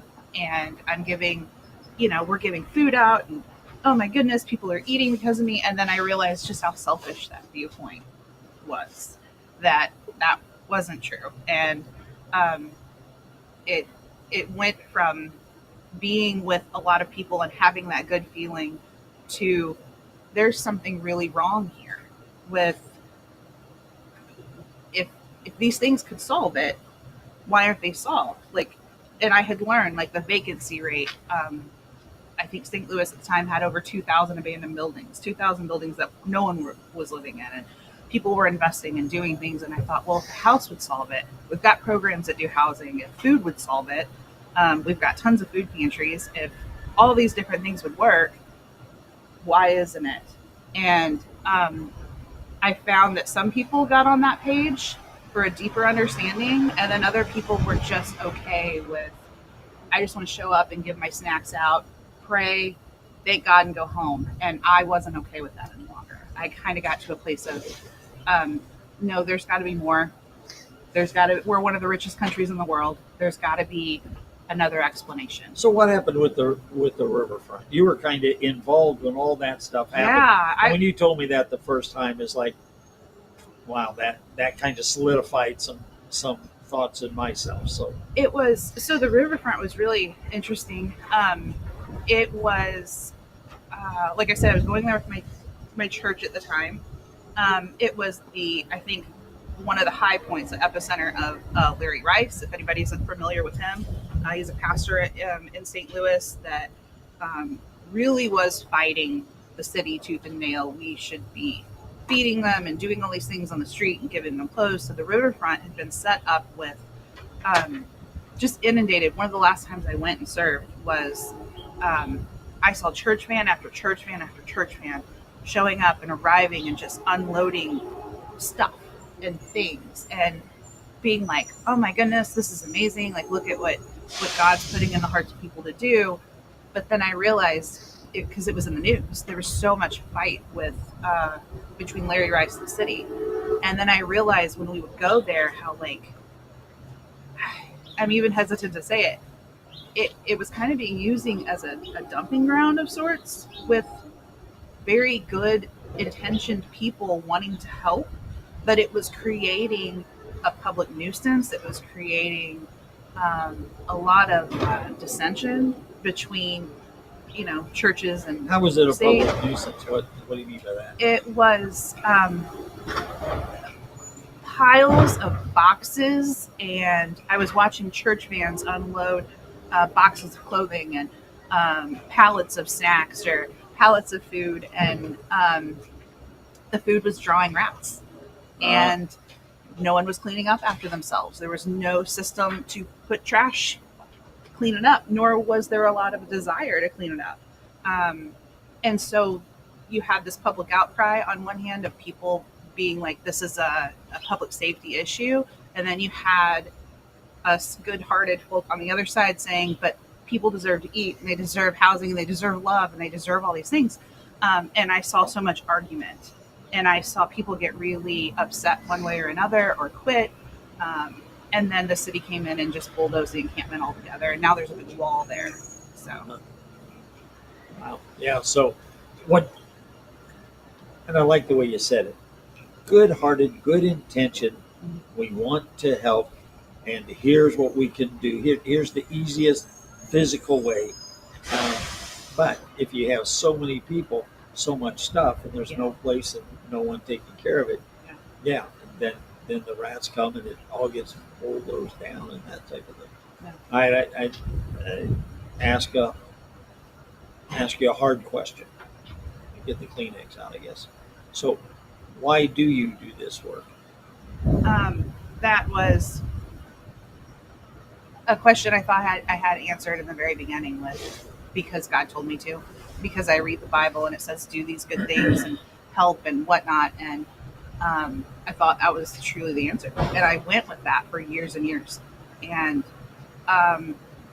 when I came here and started getting asked deeper questions, I realized I was totally disassociated with the fact that I experienced homelessness as a kid, and that was part of my pull to do this, that God, I think, put in my heart, but I just didn't know that. Like Libby was saying, we have our experiences that draw us to, and then you come out on the other side and you're like, I'm okay, I'm still alive, everything's great, and that's where I was living, was in that time. So I experienced homelessness as a kid. I remember sleeping in a car. My time frames are all off. I like to preface it with that because I can't remember how long things actually lasted, but I don't think that was more than a night or two. It made an impression. Yeah, definitely. And there was domestic violence in the home. I ended up staying with my mom and brother in a shelter in Southern Illinois, and a domestic violence shelter. And I remember that being for a little while. Like, I don't know how long. Could have been a week, could have been 2, could have been a couple months. I remember missing school because of it. And older, thinking back on that experience, realized how it did shape the rest of my life. I really did have that experience. And then I thought, what can I do with that? What does that mean? And so it's been ever since just realizing that I'm not alone. And one of side notes, one of the things I love about here in the mission is that you guys make it okay. I don't have to be ashamed of that anymore. I don't have to feel guilt about things that weren't in my control. And I don't need protected. And I know that's been such a hard thing for people to understand is we have to protect people. We don't want, and it's true, we don't want them to feel exposed, or we don't want to expose them in negative ways, but our stories are important.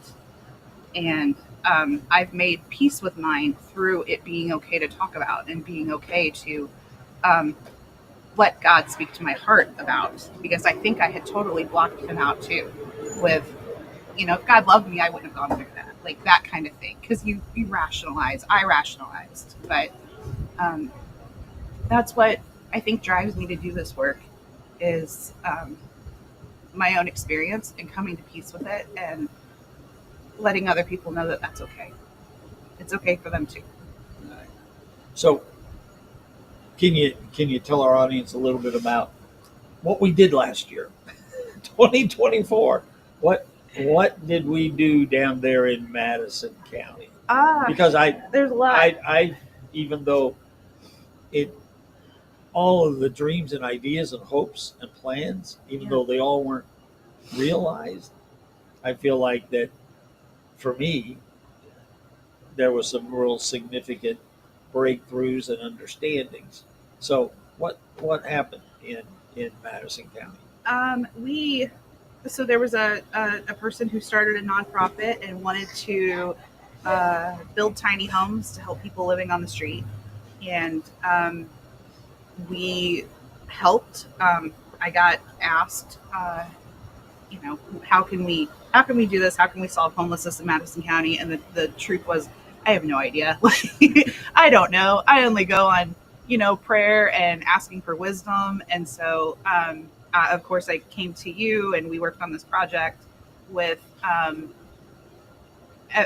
just everything. It was a great experience with, we wanted to write a 7-year plan to end homelessness in Madison County. And I feel like we did that successfully. We did, yeah. Very much so. And it was about research and counting numbers, getting research, finding out what firsthand, like what the story was on the streets of Madison County, getting numbers, getting locations, places, people, all the things, and then using that data to praying over it and then writing a solution to here's what we can do. We talked about the main one being a navigation center for a way for where when people go through programs, sometimes they end up back out on the street. A lot of the time they do. And so it was, we talked about, well, where then can they go? And we can direct and kind of make it a place where day shelter, night shelter, but not the overall solution, but that this is going to solve homelessness, but it is going to get people off the street with a safe place to go in the interim while we then hook up with other programs. So I feel like we did a great job at that. But as anybody knows, it takes a lot of moving pieces, a lot of puzzle pieces, and a lot of things come together to do that. So yeah, and I guess as I would summarize Madison County, I just don't feel like that they're ready yet to maybe get all the pieces together.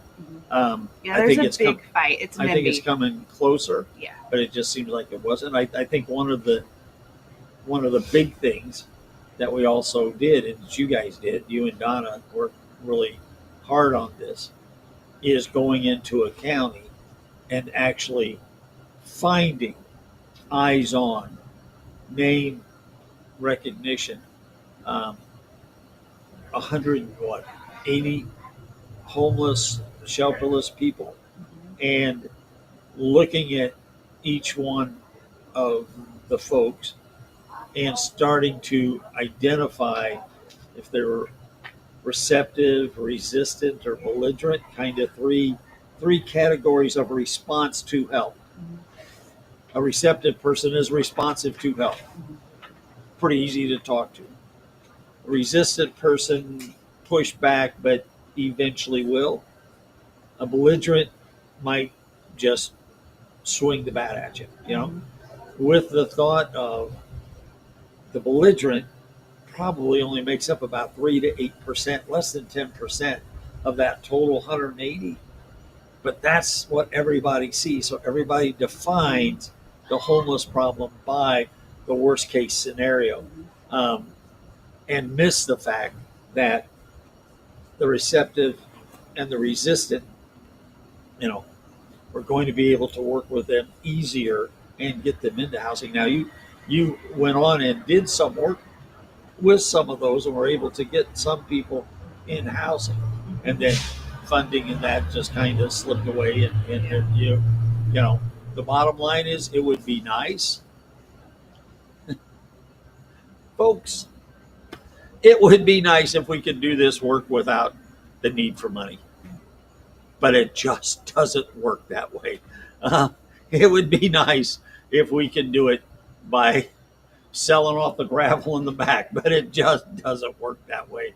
Um, but on the other side, we need to be able to make sure that the finances that are put toward homeless works are the most put into use in the most effective ways. So that I'll never forget at Walmart, one thing they taught me when I was going into management at Walmart. I called up my manager one time, and there was a big long line. They gave me the electronics department, and I said, "What am I supposed to do?" He said, "Scott, one customer at a time.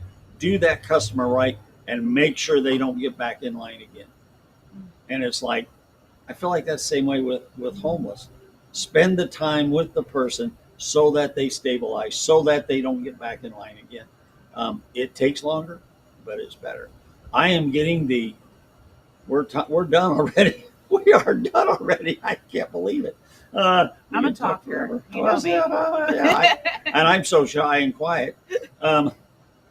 So, anyways, Danny, thank you for driving all the way up here. Absolutely. I greatly appreciate it. Anytime. Appreciate you, and looking forward to us working more in the future. Absolutely. Thank you. All right. Thank you.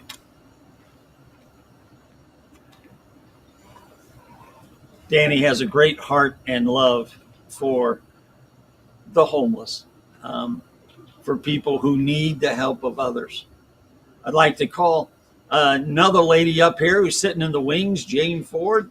Another lady who, what did you dub her? What did you put on the I thing? just said local legend. Local legend, local legend. I thought of 3 or 4 other titles, and I said, you know what, local legend is going to be the one we roll with. Okay. Local legend is the one. Yes.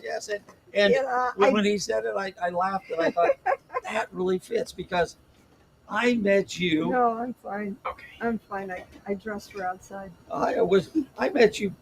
It was probably in the 1990s, wasn't it, when you first started working on the buses? 96. Well, 96 is when my parish first started supporting the inner city mission. Okay. But we didn't start working on bus service till 2003. 2003. Okay, I knew it was early on because I remember being at in a continuum of care meeting. Yeah. And I think you came in. Yes. And you said, hey folks, I'm Jane Ford, and here's what I want to do. We need to help people be able to get to work because that's a major, it is a major thing. And quite frankly, you weren't the first person who walked into the room with an idea that fizzled out later on and we never heard from again. Oh. But the one thing is you were the one that was tenacious, and that's why you're a living legend. There was a group of 9 of us off and on, that really did it. But we couldn't have done it without Dick Durbin's office. Bill Houlihan helped us out greatly there, kind of thing. So, I even had friends tell me, I didn't even think you'd get this far after we were working a year. And I said, well, you haven't seen anything yet. We're still going. So, yeah. That's what I'm saying, that you came in and you were, and I admired that. You were tenacious. But yet you did it in a very polite way. Well, because some people walk in, it's like, we got the answers. Here's how you're going to do it. This is what you're going to take care we of. actually went in and I learned some things about SMTD and how, what restrictions or what's their constraints, how they have to work. You can't really change a system unless you know how the system works. Thank you very much. You mean you have to do a little research and not just a fly-by-night? Here's the We part. did our research, and we were lucky to get good local press, but we did our homework first. We even went up to Peoria and looked at their system, and we did our work. The trick is I still working? I wasn't teaching, but I was working part-time. So Yeah, it just took some time. And even today, I mean, I'm still advocating for transit and doing some things best we can, to help get information out about bus service. So, Bus versus rides and stuff. but, our parish started in 96 supporting the inner city mission. So yeah, we greatly appreciate we've that. been working at that for a while, so to Yes. speak. Yeah. Okay. But I guess I just remember you coming in, and because, as I said, we had others who came in, and they just didn't follow through, but they came in with such grandiose, we're going to, and you kind of just came in and said, we're going to do this, and like your support, help, Yeah. if anything you can tell us, help us, type of thing.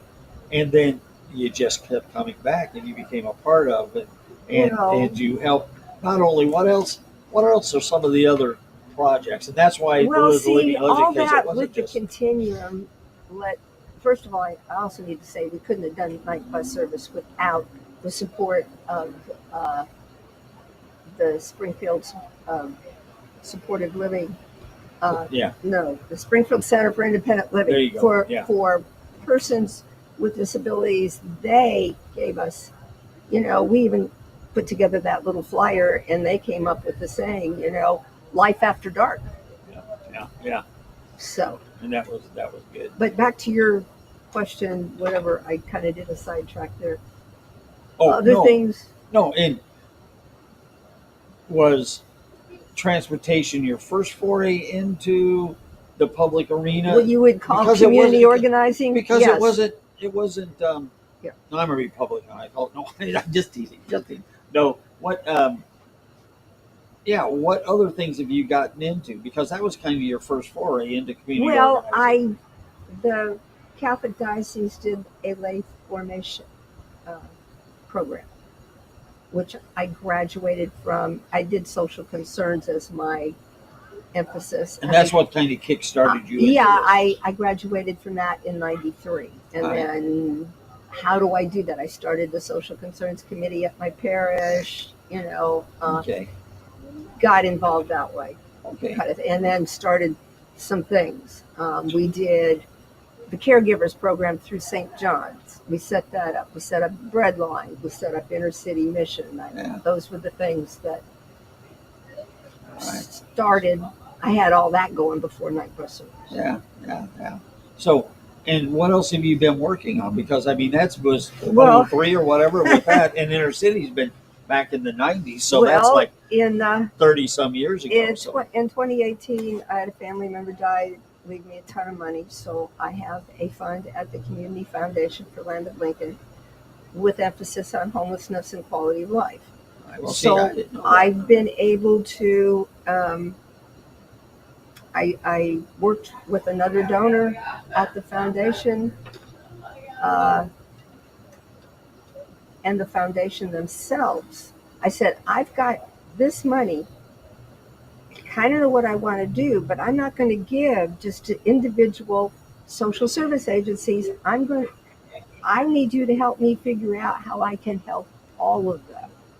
I mean, and I already knew from going to tons of community care meetings that we had too many boats all rowing towards the goal, but they weren't rowing together.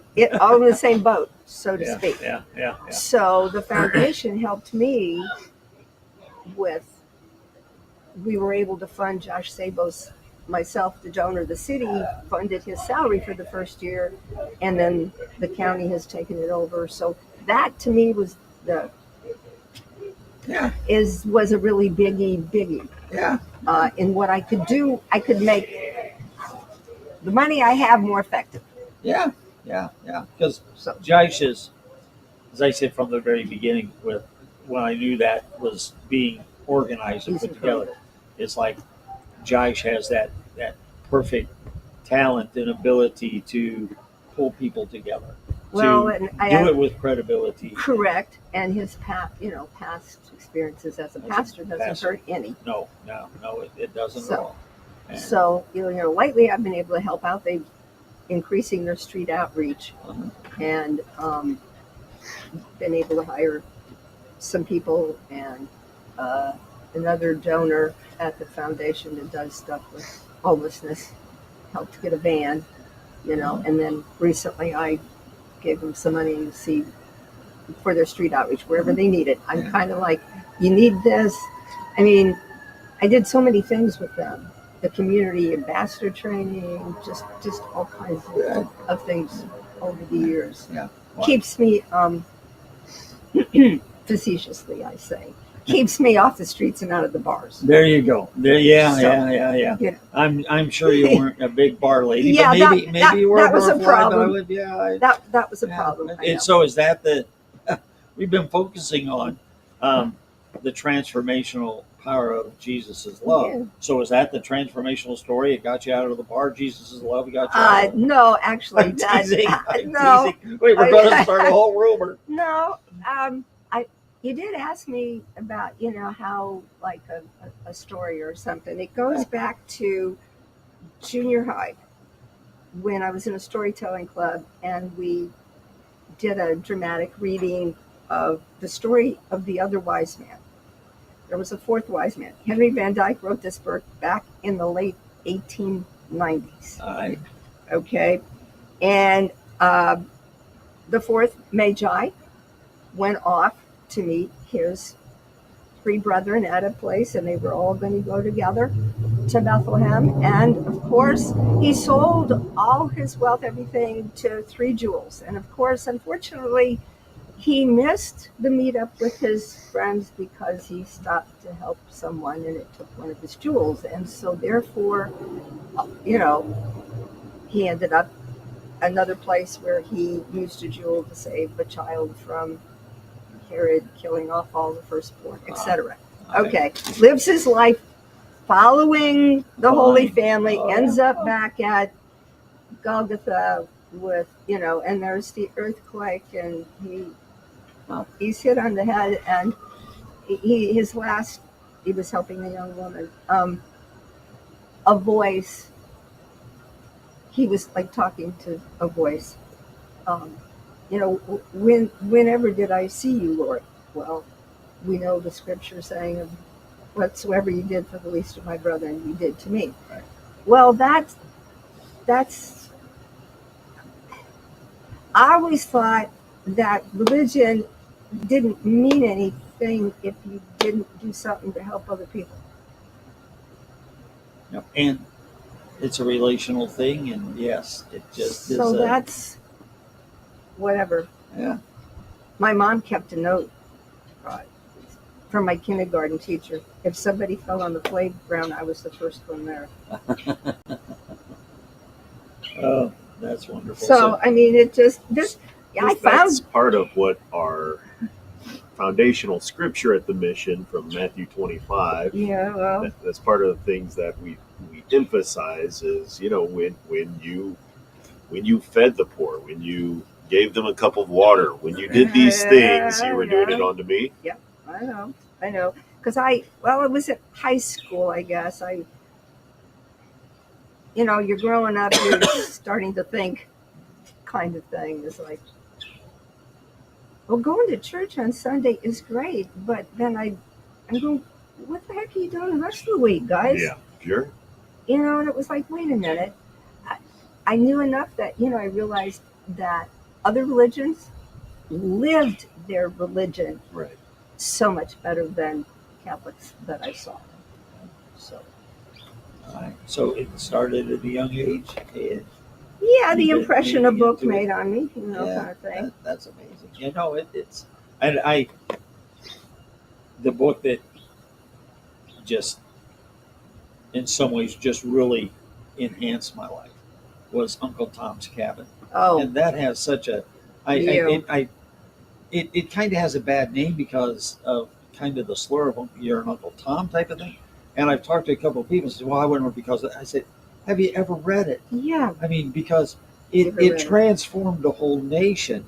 And it was at a time when I was asking the Lord, could you give me another character that depicts your selfless love? Yeah. And man, she just did a great job writing that story. And that is probably my favorite class.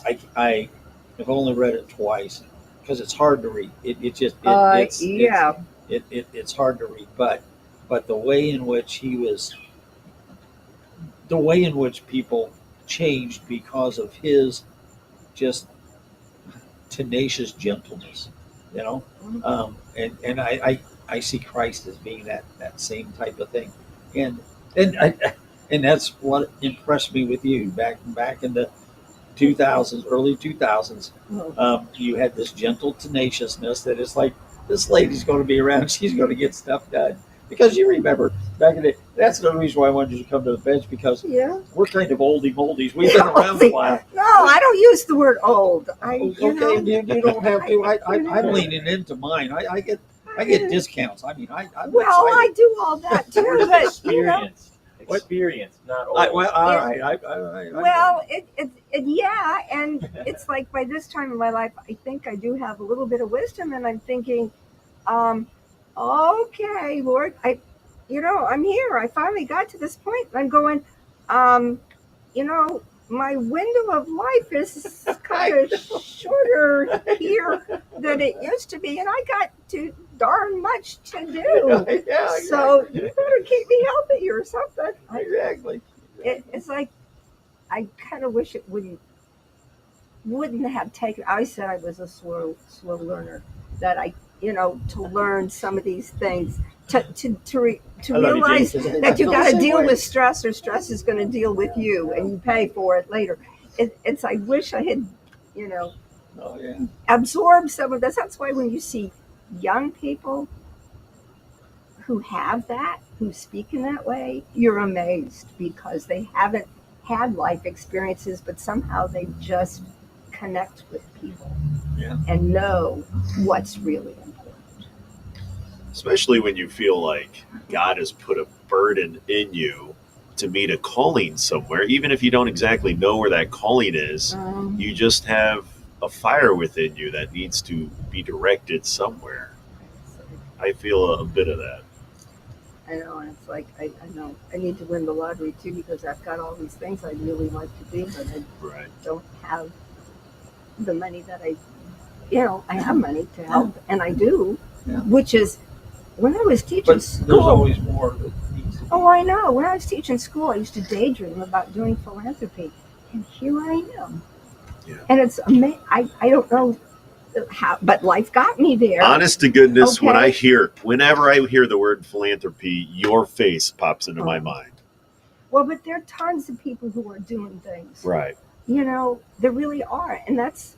But and we need it. You're rubbing shoulders with our community, which puts a face, not just a distant name, but you have been involved with us for a long time. I love how you stepped in and enabled our art therapy program to get off the ground a few years ago, and that was huge. That was intriguing. It was. It worked very well. It helped some residents, and I mean, they really enjoyed it. Donna. Yeah, we really enjoyed it. We had a trauma conversation this morning with a counselor, and she was talking about the necessity of meditation. I did mine this morning. Yeah, she meditates in a form called Lectio Divina, where she takes one small passage of scripture and meditates on it. Okay. But art therapy also becomes a form, a mechanism through which some of our residents have found amazing spiritual benefits. Well, and just a release, letting go of stuff. I know I came to the one class that I learned so much. I met one resident, who, because I was talking to all of them, used the story because I saw butterflies tattoos. And it was, she got them so she would stop cutting herself. And, it's upfront. It's like a lot of people that I know don't realize this. It was good for me to learn to realize, you think about your coping skills. Nothing compared to what other people have to do. And trauma, that's the word. Whether homeless or almost homeless or anybody, trauma is The national feed just went live, but Right, we're right. not in any rush to jump in there, so you guys feel free to close. Take some time, but Okay, all right. I just want to say thank you for coming. Well, And we you're very welcome. enjoy talking with you. Yeah. We actually, I don't know if I should confess this or not, but we were going to give rock awards away during this at Radical Outpouring of Christian Kindness.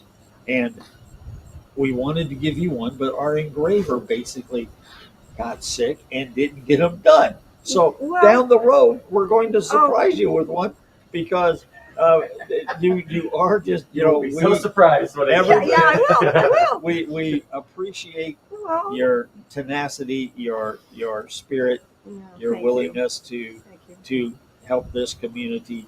And we just thank you. We weren't able to get it done, and we decided, no, we're not just going to give, because we usually give it's an actual rock, and we did a rock because you can put it outside. It's whatever. But we also give a certificate framed and stuff. It's like, no, we're not doing the frame and all that without the rock. It's just not the same. So we're going to wait till down the road, but you're top of our list as we thought about it, and that's another reason why I wanted to get you over here today. Well, so I do appreciate that. you are appreciated. Well, thank and you. I'm going to say it again, even though you're not old, I am. I appreciate you because you've been around a long time and you've seen a lot of things, and you're still vivaciously seeking to help transform. Well, I still learn the stuff city of every Springfield. day. I find out about another group of people doing something here in Springfield because somebody, that's like sending out the information I send out. We really don't have. I mean, the city's got their city announcements where they got tons of stuff. It's like, but to know what everybody else is doing and what's really going on in our city. Actually, someone I know talked about taking all the stuff that I send out and like doing a website, just throwing it all up on there where it stays, because the person who was telling me about this said, well, I remember Jane set that out, but then she's got to go back through all her emails to find it. I said, well, fine, go for it. I ain't going to have anything to do with it, but I'm doing my part. But yeah. Thank you so much. You're welcome. Thanks for You're coming. welcome. You take care. God bless you. Thank you so much, Jane. Sure thing, guys. Hey, we all keep chugging fighting away. the good fight, right? Fire and wisdom. So to speak. Okay, we're going the national feed, y'all. We'll be back in like 20-25 minutes. So resources to bear to ease suffering. So when I came and spoke at your wonderful national conference last May in Phoenix, I was just so impressed by the commitment and dedication of your network. And I was amazed I hadn't heard much about your group before, and that's nobody's fault. It's just a reflection of how fragmented the response is. So we're trying to build collaborations with groups like yours, Tom, and we're off to a great start. And I think you heard from my great colleague, Dr. Kate Long, a couple hours ago, who's a wonderful colleague of ours. So Tom, being on this webcast with you is another example of how, if we work together, hopefully we can build our commitment and make a difference for people in need. Love that. And I think that's a great entree. And where then, as over these 6 years and as it's begun to be lived out, Howard, have you seen it be effective, or places where it's not quite as effective as you might have hoped? So, before we began at our school, we had no academic attention to the topic of homelessness, no lectures, very little research. We didn't even have a course, if I can say, and that's embarrassing. 6 years later, we have an outstanding course. We have monthly seminars that reach national audiences. We have growing research endeavors, including one with you now, Tom, at Citygate, which we're very proud to start. We have national convenings on the topic that bring together colleagues in the housing world and the health world. And then through it all, Tom, I have been very touched because so much of this work is mission driven, and you feel like it's a calling. And the more we say that explicitly, I think we bring in people from all faiths and all backgrounds to serve the most underserved people in our society. So all that's ongoing as we speak, and I'm very, very proud of that. One thing I'll always state too, by the way, we have increasing numbers of students coming to our school from around the country because we have this dedicated initiative on health and homelessness, and that just makes me very, very proud. So the more collaborations we build, the more connections, the more colleagues we meet who can inspire us and one another about working together to care for incredibly underserved people on the street, I think the better off we're going to be as a society. Fully agree with that, and certainly agree that there is more serving we can do and more help that we can give, and more collaboration that we can have. What might be, Dr. Coe, as you look at some of the learnings that are coming out of this, some of the things that you might be able to look and say, yeah, these could inform our efforts as Citygate Network in a positive way, or influence some of our thinking or direction. What might those learnings look like? Well, I think when you have a national crisis like this, the response has got to be nationwide, where we are learning about best practices and educating one another. So, for example, we hear about cities like Houston that's had a good track record over a number of mayors in terms of bringing people together to address the crisis. This fall, we are hosting the mayor of Denver, actually, who has taken this on, and he's one of many mayors. Actually, every mayor is addressing this and wrestling with the challenges. And then we're inspired by, for example, the track record of the VA. Many may or may not know that the VA has dropped veterans homelessness by over a half in the last decade, while for the rest of the country, it's going up, going in the wrong direction. And why did that happen? Well, we had leadership from the top, from Congress and the White House through successive administrations, with resources put on the table to bring together, for example, the VA and HUD, and then working very importantly with community groups. And so it shows that this is not inevitable in terms of the suffering we're seeing on the street. If people work together, their resources and leadership at every level, we can make a difference. And I think tapping into the spiritual support themes is so critical to keep this conversation a human conversation, and not one that slips into criminalization or other themes that are not recognizing the humanity of people who are on the street and needing help. I think that's so true, and I think certainly within Citygate Network, that individual, people-focused approach is really what we're committed to, and recognizing that each person has need, and each person needs to be cared for and loved and supported. And the more that we can get closer in that relationship, the better we're going to be, and the more we're able to offer help as well. Yeah. You know, my mentor in college,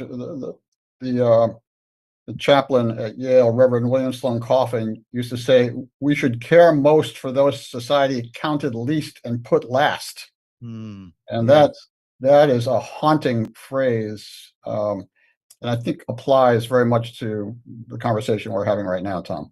Yes, absolutely, and certainly is rooted, I think, strongly in Scripture and the words of Jesus in Matthew 25 as well. So appreciate that, and that might be maybe a little bit of a turn, because I know you do much in the area of health and wellness and spirituality. And how might some of the research of you and your colleagues kind of inform what we're doing on that substance use area or addiction recovery area? How you're finding connection and integration with that? Thanks so much, Tom. Yeah, so this is a passion for me, and I can say, as if I can say, the son of a immigrant family. When we were growing up, you know, the church literally gave us sanctuary, which I will always appreciate. I mean, it was a welcoming community. We always felt like we were surrounded by people who cared about us and we cared about them.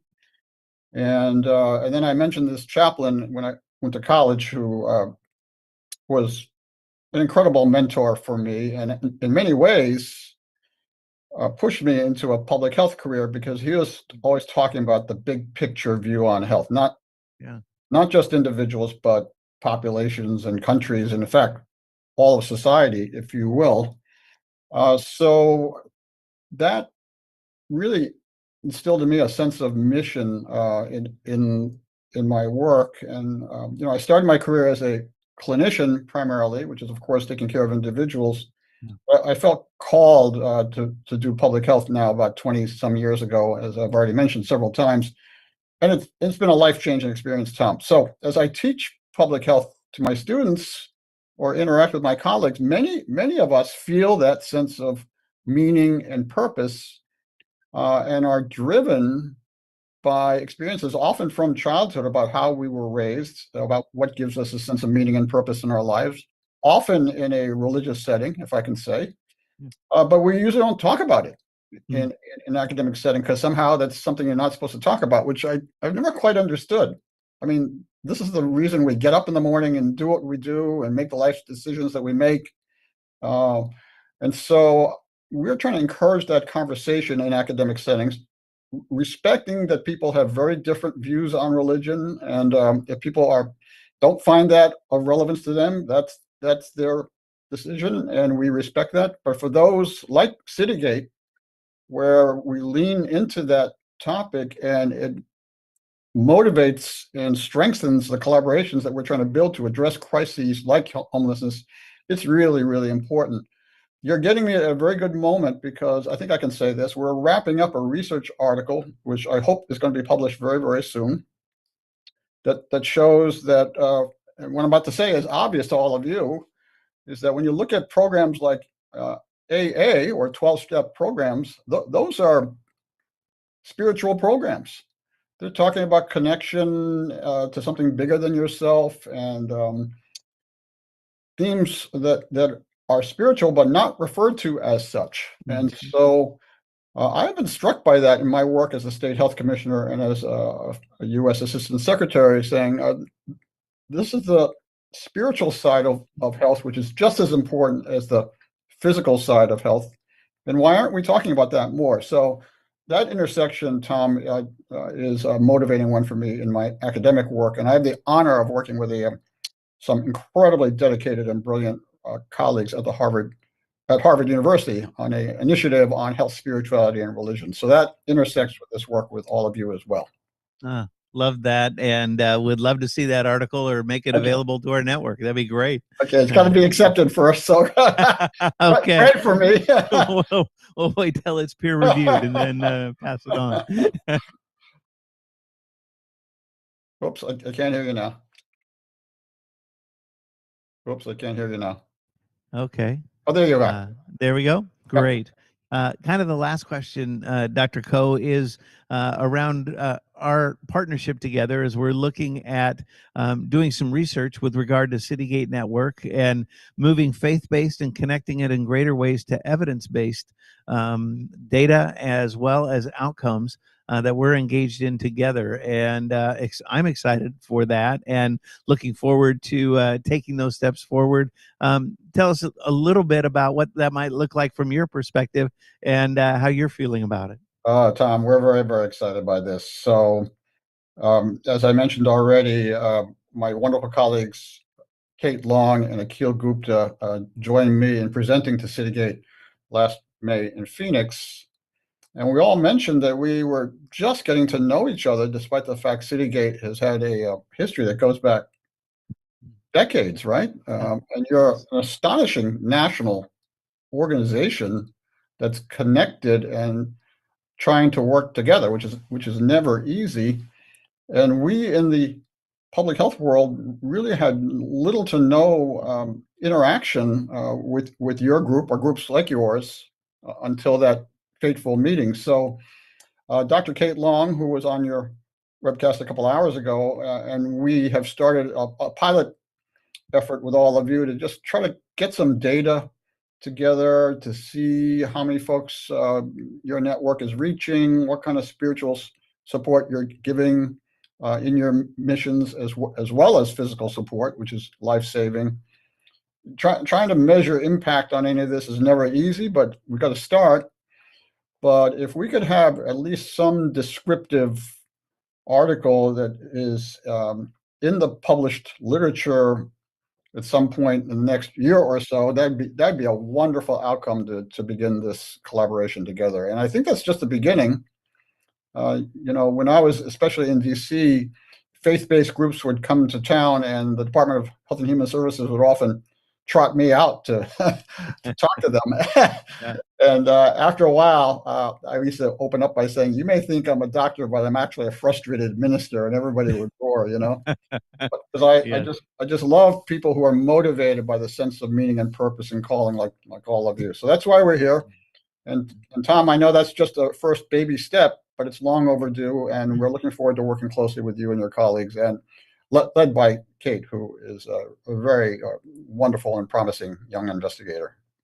That's great. Well, we just want to say thanks so much for taking the time for this conversation on a bench, and also for having spent time with us in the past, and hopefully more in the future as we continue to move forward, knowing that I think the support that you bring and the perspective can help share the story of Citygate Network, certainly the importance of what we do, and the outcomes, and how that truly does impact and save lives. So we're grateful for that.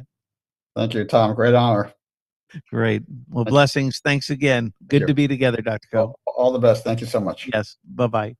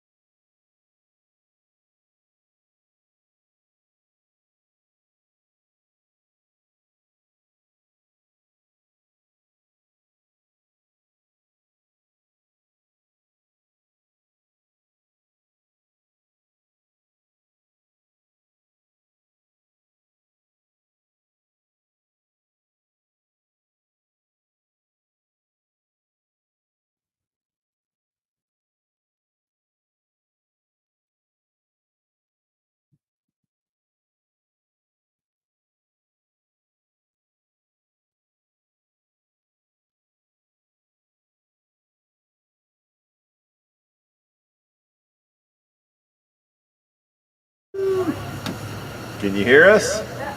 Oh, we are on a speaker. Excellent. So are we live with the audio now?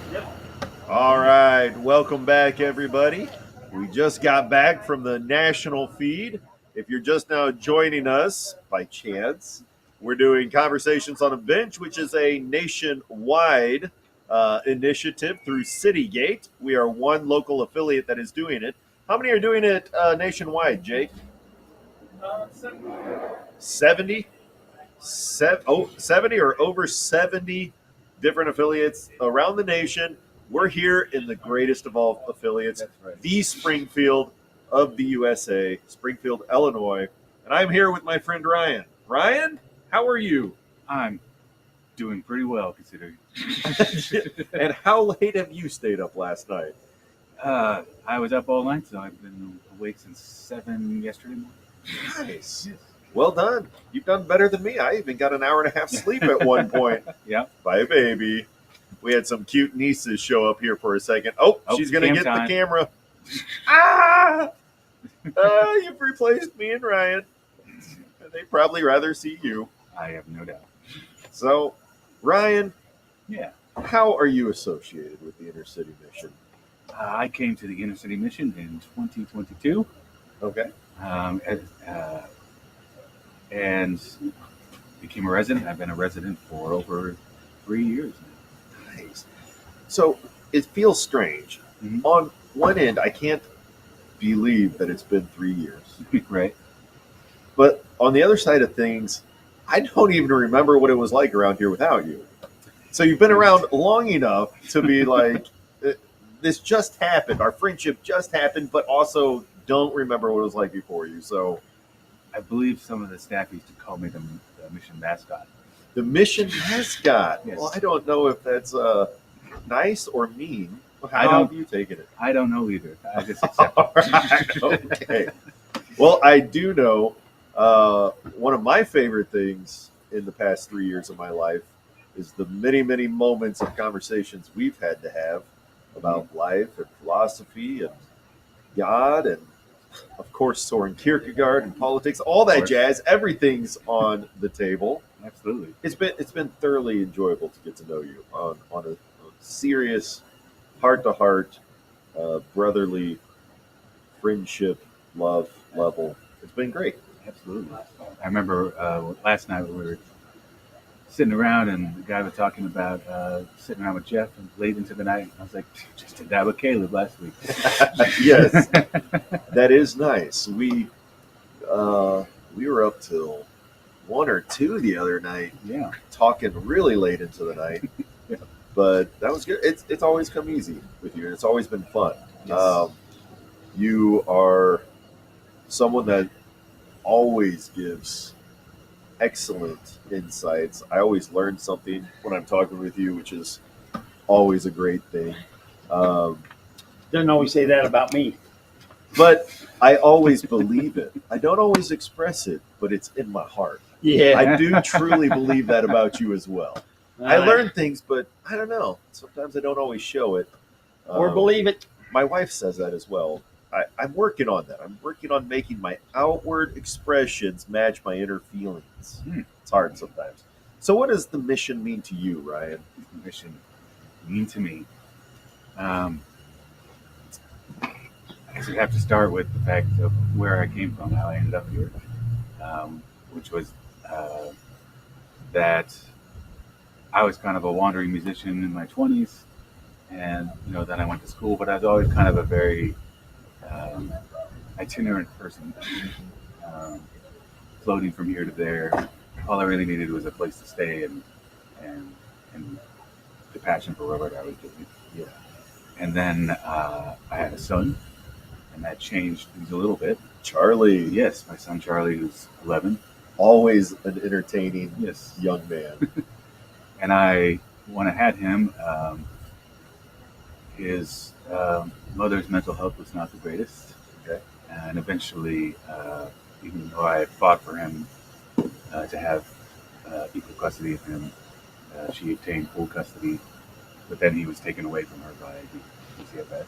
Yeah. And I spent the next 6 months fighting in court to get him. And I fought so hard to get him that I forgot to actually prepare for having him. And so immediately when I got him, and he's a special needs child, so he's autistic. So very complicated to deal with, and I ended up kind of being flung into it and just having to constantly claw my way through it as a single parent without ever having the time to slow down, understand what I was doing, try to make the healthiest choices. And that went all the way up into, for a couple of years until I was working at state, and I lost my job at the state during COVID. And what were you? I didn't realize that. What were you doing for the state? I worked for the Illinois Department of Revenue. Oh, okay. Yeah.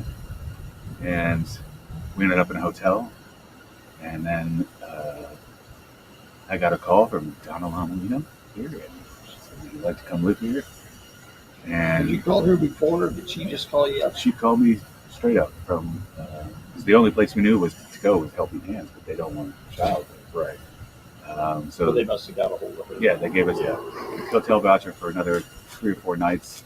And the next thing I know, the next day I'm getting a call from Donna. And Donna's one of those community magicians. Yes. That when there's some sort of stuckness with someone, she'll often get the phone call and say, "Hey, what can you do?" And she works some magic, and that's amazing. It's an amazing gift of hers. The first day I got here, when me and Charlie arrived, Donna was just coming into the office where she had just shaved a homeless person's hair because the emergency room wouldn't let him in because he had maggots in her license.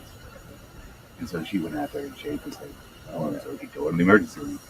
I knew immediately the kind of person I was dealing with. That's the type of woman that Donna is. It is whatever the challenge is. She's the very first one, often before she knows what it entails. It's like, I'll do it. Let's do it. Let's get this done.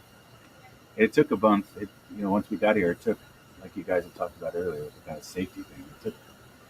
I think it took about 2 months before I realized how depressed I had been for the last 2 years, how not together I had peace. Because when I originally got here, I thought, well, this is a setback, and I'm going to spend a couple months here to go find another job. And after 2 months, I realized through talking with all the staff here, we are always available. Just anytime, always come and talk. There's always somebody to talk to. That I had been so socially isolated and spiraling down. And everyone here started to kind of help me get my stability down. But then my kidneys failed, which I had known was going to happen for a long time, but I wasn't expecting the right thing in that kind of situation. And I thought that was it. They said, if I had to do dialysis in the center, I wouldn't be able to take care of children because the hours are too long, and I didn't have daycare for a special needs child. And they said I could do home dialysis, but that involves a home and involves a whole room and everything like that. And I was incredibly shocked when I went to you guys and proposed this thing.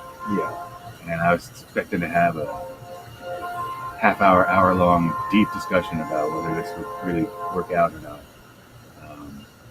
And you guys just said, oh yeah, sure. In like 2 minutes. Just another great blessing that you guys offered me.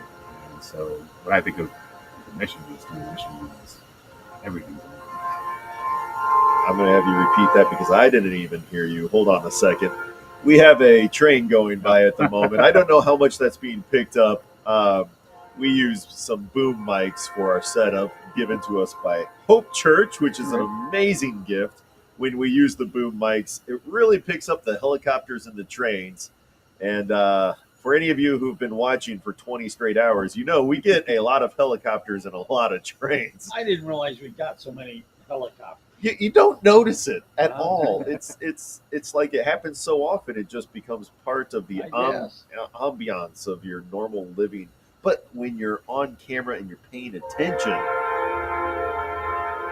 I heard that. It's been a bundle of trains this morning. A bundle of trains. People on the move, got stuff to ship or something. Maybe it's Amtrak. I don't know.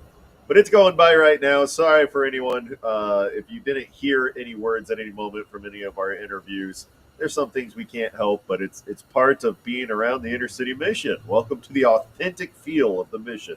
Why don't you pick up where I cut you off? You were coming right back into the sweet spot of the question. What does the mission mean? So explaining, having said all of that, what does the mission mean to me? It means everything. It means everything that I have right now. It's impossible without the mission's help. And I don't think I could have gotten that any place without the mission. I don't think any other shelter, I don't think any other service would have been able to guide me with such personalized attention to all of the troubles that I've had. For me and Charlie to come out the other side and be better in our relationships with each other and with other people. Excellent. Now, last week, I understand you received some good news, or perhaps bittersweet news. I don't know. Certainly Scary news from one angle. Do you mind sharing with everyone what news you got last week? Sure. So we, the reason we had stayed here for so long was to try and get all of this stuff managed, which the mission was a great help. Managing the dialysis, getting used to that, and getting us and Charlie stable. And so I'm not perfect and not healed, but I'm at the stage where you're ready to look into programs to maybe get some permanent housing, and we got approved for permanent housing, and we'll be moving next week. Approved of permanent housing. Luckily, it's about 2 blocks down the road. So, so we're not getting rid of you anytime. You're staying in the good old Springfield, USA. Yes, in our backyard. That's going to be great. Congratulations. Thank you. It will be bittersweet, but you're 2 blocks away. Exactly. Yes. Which is great, and especially when we have moments like this, we'll hit you up and say, "Hey, we need a guitar guy, right, who's also a good friend of ours," and that is you. Couple questions that my father's been asking of everyone. 2 questions, that is. One is, where do you think you and Charlie would have landed if Donna had not called you and said, "Hey, let's get you into inner city mission"? Any idea? Have you ever brainstormed what might have been, or what do you think of that? Well, I got to admit, of course, I've heard other people being asked this question. So you've had some moments. So I've to been think thinking about it, yes. because you've been up all night Yes. with us, listening to the stream, perhaps as much as anyone. I think there are really only 2 scenarios. Yeah. I think that one would be that in the situation I was in at that point before I came to the mission, I would have inevitably, that's the 24-hour thing right there. You were sure. Yeah. Inevitably lost Charlie. And in the spiraling state I was in, I don't think I would have made it. I think I probably would be dead. If I had somehow found a rapid rehousing program or whatever, it wouldn't have fixed any of the mental problems that I was going through. It wouldn't have, so I might have ended up in housing, but I would be less of a father. Yeah. I'd be less out of my shell. I'd be less of a person if I had not found a job. Well, I think you've blessed us as much as we've blessed you. I think that's how friendship is supposed to work. Yep. We are grateful for your time here, and we really do wish you the best of luck as you move a whopping 2 blocks away. But still, right? It's still a big step. It is a big step. We'll be here every step of the way. Last question. It's the money question of all. What does home mean to you? What does home look like to you? Well, I said earlier that a lot of my 20s and 30s were just, home was just a place to stay while I embarked on whatever I was doing. Just a place to sleep. And of course, that definition got changed when I had Charlie. Then it became a place where Charlie could be stable. And then as I've gone through the mission, I've realized for me that home is emotional support. It's wherever that support is, that's where home is. Ryan, and to your son Charlie as well, we wish you the best of luck. We love you, your family, and very glad you're going to be sticking around here, not too far. Thanks for coming on and sharing with everyone part of your story. Thank you. I love you guys too, as well. Give me a hug. Brother's got a hug. I would hug and shake, but I'm sneezing. Okay. Sorry. All Thank right. you, guys. Thank you, Ryan. Thank you. Thank you so much. Hey, Jay, could we go to JHB video? Thank you so much. And we'll be back in just a few moments after beautiful tunes from You're weary and frustrated for years, a wounded heart. Come if you're weak and heavy laden for years, a wounded heart. Come if you're looking for peace of mind. Come if you never lost all. Come with wounds you can no longer hide. There is healing for us all. Come if you're beaten down and broken.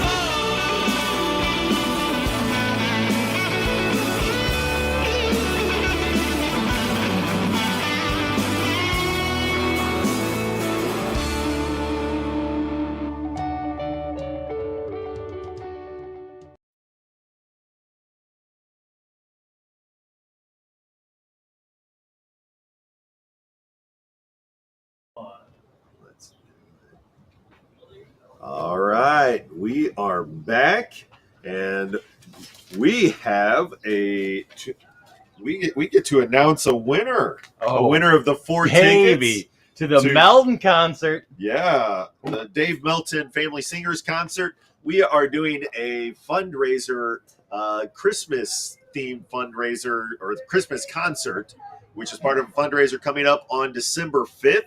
The Meltons will be here in town.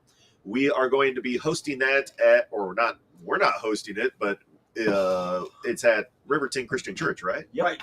Riverton Christian Church on December 5th. The winner of those 4 tickets, we had multiple people comment in the comment section. We drew randomly from an online program, and Gail Knox, you were the winner. Gail Knox. So we'll be in touch with you, and we'll get those tickets to you. We got a boom mic falling, Jake, if you don't mind lifting that back up. Got a few comments to read. We're going to go to some online comments, quite a few actually. I'm not going to be able to get to all of them. Thank you all to those who have been out there commenting and keeping in touch with us, and especially when you're interacting with interviewers or interviewees. Those that you know or those whose stories that have touched you, you guys have been great at sending them encouragement, sending us message to send on to them. We just talked with Ryan, and we love Ryan. For those of you who listened to that interview, Ryan, he holds a special place in our heart. He and his son Charlie have been with us since 2022. And he just announced on air, we just found this out a few days ago, he was approved for housing. So in 2 weeks from now, he's going to be moving 2 blocks from here, which is really sweet. Oh, hey, bud. How's it going? You're going to be next live on the air here in a second. Yeah, Gail sent a message saying thank you. You are welcome, Gail. You got your own bench, sir. I'm going to make my way over there in just 1 second. Joe, he states that Ryan, he is a great example of what friendship, or this is a great example of what friendship and love can achieve. Ryan, you are a genuine blessing. Get some well-deserved sleep. Yeah, he stayed up all night with her. Yeah, I think Ryan is used to some odd hours, but still, this was a long night, and he was in it for the whole haul. Sarah Logan also states, Ryan, you are a great friend to me, and thank you for always being around when I need to talk. All right, we're going to shift. We have our next interviewee here, and he's a good friend of mine, so I'm going to shift over and have a conversation with him. All right. Mr. Bud, how are you doing? Good. This is Fletcher Farrar. Among other things, the most important is that you're my neighbor. That's right. And I like you. We have we've been. It's hard to believe that we've been in the neighborhood for 6 years now. My family and I, we live not far from here in Enos Park. Inner City Mission is located in the historic Enos Park of Springfield, Illinois, and it is a beautiful and wonderful neighborhood, not least of all because people like Bud have loved it over the years. And you've loved it for more years than I've been around here, more years than we've been around the mission even. I've been here for about 30 years in the neighborhood. Yeah, back in about 1990 or so. And Inner City Mission has been here that whole time. And I came here in the early days for Bible studies and have always appreciated the presence of this ministry in our neighborhood. It's been a good neighbor, and I think everybody here knows that this is kind of a reputation as a neighborhood of compassion. We try to be. Yes. And very much so. Other neighborhoods try to get rid of the compassion. I was going to say, but I appreciate you saying that because I've been in more than one meeting where someone stands up and with great power. If you have a homeless shelter in your neighborhood, your property values are going to plummet. And I just thank God.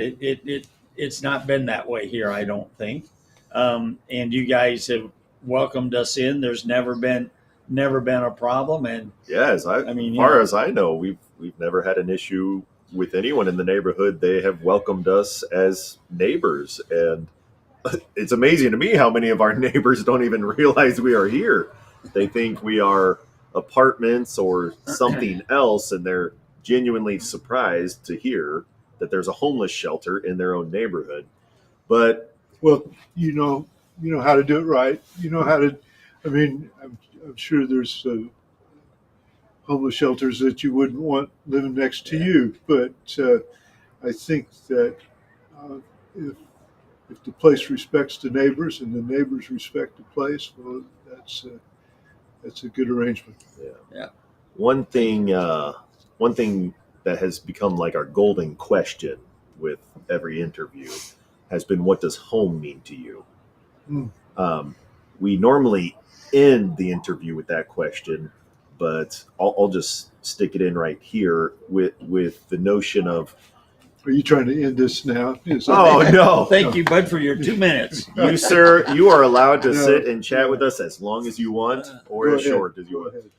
But you, Bud, you chose Enos Park as the location to which to build a home. Why did you choose Enos Park? Of all the places you could have settled with your family to live, Enos Park became not just a place for you to build a home, but a passion of yours. Well, it's a beautiful area. It's a historic area.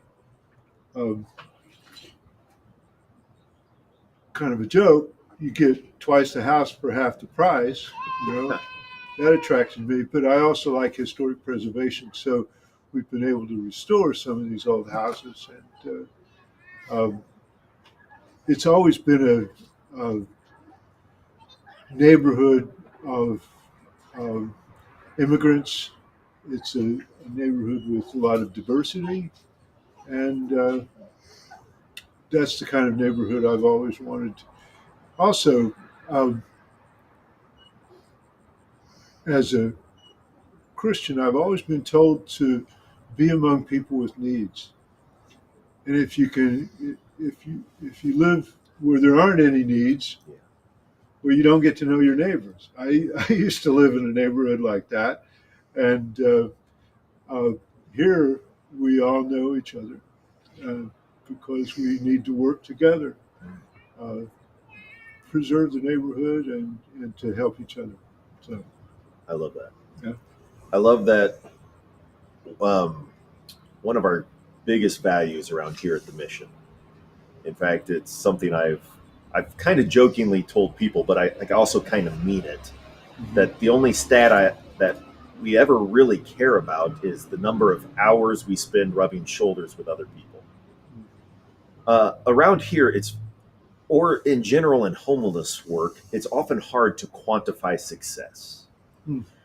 But this is how we quantify it as best we know how, is we spend the resources we have mostly on a staff that we train constantly to be trauma-informed and to be vessels of Christ's love.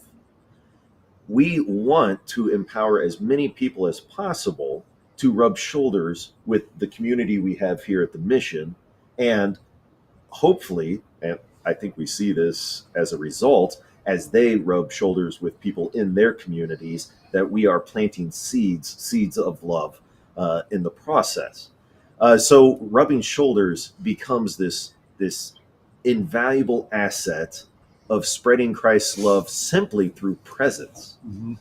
So I love what you said right there. Like, you like Enos Park for a couple very beautiful reasons, and one of those reasons is part of your Christianity is you're supposed to be with the people, and here you can rub shoulders with the people. And I won't cut you off. Go ahead. We love what you do, and I was listening about 5 o'clock this morning. Yeah. When you were saying that social work is hard work, and if you don't have a heart for it, if you don't have a faith, then it grinds you down. but at the same time, you're trying to show that faith to others who need Right. to see some hope in their lives. And so while you do your work, it strengthens you. Right. And we all need that. It's not just a one-way thing. I'm not just here giving them something, but I'm participating in a relationship. I am helping them where they're at, but it's also shaping me, and right down to the core, right down to the faith of who I am. It is shaping me on a daily basis as I rub shoulders with people. Well, it also helps the volunteers and the staff and, Yeah. and the people that work with people that need people. I do some volunteer work with children, and people are amazed that we learn as much as we give. Well, that's kind of the reason I do it, is so I can receive as well as give. I mean, the think kids, that's the way it's kids supposed to teach work. me a lot, and they also teach me what the world is like out there. A lot of us get isolated in our own little worlds and don't realize that there's a lot of households have a lot of trouble, and sometimes the kids are the ones that have to be the grown-ups. Yeah. So we spent 5 years on the Enos Park board together, the Enos Park Neighborhood Improvement Association board, and during that time we threw some events. We love the events where we get the kids out of the houses and people out of the houses, draw them together, and we have moments together. And our current president, Lauren, mm-hmm. I love the analogy that she uses for our neighborhood. She's like, it's like Sesame Street. She would say that a lot. Yeah. She's like, I learned the values of Sesame Street when I was a young girl. And she said, I've always loved that. And she goes, I kind of thought that's what this place was when I moved in here. But then once I moved in here, I realized it is a friendship. It is a community of, there's a lot of different types of people, everywhere from happy-go-lucky to grouches, right? And everything in between.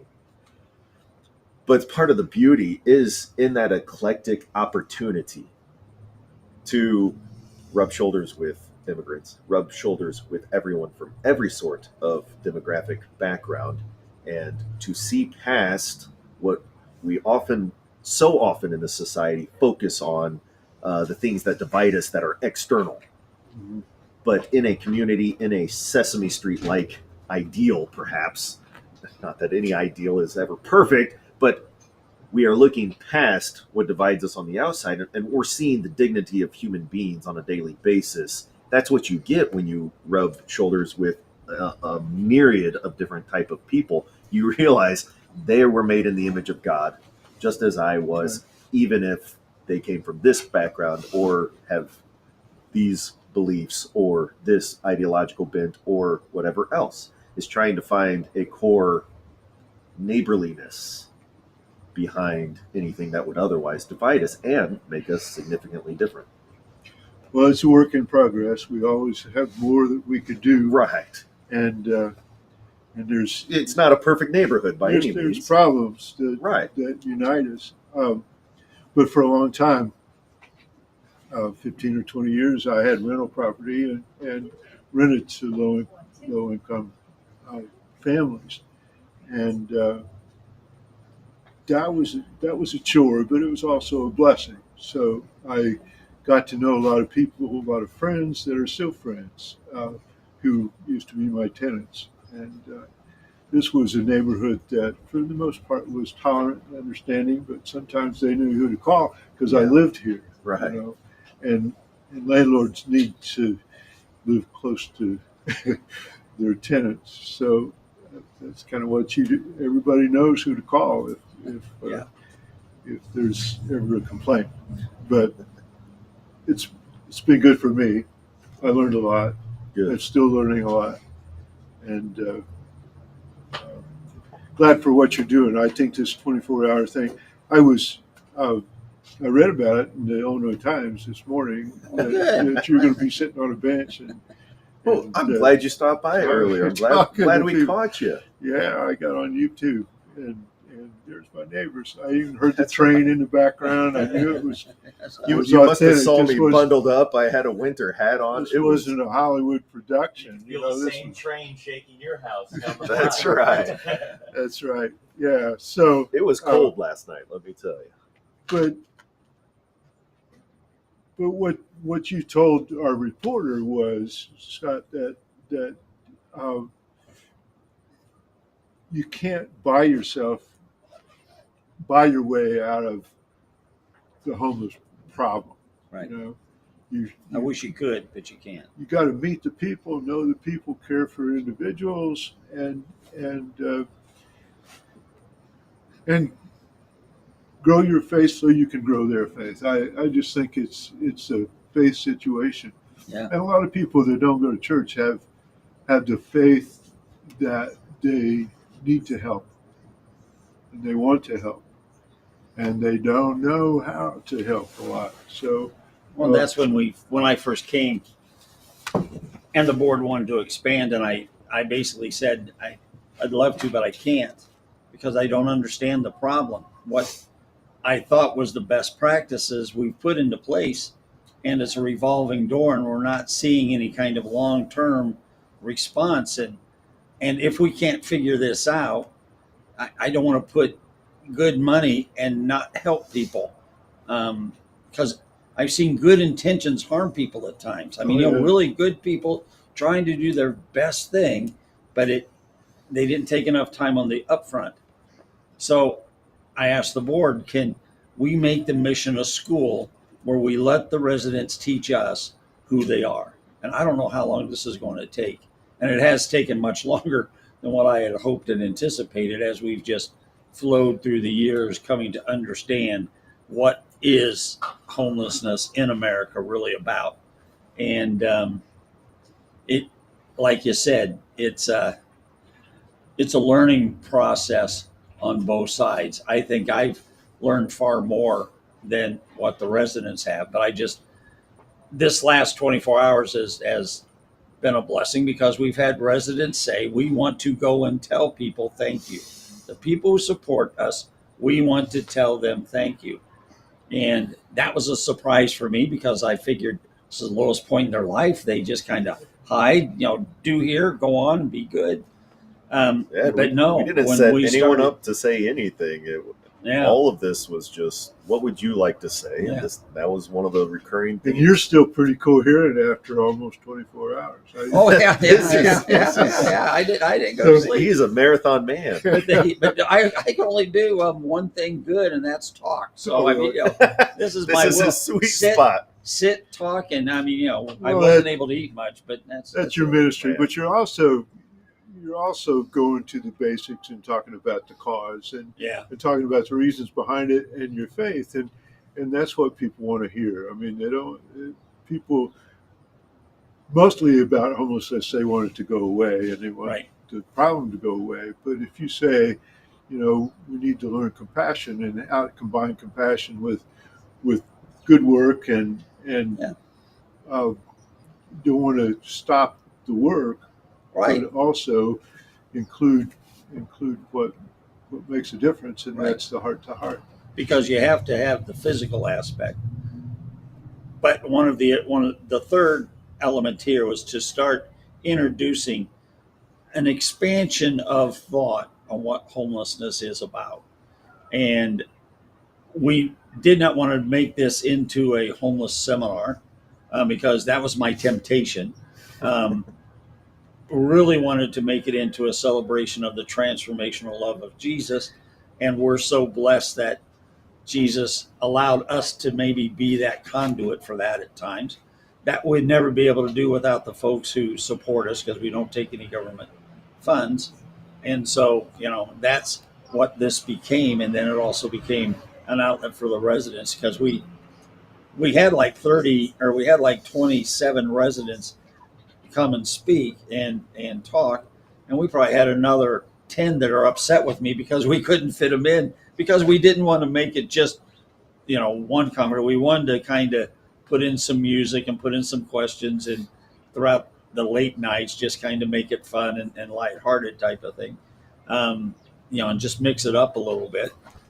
So we've told them that we'll do something else down the road to where they'll be able to also then say thank you. But it's just it was a blessing Speaking to of see people. of thank yous, I just would like to thank you and give a shout out to Michelle and your whole team over there for coming out here, spending some time with your staff, interviewing my father, and digging deep into what's going on here and what's the heart behind this particular event, but for making it a focus in your paper for a minute. We appreciate that. Well, I think people really want to be educated, and deep down they want to understand better, and they want to know what to do right and what's not helping, and so we're in an educable moment, I think. And that confusion, I think, stops people from doing anything, Yeah. which in some ways is actually wisdom, even though we may look at it as being, lazy or whatever. It really is more. When I was a young kid, the saying was, the worst thing you can do is climb the ladder of success, get to the top, look over, and realize you're in the wrong dang place. And so it's like, and you know what? You can make a whole lot of, I'm making great progress. Yeah, but in the wrong direction. You want to go the other way. It's just like the little boy that gets the fumble in the football team and scores a touchdown for the other team. I mean, you got to make sure you're moving in the right direction. And that's what we've tried to dedicate. And now we're getting ready to, I've talked to Michelle, we're going to be talking. We're going to sit down and talk with her some more about what we call fractured habitation, and the 4 basic categories of fractured habitation, which homelessness is just one, because each category has a different cause and a different response, all based around relational issues, but relational in a different focus, in a different format.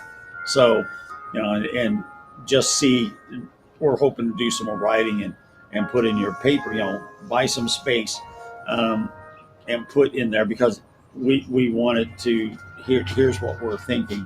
And we buy the ads. It's not you guys, it's us. You can have a disclaimer if you don't like or whatever. Hey, they gave us enough money. We advertise things we may not use. That's Say fine. whatever you want. Yeah, exactly. The glory of the dollar does help in some ways. What can I say? If I could bounce off that with one final thought, speaking of calling, we recently attended an event where you celebrated 50 years of the paper. First off, congratulations once again. But I think it was very manifest to everyone there, especially through your speech. I loved the speech that you gave. It's one of those speeches that defines what is the industry and what am I doing and what is the calling in it. I think we all clearly saw from there that you went into the calling that God had set for you, and it was beautiful. So thank you for 50 years of doing what you were doing, because the voice of the Illinois Times matters, and the way in which you did it mattered. Well, and Andy, let me just throw one other thing on. And you're still being creative, making a nonprofit. In some ways, is kind of genius, because you're really locking it in to stay more faithful to what you have put together over the years. Because if you sell or have another buy, whatever, you just don't know what direction it's going to go. And doing the non-for-profit in this day and age, it really is a message of freedom of the speech and all that. And so I thought that was, I hope it's a way to share our ministry. We've got this thing we do, and share it with other people and get more people involved. So, So whose idea was that? Was that yours, or was it a conglomeration of several? Thank you all for what you do. Thank you, It's sir. been wonderful to talk with you. Hey, thanks for coming down. Appreciate it. We will see you down the road and around town. Okay, thank you. All right. Swell. We're going to Isaac. Thank you, bud. turn it over to you, Isaac. Yeah. Yeah, we've got a few more interviews or conversations coming up here in a sec. But before that, we're going to have about 45 minutes, another extended question answering time. We've been going live now for 22 hours. So there's been a lot of topics that we've 22? covered. Wow. 22 hours of the 24. So if you have been listening to any of these topics and you have a question that we haven't answered yet or something that you're just curious about, if you want to shoot that into the chat in the next 45 minutes or so, we'll try to answer that in the near future. Very good. And we'd love to keep the conversation going with all of you guys that have been here with us for the long haul. And some of you are just now joining us, and that's all right. We've covered a lot, and we're excited to finish strong for the last 2 hours. So I'm pretty certain up next, we've got Donna Lamalino actually joining us on the bench. Come on down, Donna. Come on down. So put those questions in the chat, and we'll eventually get to them here in about 45 minutes. But Hi, Donna. Hi, Mr. P. Well, I'll tell you, showed your video last night and had some positive, supported comments. Yeah. But really don't want to talk about that today. Want to talk about moving beyond that into the work that we kind of started. And to just kind of set this up a little bit, 3 years ago now, 2.5 years, I guess, the board of directors asked if we could take the stuff that we've learned with homelessness, working here at Inner City Mission, and apply it to street homelessness. And the initial response was no, because they're two different things, caused by different things. And then the response, the positive response, is different. And if we combine the two, it's just going to mess both up. You have to know what your lane is, and you have to be able to stay in it. By the time that meeting was over, though, I really got the impression that the Lord was saying, right, but you can't, but I can. And so 2 months later at the next board meeting, we talked again, and the board decided to take Don and myself and sit us over to the side a little bit and have us start exploring the street homeless. What do we find? What's there? How do we define it? How do we put it into terms? How do we take those terms then and put some kind of response together? And then how do we really just stop there. We didn't even go on to how do we get this into the community. And so really what we're doing right now is preparing ourselves to take this into the community first of next year. And Donna was an integral part in putting all this together.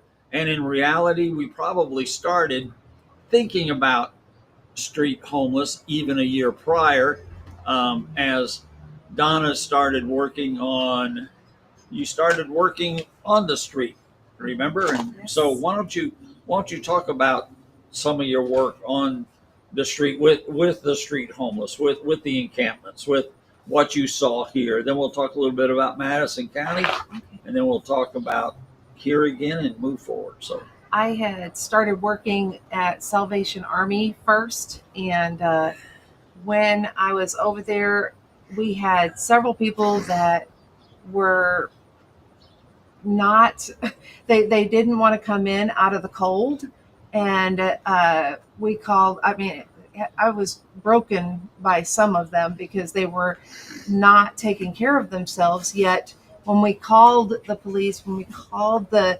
EMS, when we called the crisis line and all that stuff to get people to come out and try to help us to get the people to, to safety, which getting out of the cold, they were unable to do anything with them. Why? And because that was their right to be freezing to death. I mean, of course, I'm drawing the conclusion that they would freeze to death, but that in fact did happen with the person that I have in mind right now. Who did it happen to, and what is that story? She had shorts on and had just gotten done having COVID, and it was like 20 degrees out. She had been sitting out on the ground and would have a really hard time getting up. So I mean, I kept trying to talk to her about going into, just getting inside, and she refused to get inside. She said that she did not have to. Um, she told me about her rights, and that, I mean, the lady sounded so intelligent, but yet something was disconnected there, because why would you be in shorts, barely wearing anything, and just out there? And I mean, she was going to freeze to death. I mean, seriously. And so when we called all the emergency people, they tried to get her to go, and eventually the behavioral health, they had said that they were going to make her. And so she turned around and said that she would go on her own. Go where? Go to the hospital. Because we were going to try to have her hospitalized. Because she wasn't. Not because of the cold. She had anything else wrong with her? That was a different time about the foot. Okay. But that was that person. That was a different time. She was just not, she had COVID and was very weak, and they just dropped her off there, which I'm not down on the hospitals or MBH or anything like that. It's just, these are the things that we're dealing with. Okay. And they are just as much up against a wall as we are, as everyone else is. Anyway, so she went to the hospital, and I think that she was going to admit herself, and it was about the cold. Okay.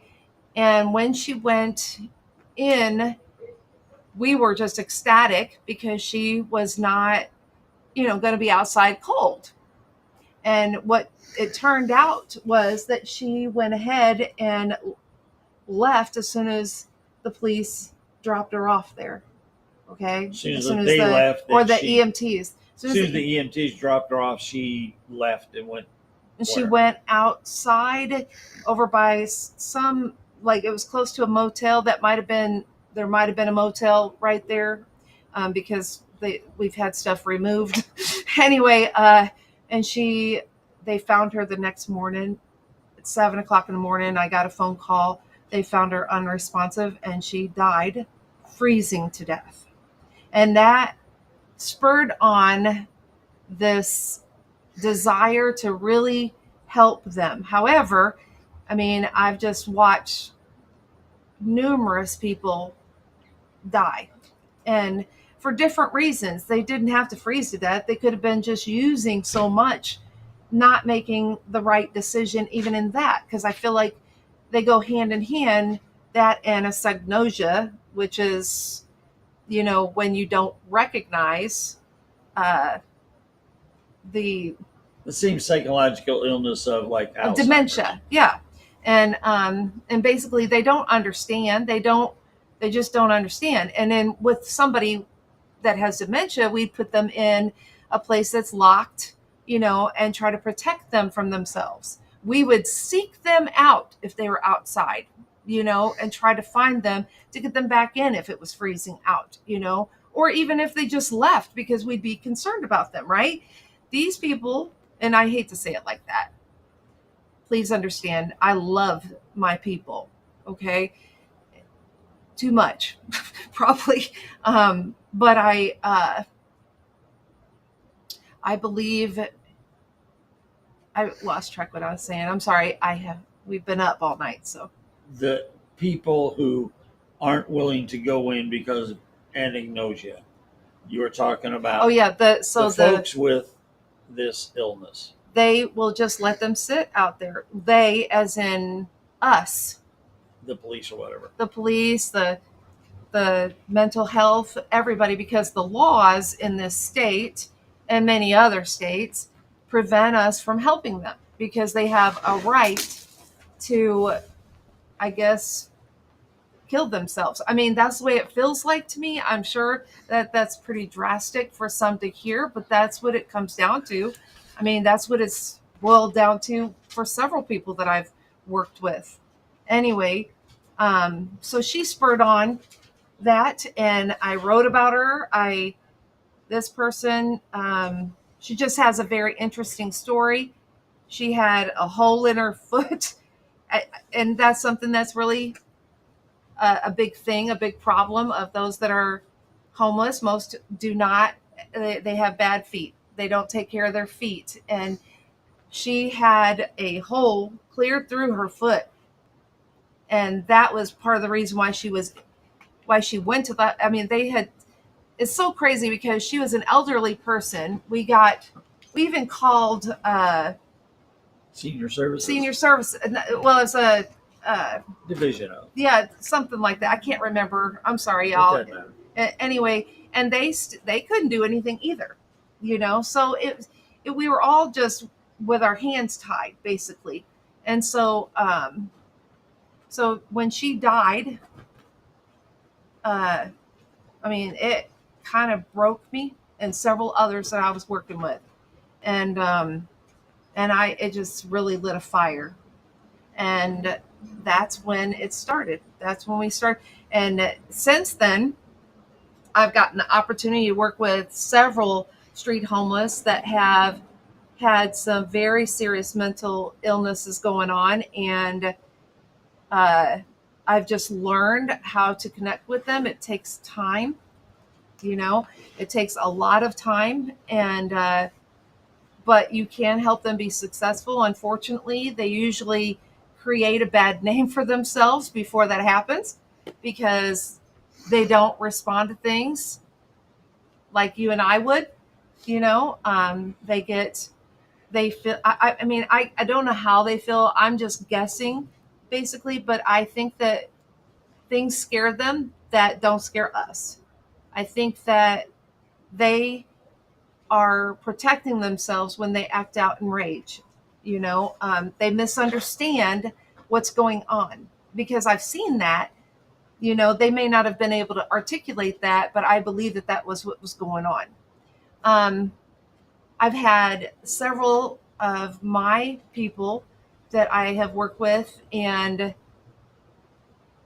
I've had more success than I think that most have, but I mean, it's how you define success, okay? I have developed relationships with them, but they still are running, buck wild because this is where they're at, So what have we come up with as a solution for that? Laws need to change. I mean, that's the simple answer. It's not quite so simple. It's not quite so easy, but yeah, laws need to change because unless they do, I mean, I feel like we're just allowing this. I mean, I don't believe that any of us really do not see this, What are the other things? All right, so we went through Springfield and then you went down to Madison County. What did you do down there? Similarly, we went and just, first off, Madison County said they only had a very few homeless, and we counted them. Me and Danny, my coworker, she and I counted them, and there was, I can't even tell you, 10 times more, at least. We had started getting to know them, and that's basically you bring things to try to help them. And that day, like and this is what we do here. Also, we help people with their birth certificates and social security cards, however we can, just to start this conversation because, you have to develop a relationship with them before they're going to allow you to help them. So how many, well, yeah, you said they Madison County said they had about 50, and we found about 180, something like that, or you all found. And so as we looked at it too, we came to realize there's receptive, resistant, and belligerent. Yeah. And then we put together a sacred response. So talk about that. I know what I'm can't talking think about? right now. I can't Okay. think, Mr. Payne. So I'm sorry. Tethered technician. The tethered technician. Okay. Yeah. Sorry. We have been working on tethered technician trainings that I kind wanted of to talk to Danny about that, but we ran out of time. I wish she was here because I wanted to bring us both up here and be able to tag team off of that. But we have, and it's been very well received down there. I mean, we haven't really taught the tethered technician, but what we've taught about the receptive and belligerent and reluctant, right? Am I saying that right? I feel like my mind is off, y'all, because that's You're my doing excuse well. today. You're Anyway, doing fine. but I lost track again. I'm sorry. That's all right. That's all right. I think you pretty much hit it. It's as we went down to Madison County, we really worked hard to first identify the total number. And the reason why that's so important is that once we identify, actually visually see and have name recognition of each shelterless person, then we come to understand what category do they sit in? What response do they give to service? If a person is receptive to service, that means a caseworker could come up alongside and say, hey, Sally Mae, can you come inside and take a shower? It's been 2 days. And Sally Mae says, oh, it has? Okay. Then you have the resistant. You say, hey, Sally Mae, can you come in and take a shower? You haven't had one in 2 days. No, I had a shower since then. I'm not going to go take a shower right now. I don't want to take a shower right now. Okay, well, can you maybe take one tomorrow? Well, okay, maybe, And so the resistant, but they will eventually. And then you have a belligerent response where you walk up to Sally Mae and she pulls out a machete and said, come one step closer and I'll cut off your ear. That's belligerent. What we found is that we need to understand, because just as you have homeless and shelterless being the street homeless, so you have homeless and street homeless, two different causes, two different responses. In the street homeless, you have the receptive, resistant, and belligerent, all caused by the same thing. It's just the severity of the trauma that's driving their response mechanism. But there is a different outcome that we have to give, or a different response we need to give, because the receptive, we can fairly easily get them into shelter and then into housing. That's actually the resistant. Yeah. We can get fairly easy over the course of time. Same thing. The belligerent, my rights, no. And so what you end up with then is the community defines the amount of work the homeless advocates are doing that are positive by the number of belligerent they still see, because those folk are the ones that are most belligerent. They're out there. They're scaring people chaos and that type of thing. And so then it's like nothing's being done because these folk aren't being helped. And that's where then laws need to be changed. And, because I do believe that's one of the things that and I don't want to give too much information because I just want to save it for the day that we actually start teaching about it. Maybe. Is that not good or no? Well, yeah. No, because I believe that we can help the belligerent, but they have to be hospitalized. It would be a revolving door of sorts. That's what we talked about. Right. Because we're not trying to put them away forever, but, and it might be that some might need to be in there for more lengthier time because they're sicker, But yeah, we can. But that's the compassionate response. That would be the compassionate response. So. And actually, I mean, and the thing that most people will push against is not actually compassionate response. It's a compassionate commitment built around a system that provides the least restrictive and the ability to test out how am I doing now that I've been, medicated and hospitalized for 3 months. How can I go back into maybe a shelter or go back into housing?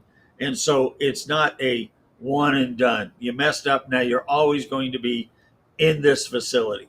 No, it is a constant looking at how is our ability to come alongside and help affect positive outcomes. How substantial and how long do they maintain? So it gets a little bit more complicated, but it really comes down to teaching people how to come alongside someone who is not real happy to see you. What do you do? How do you do it? And so that's what we're in the process of putting together. And we hope in first of next year, we start teaching it. Already did one class in Madison County. It went very well, but we basically, the funding source ran out and I wasn't being paid. I was just going down there because I needed a classroom to understand in. And so moved, basically came back up here and took that information, and Donna's been there all along. So I see the numbers coming. Well, Donna? actually, I have a question for you, Donna, before we wrap up this section. I was curious your response to anyone listening. So oftentimes at the mission, some of the hardest calls I have to take is after hours at like 9, 10, 11, sometimes midnight, where it's somebody who just rolled into town. They're not injured or anything, but they have nowhere to stay and they don't know who to call. Or let's say, so that's one scenario. Let's say someone is driving down the street and you see someone just sitting against a tree, and you get out and you ask them if they have somewhere to stay, and they say no, but they would like to find a place. Because we've had people that are very much individual advocates that want to find somewhere. So is there a process that you would suggest people take in that moment of calling someone, calling the police, calling the hospitals? What would you say is maybe the best course of action if you see somebody that you think needs a place to stay and they want a place to stay? The problem is if you see them, they're probably, and they're not in the shelter for a reason. Okay. I'm not saying that is the situation always, okay, but they're not in there because they typically don't want to be in there. But they need to get on coordinated entry. Okay, that's the way, because that grades people. I hate to put it like that, but it does. It puts them in a severity, like you get to know how chronic their homelessness is and just how much they need the assistance. If they need, if they need, what do you call it, Mr. Payne? What the types of housing? Permanent supportive housing, which I feel like is the case with most of those that are street homeless. They need to have somebody that's following them, that can help. But they also, the biggest thing is like what he said, you need to become a friend to them. Coordinated entry is the answer. Okay. And usually it would be going to Helping Hands, but now Heartland House is hiring. I mean, we're talking even as we speak now, they're in the process of hiring coordinated entry street workers. I don't remember what the actual outreach. And so there's a hotline you can call, that they'll be able to then get someone to go see the person, do an assessment, get them on the list. And I really believe that our system here really works well, because I've seen it where it didn't. Mm-hmm. Like down, and nothing against Madison County, y'all. Okay, I just know that it's lacking in a lot of areas. There are a lot of holes, So, and that place, it would be much harder to get somebody housed, and that's Okay. why there are so many out there on the streets there. Well, I know a lot of times, like when people call us, we rely on like 211 or talk about 211. So what exactly happens when somebody calls 211? They get, and that, see, I've never called them, but I do know that we call them because they will tell them where the shelters are. It's a resource line. So if it's after hours, 211 might not necessarily be able to get you. I think that they would connected. maybe. Okay. It's like it depends on who's. So it's about all, like, I remember working at Salvation Army, and if the police came with somebody, we let them in. You know what I'm saying? At night.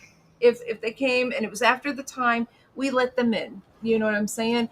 I feel like it's who is accompanying them. So really, that's, if you really want to do something that night and you don't know who else to call, you're saying 211 is probably your best bet, because that will at least get you in contact with maybe a local officer or something. Well, no, I mean, I just feel like they'll tell you where the homeless shelters are. So that, or the non-emergency police number? That is where I would go. Okay. Yeah, I would go there. But it just depends. I mean, every situation is different. All of them. And so, I mean, I usually will seek out stuff all together, all by myself. You know what I'm saying? Yeah. So I will find the place for them and walk with them through it. So but that's it's how not the really an relationship easy comes. answer, because right now it's exactly kind of complicated. Yes. Gotcha. Cool. Well, I think we've got DeQuan coming on as well. And I think he's going to join Donna and Scott and hang out and have a conversation. No, so I'm not. Can you? No, he's Erica's. How you doing, DeQuan? Good. How about you? I'm doing okay. All right. Thanks for coming. And Thank you for with us. having me. You're looking good. Thank good. you. How's things You going? are yourself. Great. I read your book and I loved it. It was wonderful. It inspired me to write myself. So, Well, good. yeah. So how's that going? That's a process. Oh, it is. It is. I wrote a book a long time ago. It's about biblical characters telling their stories from their perspective. So I started with Adam and his story in the garden and afterwards and things like that. So good. So how far along are you? Well, I took a break for a minute because I felt conviction, but I'm rewriting the entire story and series, so it's going great. Well, it took us almost from start to finish like 7 years. I mean, writing is a process, and finding the time to do it, and you usually need some blocks of time because it's hard to. Do you find yourself getting into the writing and then you have to go do something else and your mind's still in the writing, and it's almost like, I better not drive. I'm still over here. It's like, okay, get back to where I'm at. Get back to where I'm at. All right. Well, God bless you in the process. It sounds like an interesting series of books. Yes. So that's good. That's good. He was at the roundtable discussion. He was at many of us. I mean, I don't know if you remember, because we had so many people show up, but he was in there. He was there, and he's been at everything that you have suggested. So that's why I was like, he's wanted to join up. Oh yeah, basically, and help with stuff. So that's why I'm glad that you just showed up, because he was actually going to be waiting until we did the interviews at the next thing. So, which I hope we have a next one.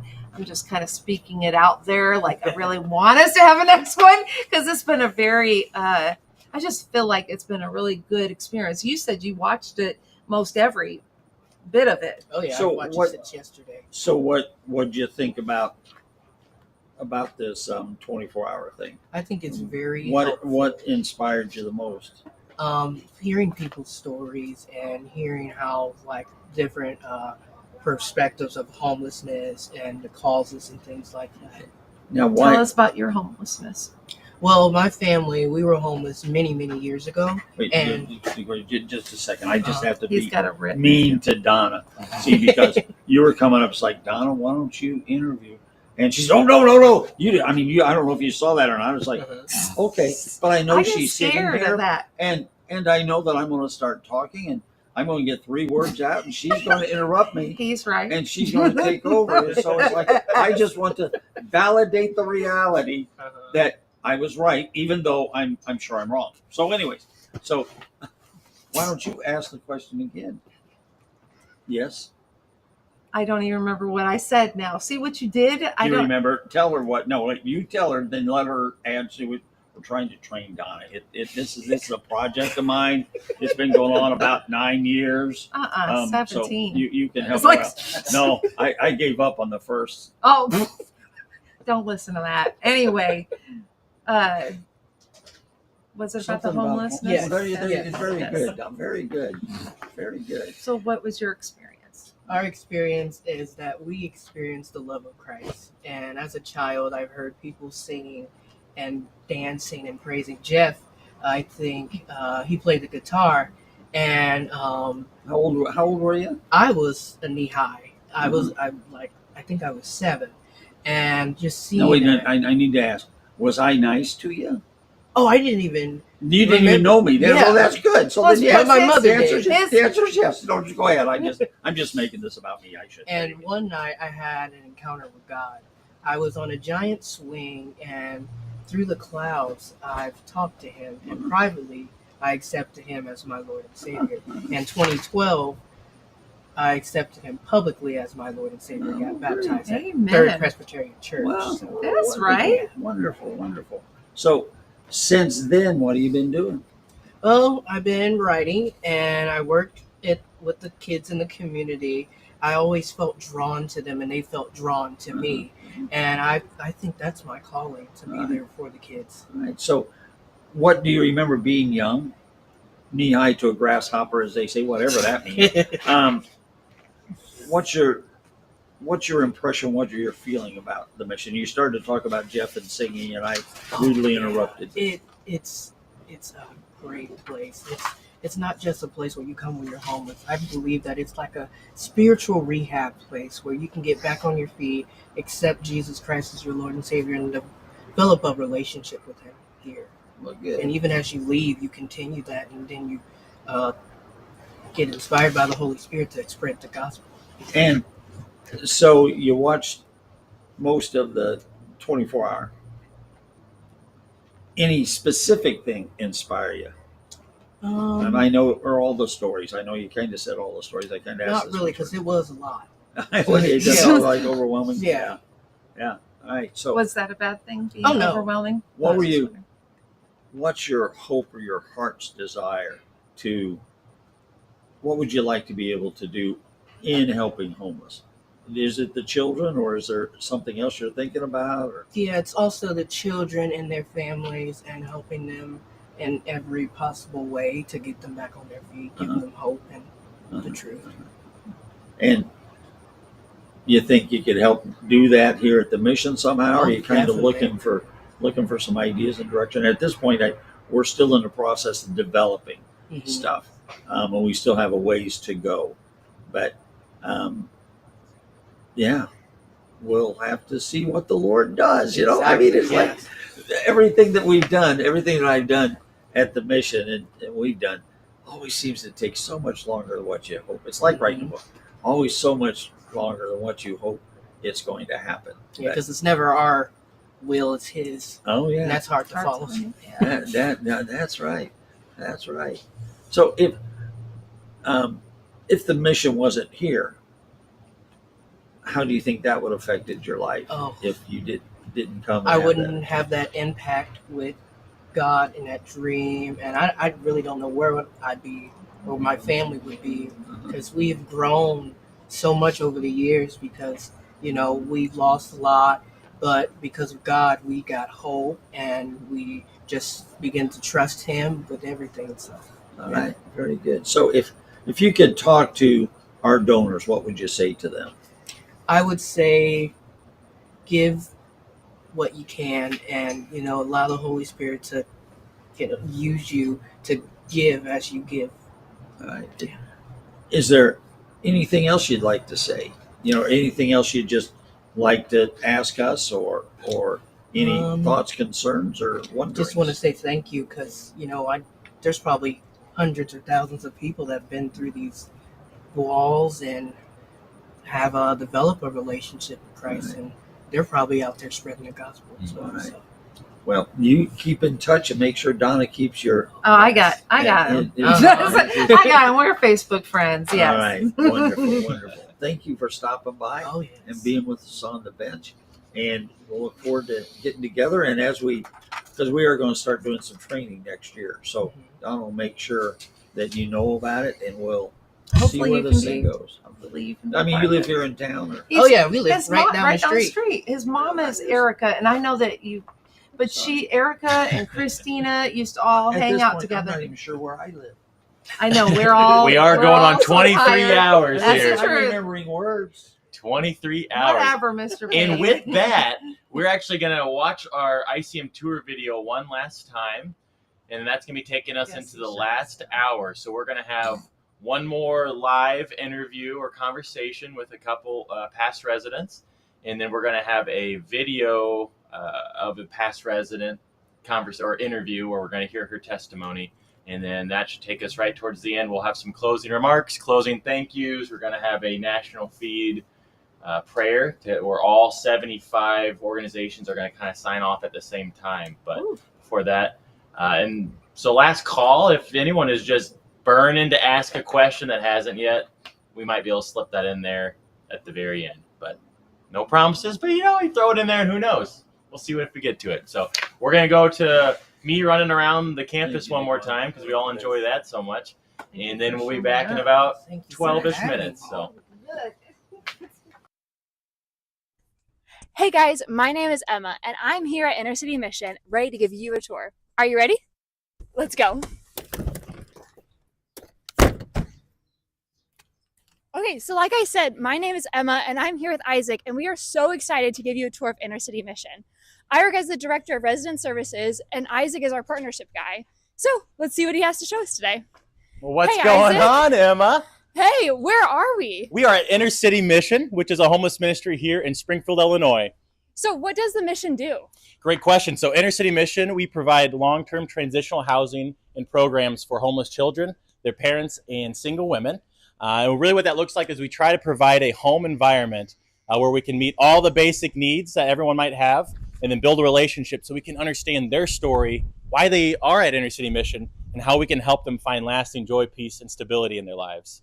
So how quickly do you think you can give us a tour? How quickly do I think I could give you a tour of the whole campus? The whole campus. I want to see every inch of it. If we can get it in 8 minutes, I'd be impressed. Let's freaking go. We're going to have to move. Let's go. Okay, so what happens in this room? All right, so this is our living room. We watch movies in here. We do Bible studies. We do classes. We do all sorts of fun shenanigans. Whatever you do in your house, in your living room, we probably do here, but with a lot of people. So what is your favorite movie to watch at the mission? Favorite movie? We watch a lot of Disney movies. My favorite Disney movie is Lilo and Stitch. But really, any Disney movie is great except Moana, because that movie stinks. Okay. Okay, so this is an office. Who's working today? I think you're supposed to be working today. I'm definitely supposed to be behind that desk. Okay, so, but is somebody here all the time? Yes, so this is where our lodge supervisor sits. We have someone here 24/7, and their responsibility is managing the house, keeping everybody safe. They're the person that our residents will come and talk to if they ever have any issues, all sorts of fun stuff. And 24/7, where do they sleep? In that chair right there. Ooh, that sounds like I'm just kidding. There's a bedroom in the back, so it's pretty cozy. Lovely little spot. Perfect. So can we see where the residents stay? Well, let's do it. We're going to go upstairs. All right, we're going to check out room 6 up here. So how many rooms does the mission have? We have 21 rooms on the campus. And how many people are staying at the mission right now? Right now, we have 30 people that live here. And tell me about this room. So this is the basic room that everybody gets when they move in. Almost all the rooms are the same size. And then families, when they move in, will all go into one space. But if it's a really big family, we'll try to split them into 2. What else can you show us at the mission? We're going back downstairs. So tell us about food. Does the mission provide meals? We do. So we provide breakfast, lunch, and dinner, as well as a couple snack times in the afternoon and in the evening. What is your favorite meal to eat at the mission? Favorite meal to eat at the mission? Ramen noodles, of course. Yeah. But Miss Myrna's fried chicken is hard to beat. Can I come and serve dinner sometime?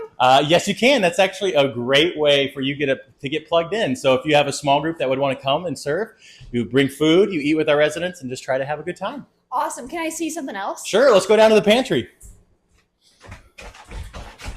8 minutes. We're going to have to move. We've got this. So who donates all of this food? So this is donated from all of our partners. So we've got people from churches, from businesses, and then just community members who really love what we do here. And so they send it all this way. We put it down here, and then we use it to make our meals. Awesome. That is so cool. What else is down here? What else? We've got the playroom in here. This is so cool. How many kids live here right now? We have 12 kids that are living here right now. Wow. What is the most number of kids we've ever had? I hear back in the 90s, we once had 26 kids living here at one time. Whoa, that's crazy. It's pretty crazy to wrap my mind around. Okay, so you know what I'm dying to see? What are you dying to see? Your office. Can you show us? It's pretty exciting, but it's in a Let's different go. building, so we're going to have to move. Let's go. All right.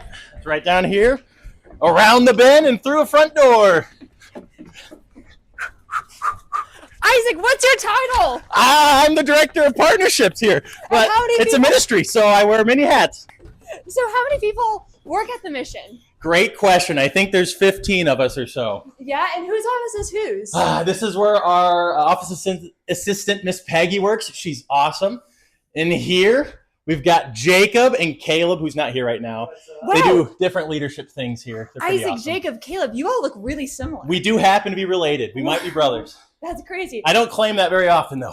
This office is so cool. Whose is it? I've actually never been in here before. I don't know who works here. Really? I feel like I could get really comfortable here. I'm pretty certain this is your office, Emma. It is. All I know is this person likes to paint and color on everything. I so. really do. But now let's see your Okay, office. last one. Here we go. Bada bing, bada boom. So this is my office right here, and then this is our executive director's office. His name is Scott Wayne Payne, and he happens to be my father. And through that window, let's see outside. Okay, this is our back area. We've got a playground for all the kiddos, which is a lot of fun. And not only do they get a swing anytime they want, but I get a swing anytime I want. That's one of the That's perks so here, cool. 24/7 access to the swing. Do people hang out outside? They sure do. This back patio is probably the most popular spot on campus. Whoa, hold up. What is in that white garage? What? Oh, Miss Myrna. You mean Miss Myrna's white garage? Well, let's go take a look.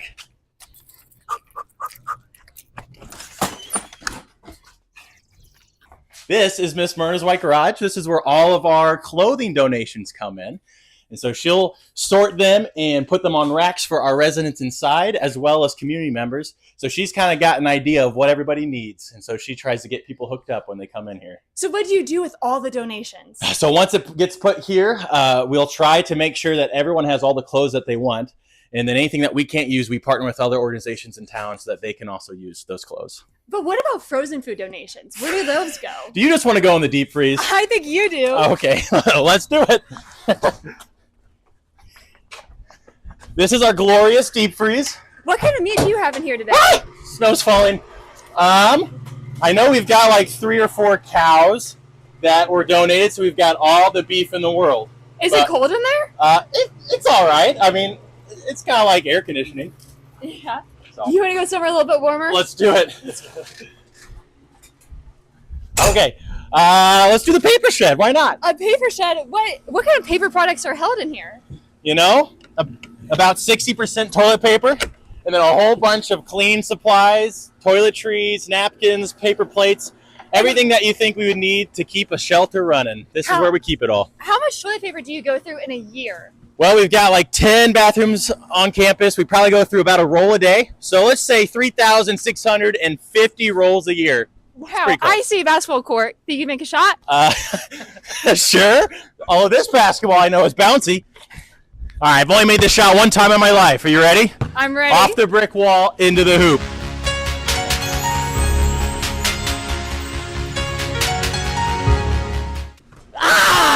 So close. Okay, I don't think we have time to keep trying. Building. What happens in here? So this is our stage 2 building. So as people go through our program, they get to move over here. And what this does is it creates some more freedom for them where they don't have a 24/7 lodge supervisor. And really what we're trying to do is prep them for the day that they move out of Inner City Mission. That's so cool. Yeah. How many rooms are in here? No idea. Let me count. 1, 2, 3, 4, 5, 6, 7 upstairs, 2 downstairs, and an apartment. So like 10, I think. Wonderful. Whoa, look at all these books. What are these books for? So this is our curriculum that we use for our Bible classes, our life skills classes, and then our independent studies for our residents. Awesome. Do you think you've read all the books? Of course, I'm a big reader. Yeah. What's your favorite book? The Bible, of course. Oh, of course. But we do a lot with boundaries here. Yeah. That's the kind of the backbone of our program. So how much time do you think you got left on our tour? Probably like 2 minutes. I'm feeling pretty good. I'm feeling pretty good. How much time do we actually have? I don't know. I feel like 35 seconds. 90 seconds. Okay, we gotta go. We're going across the street. We gotta run! Watch out for cars! Where are we running to? I don't know. I'm just kidding. We're going to. It's called the Bunkhouse. We just acquired it a few years ago. What'd you say? When did we buy this? I don't know. Oh, it was in 2022, I think. Maybe How are the 2023. renovations going? What did you say? How are the renovations going? They're going great. So we fully renovated the first floor and just finished the basement, and now we're working on the upstairs. And so the vision for this, it serves as emergency housing for families that have lost their house to like natural disaster or in some sort of transition season. And then also we use it as a volunteer house for all our volunteers that come over the weekend and stay and do stuff around the mission. So that is lots so of cool stuff. What are the buildings that ICM own? Well, they're a little bit farther away. We're gonna have to really book it. Okay, to 7-Eleven. Avoid the UPS truck. When you said yes to this, did you know there'd be so much running? I hate running. But no, I did not expect this. When did we purchase? Oh crap! Car. When did we purchase this building? Remember to always use professional intersections whenever you're crossing the street, kids. There's 2 levels in the building. What happens up top? Okay, that was just turned into an Airbnb and ministry retreat center. It serves as a work program for our residents so we can teach them job training skills. So when they move out, ooh, I'm tired. They can get their own job and maintain it. So we come alongside them every step of the way. So what happens in this lower story? Great question. Let's go take a look. Okay, so this is our classroom on campus. We also use it for events and community activities. So we do our life skill classes, some of our Bible studies, and all of our meetings for our staff, residents, and leadership. What is your favorite holiday celebration that happens in here? Holiday celebration. Well, Christmas is a big one around here. So this is where we bring all the presents for our kids. We'll put up a big Christmas tree. It's a lot of fun. Okay, so. Okay, I'm feeling good. Is there any other buildings that ICM owns? There is one more building, but it is 4 blocks away. You start running, I'll meet you there. Okay, sure. I'll see you there.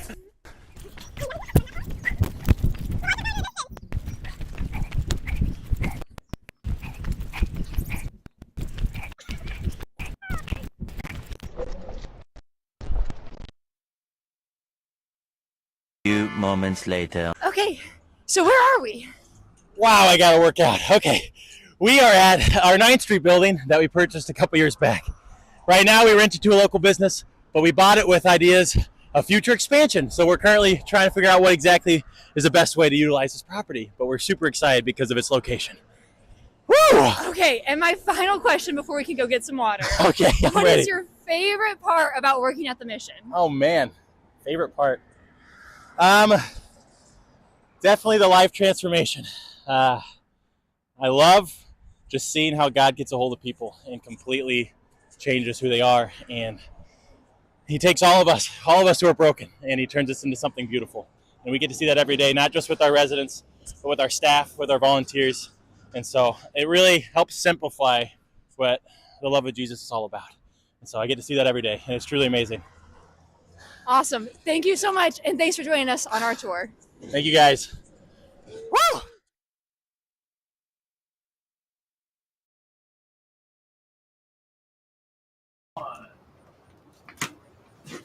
Hi, Heather. Hi. And Ellen, how are you two doing? Good. I hear you're going someplace special. Yeah. Where is it? You don't know yet, huh? All right, well, that's the first attempt. We'll see what happens here. Trying to work it out of Heather, huh? So, Yeah. Heather, how long how long ago has it been since you've been with us here at the mission? It has been about a year and a half. About a year and a half. So what brought you to the mission? My husband and I had cancer, and we moved up here from Texas. Oh, excuse me. I'm sorry. I have allergies. So now, why did you come to Springfield from Texas? We have family, and we also didn't have any kind of medical coverage or any kind of support or anything. And we had nobody in Texas. Right. So when you got here, how'd the family respond, and how did that go? They were happy to have us here, but nobody had any where for us to stay or had any ability to house us or anything. And so then what happened? We were living in our van, sleeping on a mattress in the back of it. Where'd you guys park at? Where did you move it every night, or go to a different place, or? We was moving from place to place for a while, and then I have a niece that lives in Chatham, and she was letting us plug in at her house when it got cold. And we had like a little small heater, and then we got hooked into a kind of like a social worker for people with cancer through the Simmons Cancer Society, and I believe she called here. Okay. All right. And what happened when you came here? When we came here, we were immediately accepted into the program and given a place to stay. So who'd you talk to? We talked to Donna. Ah, all right. Was she nice to you? Extremely nice. Oh, well, look at the smile. You're both saying yes. So, what happened when you moved in? When we moved in, we was just given everything that we possibly could need to have somewhere to stay. Right. So, were you able to then get to your cancer appointments and that? And yes. They put you on treatment and stuff? Yes. And how's that going? We're both in remission. Mine was surgery, so I'm pretty much done. Oh, good. And he had his surgery, but he is still considered in remission because his could come back. So, did you have the surgeries done while you were here at the mission, or after you left? Or I had the surgery while I was here at the mission. Okay. His was after. All right. And during this time, what did you think of the mission, and how was it? What's your thoughts on this homeless shelter here? We were treated very kindly. We were treated just like a person, as if we were part of the family. All right. And so how long did you stay? We were here about 6.5, 7 months. Right. And where did you end up moving out to? We moved into a trailer first, and then shortly after that, we were able to get housing. Oh, good. So, and Evelyn, were you here at the same time? Or did she come later, or? We came a little bit later. Oh, did you ever live here at the mission? She was here for Christmas, wasn't she? Yeah, she came like a couple months after. Okay. All right. So what did you think about coming here? What did you think when you heard you're coming to a shelter? Didn't care. All right. Oh, good. So what was it like for you as a younger person at the mission? Good. What was it? It Anything was you good? expected? Did you have fun with the groups? Yeah. Yeah? What? Are you okay? Yeah. Okay. Look at that look. Yeah. Anyway, what about Christmas? Did you have a good Christmas? Yeah. Yeah? What was it like? What'd you get? What does somebody like you want for Christmas? A tank? He's kidding. A model car? They got me an art set. A what? An art set. Art set. Are you into art? Yeah. So what kind of art do you like to Paint. You like painting? Watercolor or oil base? So is it light or is it thick? Or just anything, huh? Anything. Anything. So what kind of pictures you like to draw? Or paint?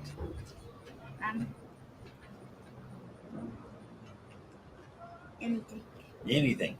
Well, you're very diverse. That's wonderful. Did you get any skates? Yeah. How many pair? 2. All right. 2 pairs of roller skates? Yes. Oh, that's And neat. what about the one pair? What about the one pair that you really, really liked? They light up. Oh, wow. And when she's rolling? One of them is mermaids and one of them is unicorns. Wonderful. Wonderful. She likes unicorns. And mermaids. And mermaids. So, Heather, what do you think would have happened if the mission wasn't here? It would have been very rough. And I'm not sure, honestly, if I would have even made it through the surgery, because I don't know how I would have been able to crawl in and out of the back of the van, and it wouldn't have been sanitary, and infection would have probably gotten in, and I don't know what all would have happened. So, if you were talking to some of our people who support the mission, with their volunteer, with their finances, with bringing clothes and food and all that kind of thing, what would you say to them? I would say their hearts and their donations are in the right place. Hey, I like that. And so, when you think of the word home, what do you think of? Comfort. Comfort. All right. Are you glad you made the trip up here from Texas, or do you miss Texas? I miss the weather, but that's yeah. about all I miss. Yeah, yeah. It gets pretty cold around here. She drove all the way to Virginia Just to see her. to drive back with me, so I could stay awake. Oh, well, that's nice. Yeah. Well, on this trip. Mm-hmm. Yep. Well, thank you for doing that. Yep. Well, very good. Yep. It was great. Is there anything else you would like to share with us about the mission or life or where you're at now and what you plan on doing? The mission treated us better than any other place that I've ever stayed when I didn't have somewhere to stay. It's been a different type of shelter that I've ever stayed in. And even if we stayed in a different shelter during our cancer treatments, I think it would have been a different outcome, because it's there's just a different family feel here, and the caring and the love that we received here helped me make it through. All right. And how's your husband doing? He's doing a lot better. A lot Good. better. Good. And so you're settled in, and you're going to be able to stay there for a while. And, yeah. And family's still good in the area, and yep. And supporting, encouraging, and taking care of that side of things. Yes, and we were able to adopt a little baby. I was just getting ready to say. How old a baby? He's getting ready to be 2 tomorrow. Oh, wow. Well, where did you adopt this baby at? Is Illinois, or do you have to go somewhere else? Here in Illinois. All right. Well, so you're ready to do some work. Yeah. That baby is a lot of work. Adorable. Yeah. And I'm so glad that he's hers. Because he is super energetic. So it's like, yes. How old is he? 2, but I mean, he's had a really hard time to go. I mean, I don't want to talk for you, but yeah, he has a genetic disorder. And so he's only been walking about 3 months, and he's nonverbal, and he's walking, but he's very off balance. So We're actually going back to using his walker. Did he fall or something? He falls all the time. She keeps a helmet on his head. Yeah, he has like which a I love soft-sided it. helmet. Yes. And he has AFOs, which are like braces that go up to his knees. They're orthotics. That helps him walk better. Helps him walk better. It supports his legs and stuff. Well, that's great. And we believe he's autistic. We're going to have him tested for that. So when are you going north for the special surprise? As soon as my daughter's car comes out of the shop, hopefully in a couple of hours, we'll be leaving. So where are you going? Good try. Good try. My chef got the best shot. The best shot. Tell him what the hints told us. Okay. So it starts with P, like somewhere in the city or where we're going, like an activity. And it's near, what's it called? I don't remember. Oh, well, you're in trouble then. Yeah, I guess you're never going to figure it out. Till you get there. And it's, hold on. Don't you get on my phone because I've been Googling. All right. Well, I hope you guys have fun wherever you go. And thank you for stopping by and talking with us. We appreciate it. And I'm glad we were able to be here so that you guys had a place to move in when you came up from Texas. Yeah. So, Thank you all for bless you. everything y'all did for us. You're welcome. We love you. Oh, I know I love you.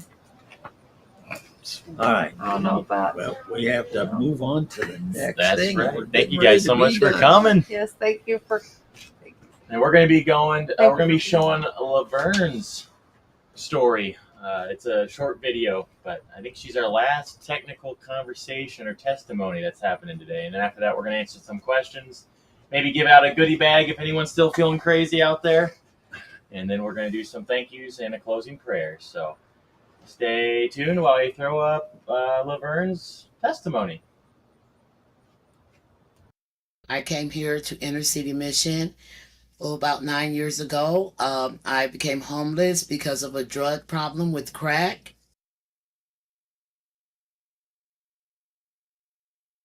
Someone told me about Inner City Mission. So when I came here, I met everyone. The house was full of love. I learned about God here.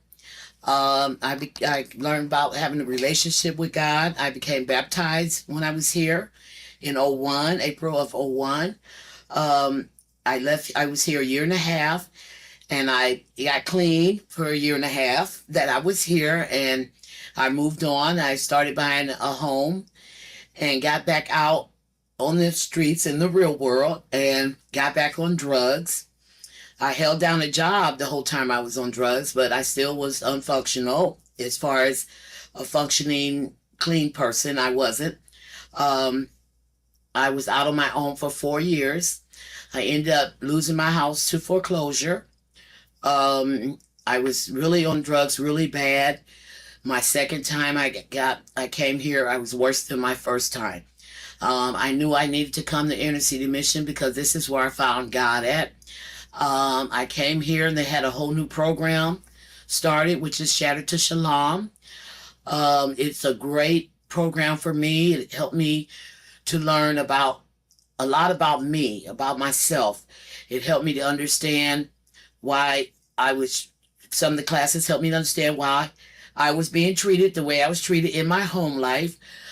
Situations that my mother didn't control of her own life was brought on to me. Some of my favorite classes, one was Mom Factor, which helped me understand my mother and why I was treated the way I was treated. Another favorite class of mine was the Safe People class. It helped me see people that are safe to be around in my life, people that I need to kind of watch in my life. And it helped me to stay away from bad people. Another class that I really enjoyed was Lies Women Believe, which was a very shocking class for me. It opened up my eyes to a whole new way of thinking, of the way of God want us to think as women and the things that we go through in our life as women and single women. And they were very beneficial to me. The classes has helped me grow. I'm different now, I'm more calm. I have counseling also, which I enjoy. Oh, just I love the counseling. It's wonderful. And it's helped me to know who I am, it helped me to know what I wanted from this world and this life of mine. I've been clean for over 3 years now, and I've been here at Inner City Mission. It didn't take treatment or anything for me to get clean. It just took the love of the people here at Inner City Mission with the Shatter to Shalom program to know that someone cares about what is going on with me, and just going through these classes and taking my mind off of the things in the world, the worldly good things, the worldly bad things, I should say. Um, I have grown a lot in who I am. I have a better understanding of who I am. My children, they see a different me, more loving and caring me, a clean, drug-free me. And I enjoy them more now, and I think they enjoy me more now. The program has really helped me in a positive sense to know what is expected of me as a person, and to learn things that I can use in my everyday life to use reference to. And I am now employed by Inner City Mission. I am a shelter supervisor. I enjoy my job. It took me a while to get here, but I'm here. So I'm grateful. I truly am grateful to the staff here at Inner City Mission that shows God's love through all their actions. And when they talk to you, they care. And God's love is all through this house. And this is my home. And I don't call it a homeless shelter. This is my home. And until I am able to financially take care of myself in a good and stressless way, which I don't know if that will happen, but I'll be here until it does. And so I'm truly grateful for Inner City Mission. I'm grateful for the Shatter to Shalom program. It's a great program, and I recommend it to anyone that comes through these doors. We'd like to thank all the supporters for all your help. I mean, I wouldn't be clean if this place wasn't here. And I know this. When I came back here is because I needed to be here at Inner City Mission. And without the support of the people that donate their time, their money, their food, their services, we would not have such a great place to come to get ourselves together. And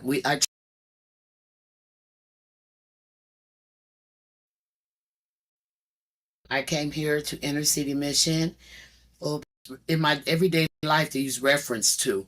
And I am now employed by Inner City Mission. I am a shelter supervisor. I enjoy my job.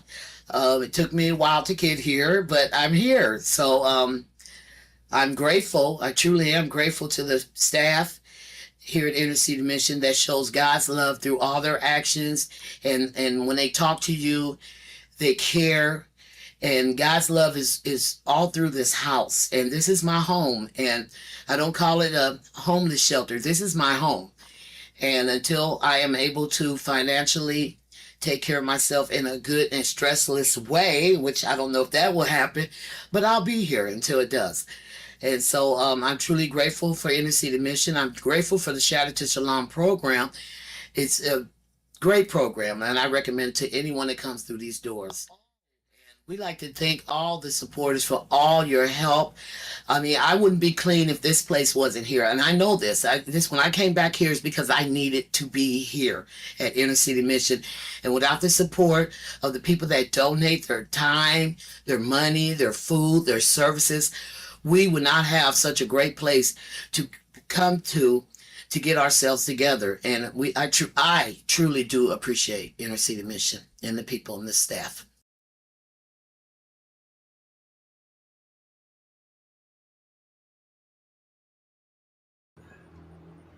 That was Laverne. Man, I miss her because she, a few years after that, passed away with cancer. I remember when her daughter called and told us.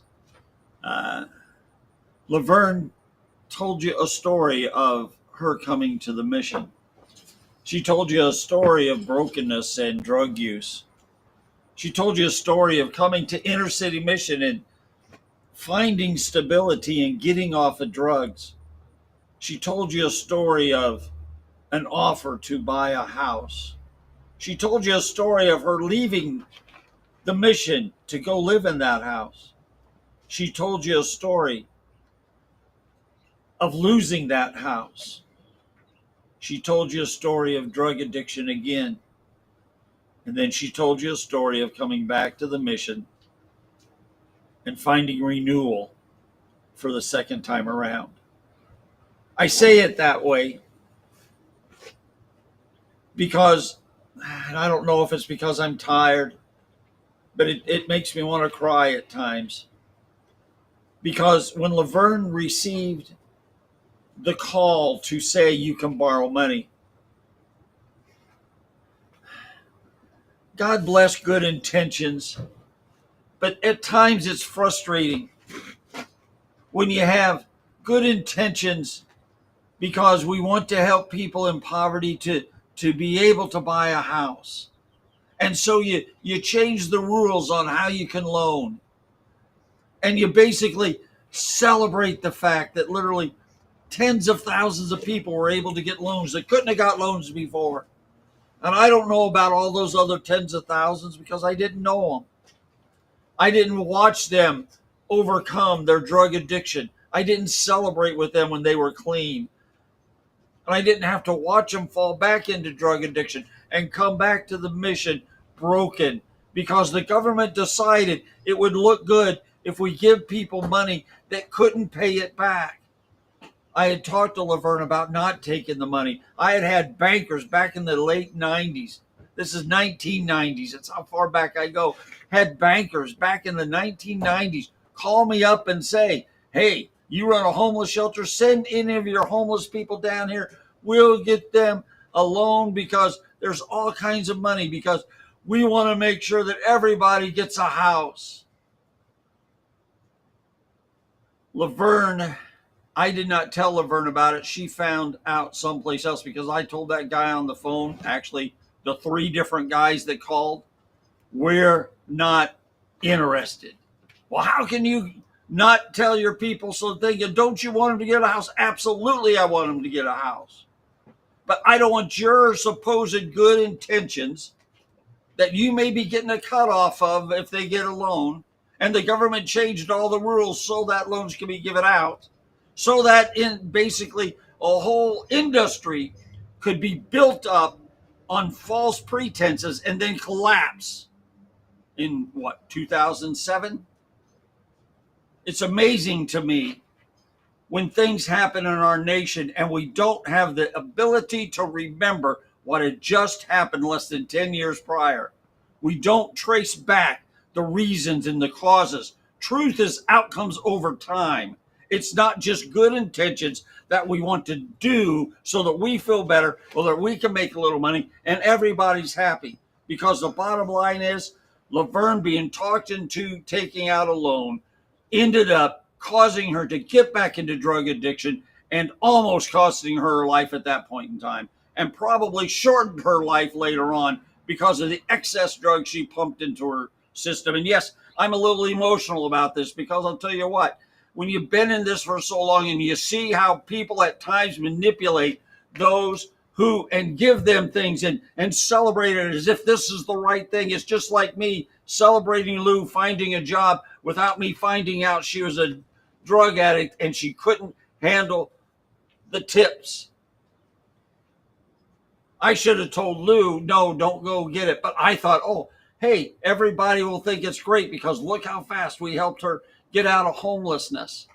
I'll tell you,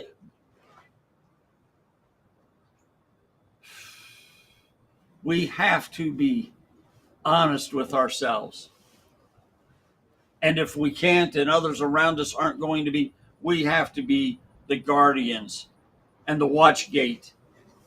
Because just because you give doesn't mean it's a gift. Just because you give doesn't mean it's going to not cost. Just because you give doesn't mean that it's the right thing. Giving is not love. Wisdom is love. I just had to get that off my chest. I'm sorry. Every once in a while, I feel like I'm preaching at you all, and I'm really preaching to the choir because I don't know if you know what I just told you and how that played out. But Laverne got a government loan that she qualified for only just a short time. And she was one that basically ended up eventually losing her house and feeling like she failed again just so to make somebody a few dollars. So I'll tell you what, I wish it would be nice if integrity could run just a little bit deeper. But I'm going to stop preaching on that because somebody that makes me smile just walked in. I mean, I thought I was going to leave on this serious, powerful note of preaching the word of God. And then, what's your name again? You know my name. Christina, come on down. Wow, a gift from God. Christina Clark has arrived. Christina Clark. Can I have a hug? Fresh energy. That's right. How are you? We thought we were done with our conversations, but the Lord we were hoping that we could Best get for over last. Christina. And Oh, so glad to see you. So glad to see you. okay, that's enough, ladies. Wait, I want to hug for Christina. I didn't even Oh, get I'm one. so sorry. Hi, Isaac. Jacob, you want a hug? Yes. Get over Come on, here. Jacob. I'll tell you what, the last 30 minutes is a hug fest right here. There you go, right Come on down. You got 30 minutes to come get a hug from us. I'm just saying. I'm so 30 minutes to come. Yeah, it's $1 a hug. Pay me and Christina will hug you. We got lots of donuts and things. Oh, my eyes are watering already. Christina Clark, it is nice to see you. It's always nice to see you, Mr. Payne. So, how are you doing? I'm pretty good. Well, good. Now, we're running out of time. Yeah. So, I got to throw out all the niceties because you know I'm always really nice to you every time. Every I see time. You. That is probably the most memorable thing about you. Yeah. And I'm always nice to Christina because she came in and she was very intelligent, very dominant, and thought that I was going to actually let her run the mission when she showed up. I actually think she told me early on that if I just step aside, she'd show me how to do it. I always enjoy those challenges. So from that day forward, it's been my joy and privilege to give Christina Clark as hard a time as I possibly can, because that is our love language. It's nice when you have people in your life that you can just give a hard time to, and you know they'll still come back and love you, as she has done to me so much throughout the years.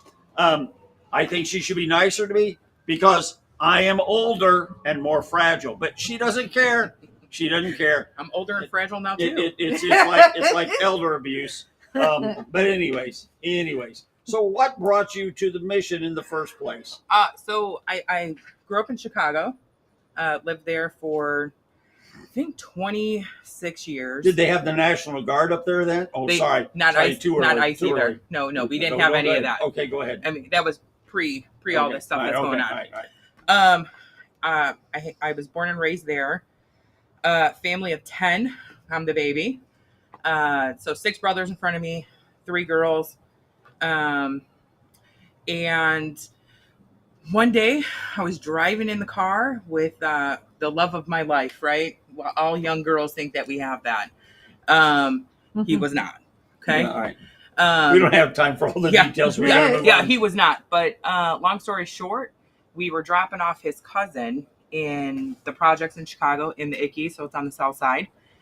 And for some reason, we had to move Anthony's car seat, which is my now 21-year-old son. And we moved his car seat to sit behind mine because I'm tall and he was tall. So he had to sit behind my son's father. And your son is tall now. My son is 6'3". He's not a baby anymore. Yeah, he was short back then. Yeah, little guy. But as we were leaving, we decided just to leave the car seat how it was, whatever. And as we were leaving, we were in the middle of some gunfire. And all I remember saying was duck. And Anthony knew he needed to duck. Because he's been through this before? It wasn't new. All right. And that day probably changed my life because I knew right then and there, I'm not built to bury my child. So why were they shooting at you? Or they weren't shooting at us. I think we we were just in the wrong place at the wrong time, and it just happened to be what happened. I've been telling people for years you were in the mafia and they were coming after you with submachine guns. So much for that story. Okay, That's let's a good go one. ahead. We should adapt that one. I like it. That's not the case. Okay. I just think that we were in the wrong place at the wrong time. Nobody was actually. I don't think they were shooting at us. I think they were. Wait, stop. Sorry, everybody. I lied to. Okay, go ahead. We were just in a crossfire, and there's a little triangle window. I had a Pontiac G6, and where Anthony would have been sitting, that those bullets that came through would have probably shot him in the head. So Anthony would be dead today, had we moved him back. And that night, I dropped off his dad, and I went to my dad's house, grabbed a big construction bag full of our clothes and whatever. I threw it in the back of the trunk, and it just drove. And our car ran out of gas here in Springfield. And where were you going? I don't know, anywhere. So you're kind of traumatized, and you were just driving to get away from the city.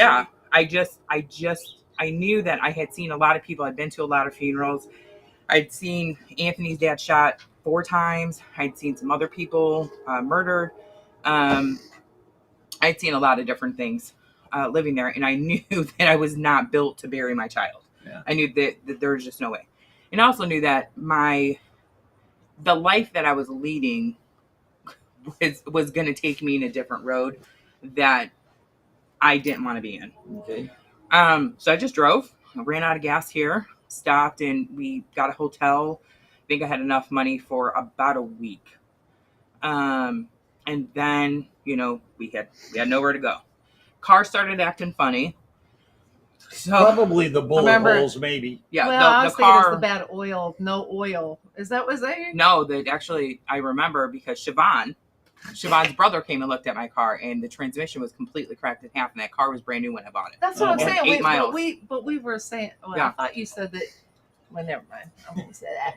But yeah, I don't know.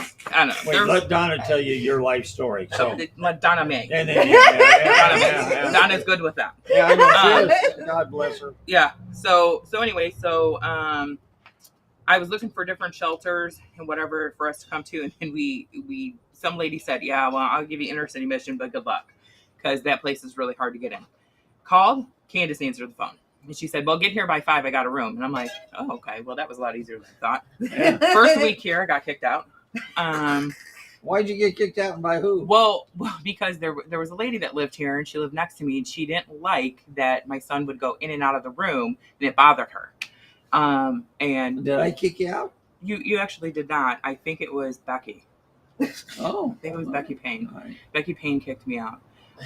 You kicked me out later. Yeah, I know. Yeah. That was later. That was later down the road. The star of both stories. No. No, you don't get to have this one. Okay. We'll give that one to Becky. Okay. All right. So I don't know how it happened, but somehow Candace came up there, and she's like, you have nowhere to go. Like, what do? Take this trash bag and go where? I mean, she had a valid point. So I stayed. And it definitely was not an easy place to be, considering the fact I couldn't do whatever I wanted, whenever I wanted. Well, you stayed at the mission? For 3 years. Wait, no, but you said you were kicked out. And Candace came and said, where are you going to go? So you actually weren't kicked out. Well, I was leaving. I was packing my stuff. You were just angry, mad, and probably. stomping Yeah, off. I was probably. Okay, let's get this straight, because I never let anybody kick anybody out except for me, because I always had too much fun doing it. Yeah. I'm teasing, just teasing. No, he's not. That's kind of true. But I don't know. For some reason, I stayed. And you were the only person we let come in with bullet holes riddling the back of their car, though. They were full of my car, and actually 2 of the windows were not even windows; they were plexiglass because I didn't have that. So, anyways, I stayed. And the rules here were not easy to abide to at times. They weren't as bad as most people would think, but that was something that I personally needed. I needed the stability. I needed the rules. I needed a bath. Well, I do take baths, guys. Sorry. Just teasing. You livened up this now you guys get to see how this relationship is constantly. I am sorry, folks. I didn't know this was going to happen. But the mission really provided me with a lot of stability that I don't think I knew I needed at that time. Which now going forward, because I lived here, and I think I left in 2009. So I lived here for 3 years, maybe 2010. I can't remember. In my time here, I got baptized.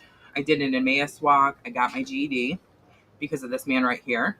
And that time, he did threaten to kick me out if I didn't get it. Yeah, it was a threat, and I never did. No, he didn't. But I needed it. And I did get all those things that I needed. And then I just need to help everybody. I don't yell at I don't use the hammer on everybody. I need just really hard-headed, stubborn, dominant people who want to come and take over the world. Then I pull out the hammer. Yeah. So it's gentle people like Sarah you met yesterday. You didn't speak for a year. I didn't speak to Sarah for a year. I wasn't hard on Sarah. I was very nice, sweet, and gentle. But Christina was nothing but nice, sweet, and gentle. I mean, there ain't. Yeah. Forget it. Go ahead. No, definitely was hard-headed. I definitely needed some beyond belief tough love. But you had so much intelligence, so much potential. Agreed. You were running over yourself. Absolutely. And she'd get so scared when she'd go take that test. Oh, the test was awful. And it was like that was the thing. She was scared to take that test. Yeah, I was. And I took it I think 6 times, guys. Yes. So and it was because she was scared. Because of your nerves. Yes. Yeah, it was. I'm my own worst enemy constantly, still to this day. But I have grown a lot. And I always tell people it is because of this place. So now, after I left here, I moved a little bit down the street, and then I graduated from that program that I was on.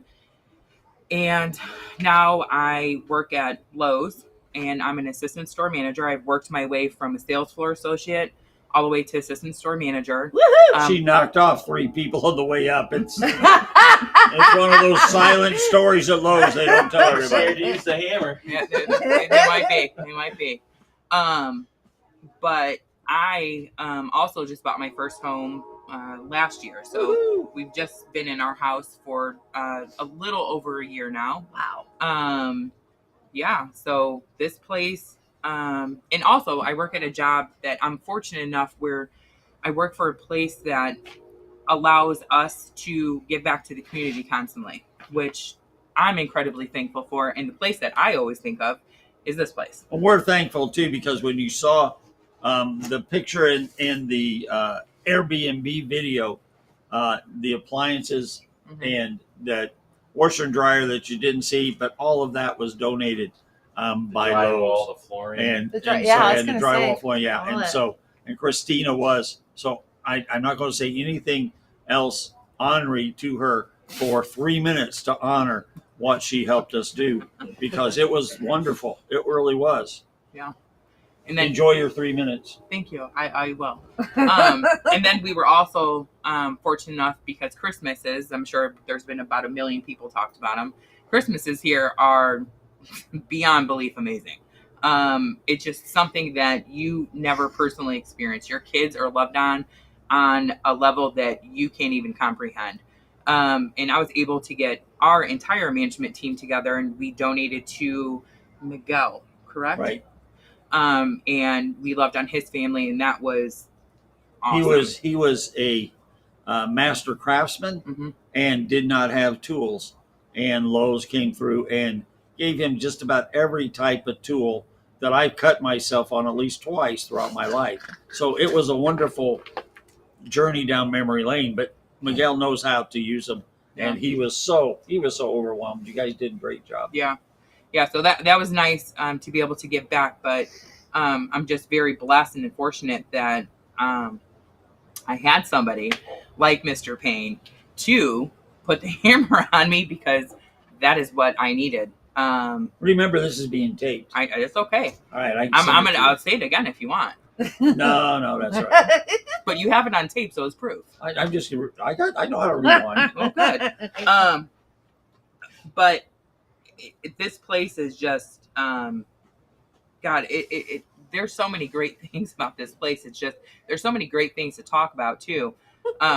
If they do, it is just an experience of overwhelming love What can you say about Beth Moore? Oh, Beth Moore.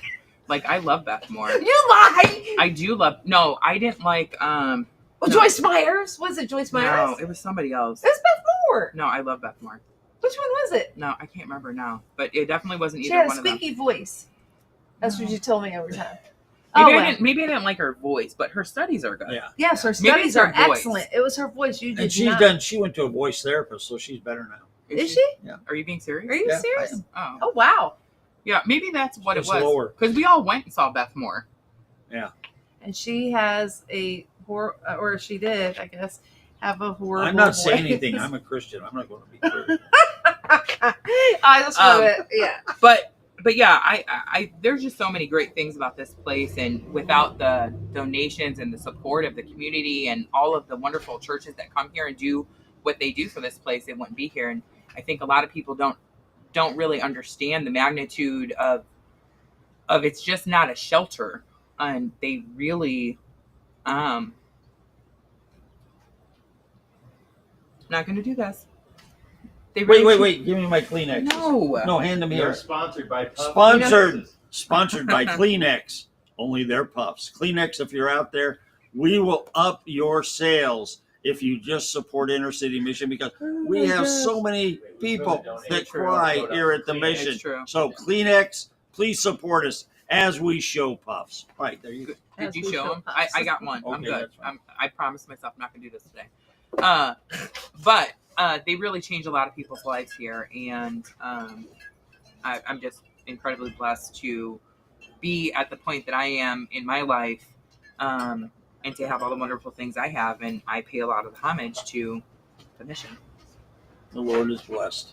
100%. And truly, it was a blessing when you pulled in that radio car. It was on its last leg, and it died in our parking lot. It sure did. And you got out owning the world. Yeah. And we knew that if the Lord could get a hold of you, he would be able to use you in mighty ways, and he has. And, Definitely. So it's been a mutual admiration society. So, yes. Thank you for coming. And Thank you for having me. sharing. Yep, you're welcome. And I'm sharing. so glad that you came back. I mean, I'm so glad that because DeQuan. I just watched his. He just called me. Yeah, that's my nephew. Yes, and that's why she ended up here. Because Do we forget to ask Christina to come? No, actually, I don't know if you I want me to couldn't- say this on tape, but I asked Caleb, and he's like, "Let me talk to my father," and I never heard back. So, well, but I'm not friends with you on Facebook and I no thought, more. oh, Mr. Payne doesn't want me on the show. I'm like, okay, No.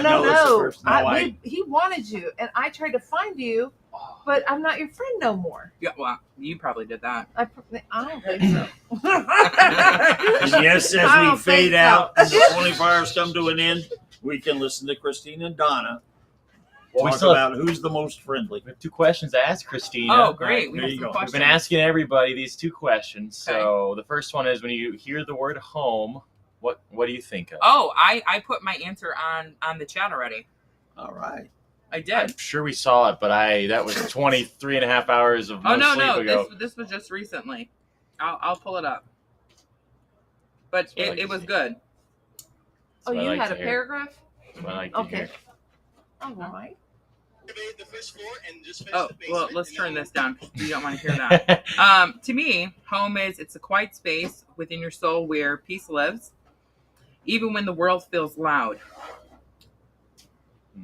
I love that. I like that. Home is where. Sorry, I'm not done. I was about to cry, and Oh. I didn't want any more tissues because we're being sponsored, and I want to conserve them.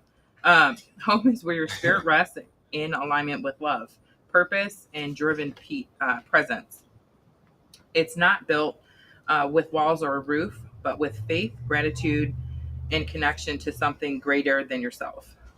When you return to that stillness inside, you realize you were never lost. You've always been home. Wow. All right. I like Can you that. send that to Isaac? Oh, you already put it on here, didn't you? I did. That's Right. good. I'm good. I Well, we like might quote you. I might Yeah. make it.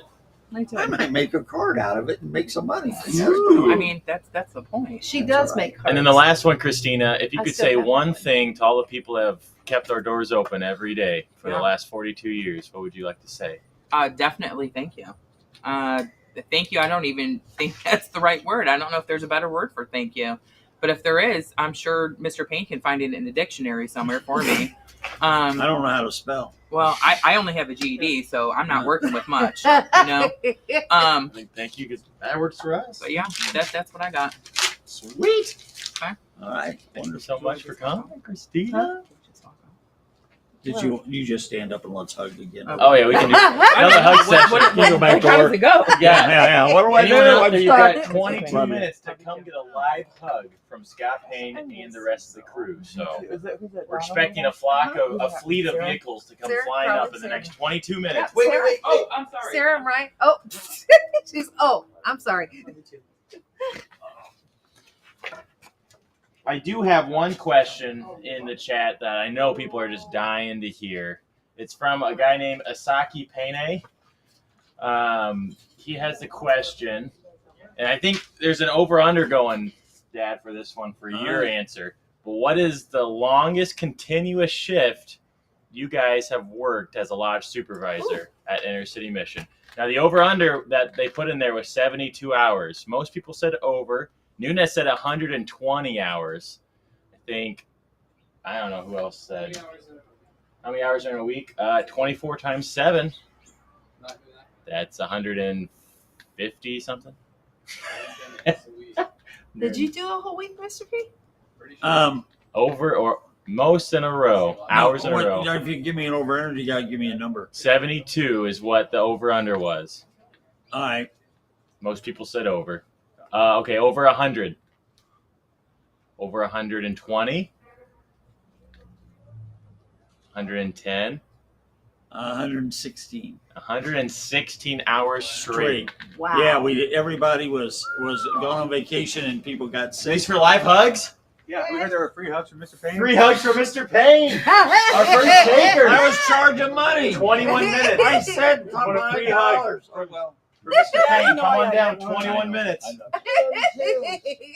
It's all right. I didn't want to hug or anything. It's like whatever. I hug everybody. Yeah, come on, Ryan. Yeah. I'm sorry, I would have stood up, but woo. I look bad. Thanks, Ryan. My turn too. Okay. Thank you. Well, if you feel like you deserve a giveaway, if you've been typing in the chat and we've ignored you for the last 24 hours, email me at isaac@innercitymission.net and I will send you something. I don't know what it's going to be, but I will send you something. So if you think you need something, let me know. I've got candy bars. I've got worn T-shirts. We might even give away the shoes that my dad's been wearing this last 24 hours. We're donating props from this bad boy. So Isaac at Inner City Mission, you can get a piece of the set. all right. Speaking of props, thank LSCA for the benches. Ooh, Thank hey, you. that's a great point. We want to thank Lake Springfield Christian Assembly for giving us these two beautiful They're ours for good. benches No, just for to the thing. use for the event Oh. because we didn't know what benches we were going to sit on, and they're like, I think this hey, is great. They were like $1,000 a piece. Yes. What's that? Said shouldn't vote me. I would have donated them. Ah, hey, now we have for next year. But hey, We'll these take were the great, money. so We're fixing it. No, we're fixing to do this again. LSCA, we did sand them down slightly for you, so I'm sorry. They might be slightly more rounded than they were when we got them. But thank you so much. Beautiful benches. Okay. They kept us up. I'm going to ask. I think you're just rattling on. You've What? learned from the best. What was the most outstanding thing in your mind, Isaac, during this 24 hours? Oh man, the most outstanding. Yeah. What touched your heart or soul? Honestly, whenever we were getting to this last hour, and I could feel the energy was dipping, and then I saw Christina walk up from the parking lot, and we had not talked to Christina about coming, and it literally felt like a gift from God. So I ran and got Christina and said, "Thank you, Lord," and He brought the energy, Christina, and He helped us finish strong. So that was honestly a very beautiful moment. So thank you so much.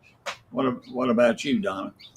I really loved the 11 to 2 stuff last night. With Garrett, the Bad Apples podcast? Yes. Garrett LaVault, what a man. He was just funny, and I'm telling you what, if I would have never fell asleep. And I loved how everybody on the channel here. They were all participating in it.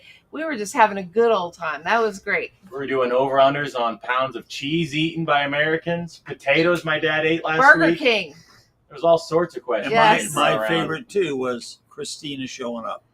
I didn't expect to see her because I didn't think you could come. And so I know. Hey, communication around here is still communication around here. It's one of those things. We always play it by ear. No, if we have a problem, I'll come to you straight up and the store and cause a scene just because it would be fun. So what's Jacob? Jacob's been behind the scenes. What have you and what are you taking away from this, or what have you enjoyed the most, or what's really touched you? Well, I better come sit on a bench because I won't be in the mic back there. Hey, Luke, why don't you come up here? Oh, get over here, Luke. Thing. We'll come from behind the screen. Thank you, Luke and Jacob. You guys haven't been on the screen yet, have you? I don't think so. Just thank you guys. A little bit for beautiful faces for last. Yeah. All right. I think I have to second. Christina coming on was pretty awesome. That was seemingly an answer to prayer. So that was cool. We were definitely running out of gas, but I got to go home and sleep last night. So I'd say that I'm doing pretty good. I can't believe how well you guys have stayed up. You're not nearly as delirious as I thought you'd be. You're actually still saying coherent sentences. And yeah, but I'm just getting more. The longer we go, the more kind of I'm getting. The more fiery you get. You did shift into like Southern gospel. Once again, answer to prayer when Christina got here. Yeah. We didn't know what was going to happen in the last 20 minutes. All right, Luke, what about you? Yeah, I think similar to Donna, I think the wee hours of the night, I think from 11 a.m. to 5 a.m., the podcast and the boys on a bench. I ate a hot dog at like 4 in the morning. So just hearing different conversations of people that are involved with the mission and people who are learning about the mission.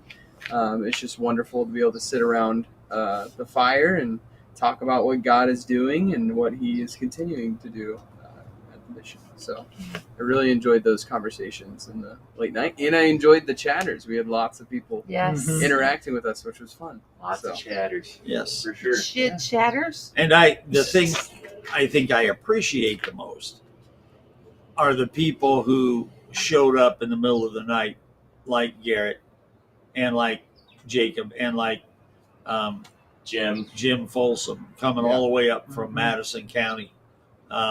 Jim drove an hour and a half up here. I think was participating in our podcast chat along the way. And helped us lead the 2 to 5 a.m. session. So truly a champion. Yes. American Ninja champion, some would say.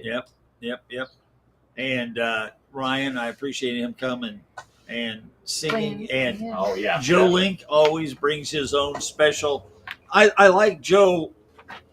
I don't know if you know Joe. He's a big guy, right? And he sat right in the middle, and he always looks stoic, and then he speaks, and it's like, whoa! I mean, and he comes out with passion, and that. So it's his look of I'm thinking, and now I'm going to present. So appreciate all of that, because all that was special to keep us awake.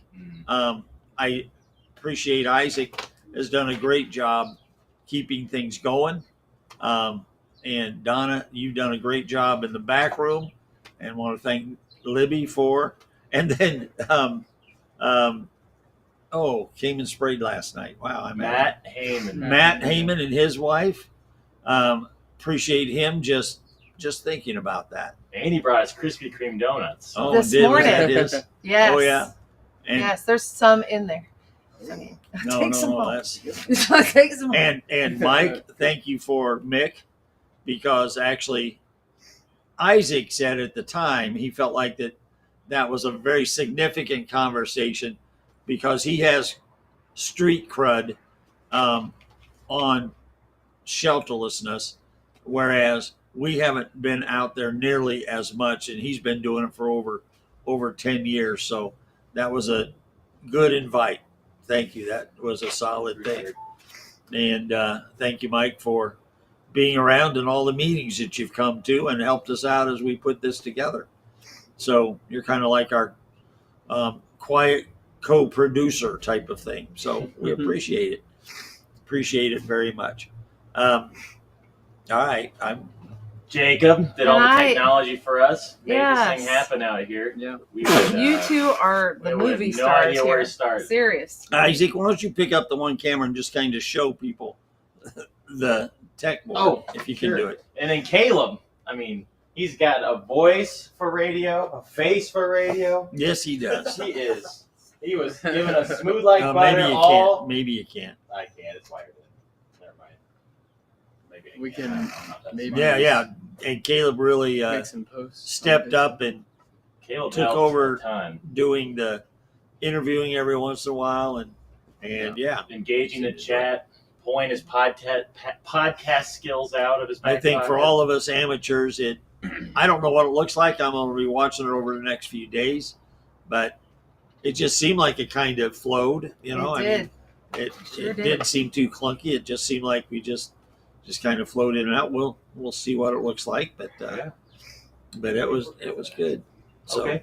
Any more thank yous before we go to the? I know the national feed has kind of some closing remarks. Have they started yet? I think they have. Yeah. So Let's do it. I'm sorry. I didn't So we'll be know that. joining the national feed in the next 3 seconds.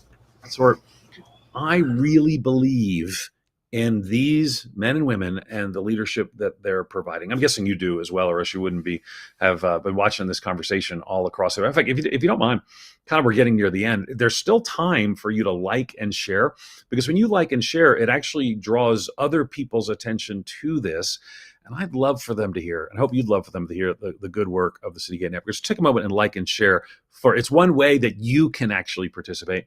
But again, back to this theme. So if you're sent on mission by Jesus into the world, then that mission we've already seen is serving the hurting. We call that gospel demonstration.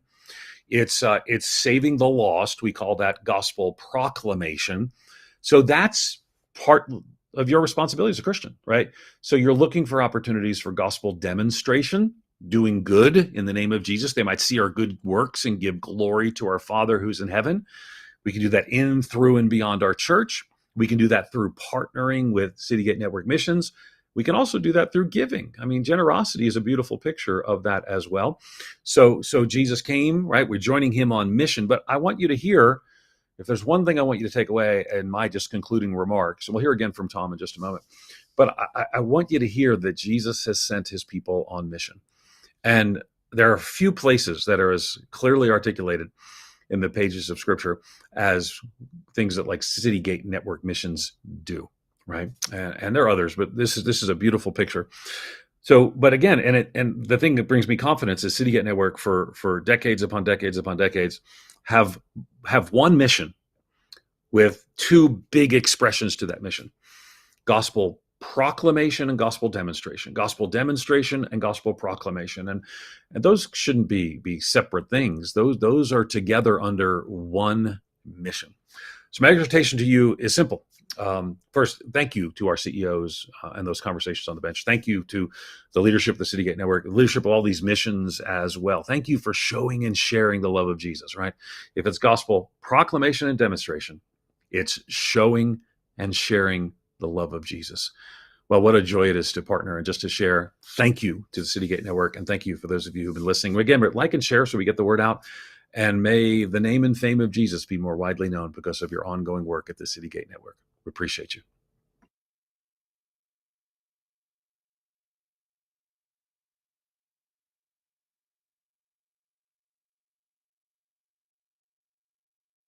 Period of time, who would imagine what this experience was going to be? How many conversations there were going to be on a bench? And I think what impressed me too was the number of conversations between CEOs, and how cool it was to be able to see each of you talking with each other. 93 at least different conversations, CEO to CEO, mission to mission, ministry to ministry.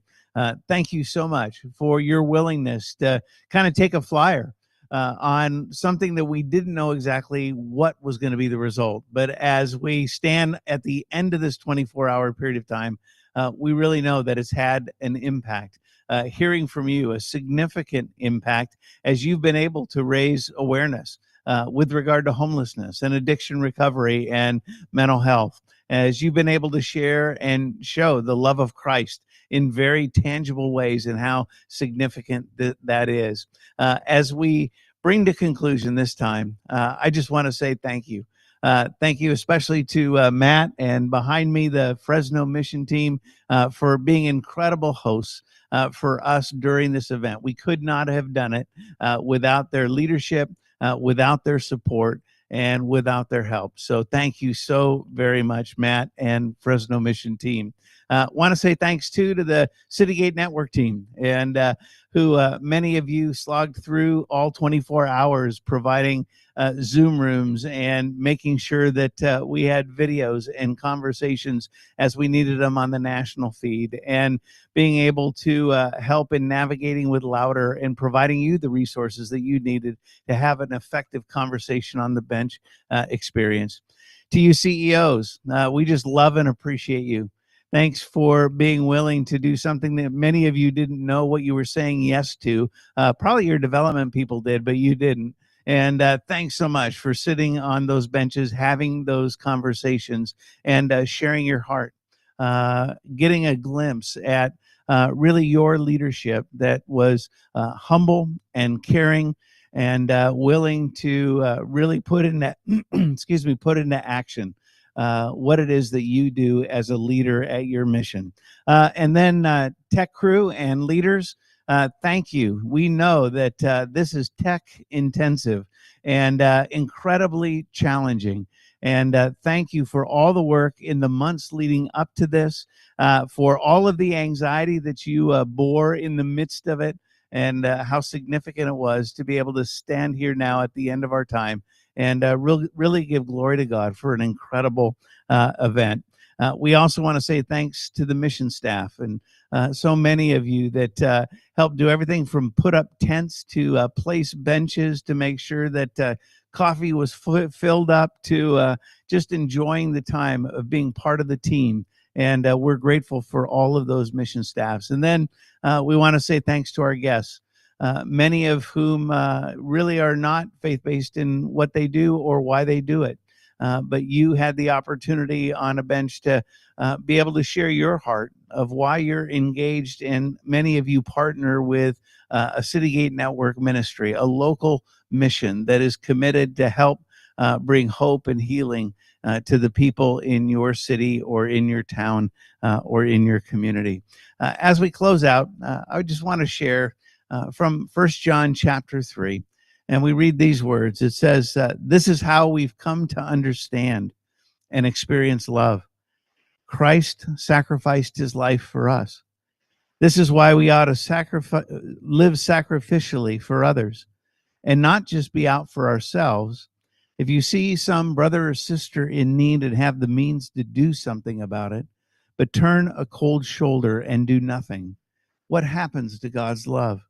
It disappears, and you made it disappear. My dear children, let's not talk about love. Let's practice real love. As we move from conversations, we really move to action. And I love being a movement of God that not only talks about loving people, but we show it and we share it and we do it through our actions. And thanks for your courage in being willing to do that. And as we close together, thanks for this 24-hour period. I think that brought awareness, not just to Citygate Network, and not even to your mission and the significant things you're doing, but truly to the name of Jesus Christ and how we're committed together to show Christ's love through our faith. Let's pray, shall we? God, we thank you for your goodness and for your grace. We thank you that we can gather across the country as people of faith, as leaders in ministry, as those that are part of movement that do reach out to the hurting and to those who need to know of your love in a tangible way. We pray for those that are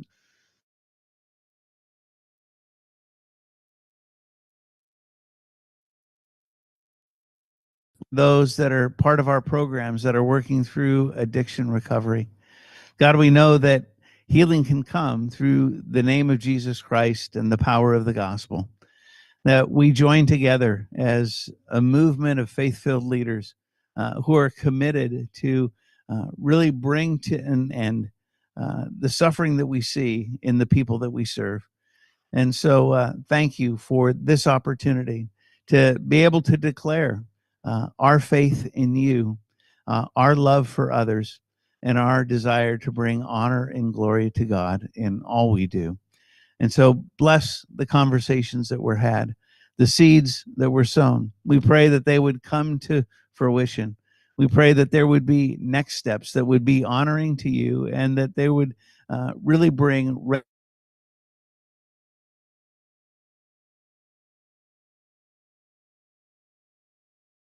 community, that we are able to link arms in being able to love and serve in Jesus' name. Thank you for your protection. Thank you for your provision. And thank you that we can be people of purpose who want to bring honor and glory to you. These things we pray in Jesus' name. Amen. It's great to be able to have the end of this. I'm now going to kick it to our local sites for a final word from our CEOs there. Thank you for joining us in Conversations on the Bench. It's been a long 24 hours, and thank you for being with us. Mike Bierman, our chairman of the board, is going to close us in prayer, and God bless. Our most gracious Heavenly Father, we just praise you and want to express our gratitude for being with us as we went through this past 24 hours of lifting up this ministry along with all the other ministries throughout this nation that help to help the least of us. Father, we just pray that your love can continue to be shown throughout our nation, along with here at Inner City Mission, as we strive to find homes and solutions for those who are without homes or shelters to go to. Father, we just thank you for being with this ministry for the 41 years that we've been able to reach out and help those who need the most help. We just thank you and praise you. Thank you for the love of your Son, Jesus Christ. And it's in his name that